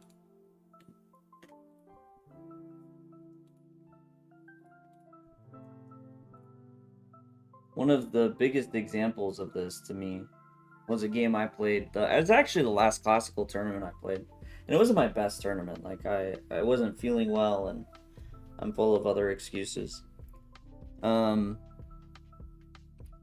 the first rounds, like, surprisingly, almost out of nowhere, like very early on, I realized my opponent had a bunch of issues. So I spent a lot of time calculating it, but went for it, and you know, I won in like 20 moves. Now, obviously, that doesn't always happen. And obviously, I've sometimes been the player in that, getting in trouble that early on. But, like, you have to take chess for what it is and calculate it, and, you know, take the opportunities given.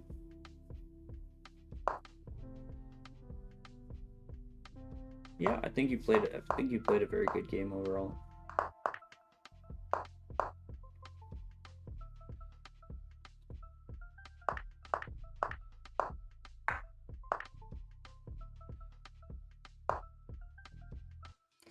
You know what I'm realizing?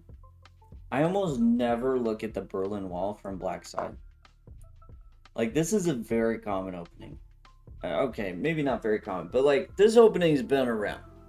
You don't play chess unless you know the Berlin Wall. It looks completely foreign to me. Cause I never look at it from black side. It's crazy. By the way, to those in the queue, I am going to be finishing after this game. Fortunately, I do have places to go, things to do, people to hang out with, chess to play. But I should be back. I've been a bit absent, but I think I should be back pretty consistently every Monday for a good while. Yeah, B3 is very strange. Very, very uncommon move. Bug. Apparently A5 does very well here for black. My understanding... Okay, wait, bishop A3 is the idea, so... In this case, you take, play A4. What? Why? Why is this a big deal? Just A4 is really nice and you try and tie white down? Okay. Seems like an interesting idea.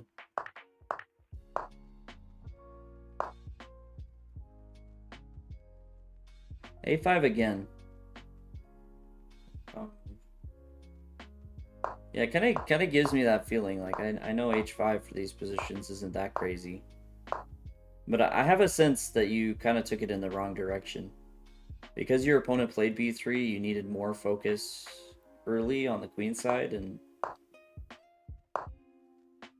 you just never really punished your opponent for that. Whoa. Thank you, Sujit. Oh, I do not like F6.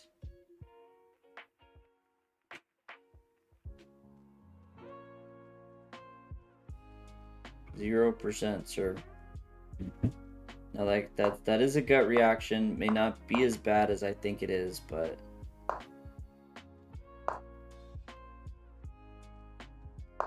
it does look ugly.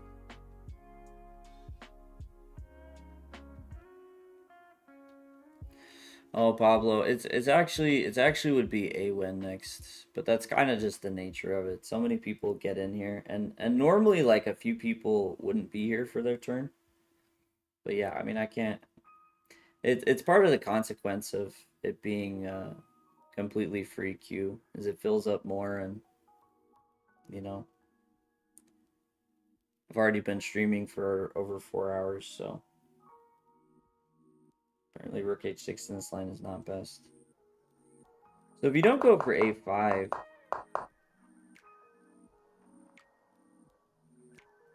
Yeah.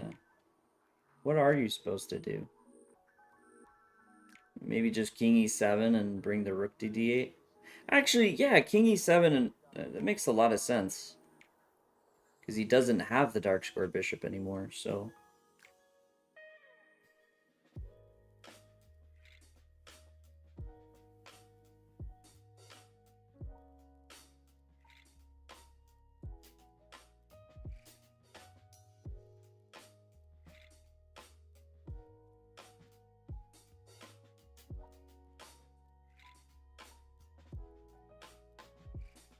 Well, a5 is just how you get play, right? And b3 kind of opened the door for it. But I think, like, if you're not doing that, then maybe just king e7, rook d8. Like, you contend against the open file, which you don't always get to do in these positions. It's kind of like, look, I'm no expert in this, but just for how your opponent's playing, those are the differences I see. Like, b3, now a5, a4, like, you have pressure. And I see, like, you can play king e7 and play on the dark squares. So I just think, like, if those are the differences, then we should adjust accordingly. Try and take advantage where we can. And it kind of especially adds this sort of question mark to rook h6 because normally like you maneuver these rooks in funny ways because you have to. Um, and I know some of that's like very challenging. But yeah, in this case, like you don't have to. Like you can just straight up play the most normal rook moves that you've ever seen. Get it, my bad. Yeah, I mean Pablo, like it's I definitely would be happy to. Like I enjoy it. It's just I've come to understand it is what it is. So if I'm not as apologetic, it's not because like I don't wish I could. It's just kind of the reality thing. So you had to take on e6. Take. Maybe this is still fine for you. Well, he drops back. And then this is a pain. Oh. Yeah, f6 is... f6. Probably not it.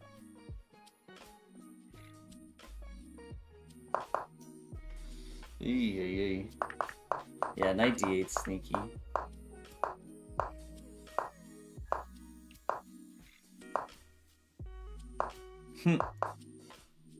Bishop h3 is funny.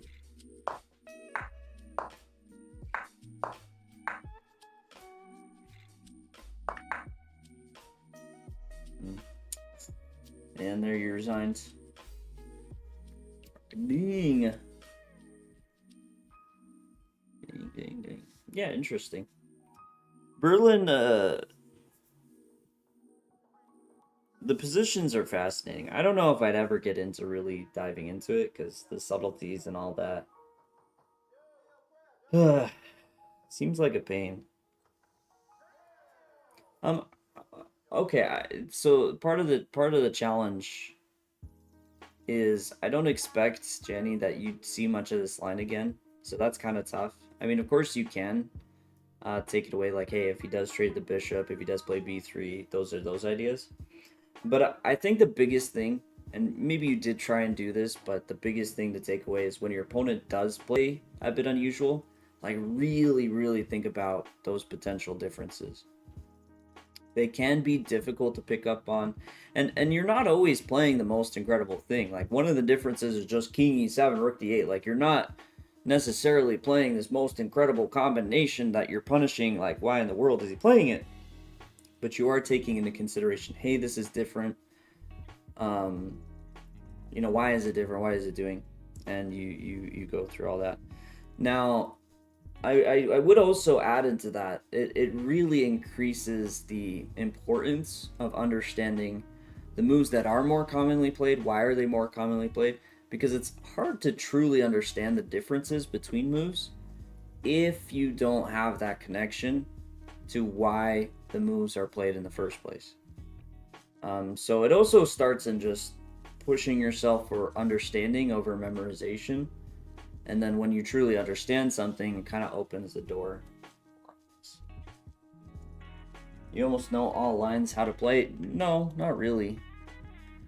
But I mean, I have played enough that I think I have at least like I can come up with rough ideas. Between what I've played, between experience, but also like I usually have the Explorer open for the openings just to see what's most commonly played here. So I can typically just compare like, hey, this is most commonly played. This is why I imagine it's played. And so on and so forth. So, yeah. All right, everyone. Thanks so much for being here. For those, as I said, in the queue, sorry I did not get to your game today, but I appreciate you also being here. I should be back next week. I was a very full queue early on, so I'm actually really happy with how far we did manage to make it. 11 games today, which is pretty solid, especially because I tend to take a bit more time. If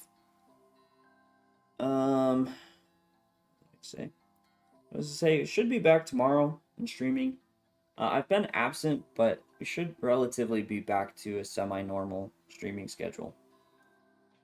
So that's it for basically the month. It should be relatively normal, except for some events here and there. Like we will be playing the Charlotte Saturday Blitz, so hopefully we'll be able to stream from there. Yeah, a few things that come up. So with that said, I'll be back tomorrow, Tuesday afternoon. And until then, you guys take care. I'm going to send you over to Miles Plays Chess. Tony and him had an epic match yesterday, so he beat us to the raid last night, so now we got to send it back. Everyone, fantastic day, and look forward to catching you next time.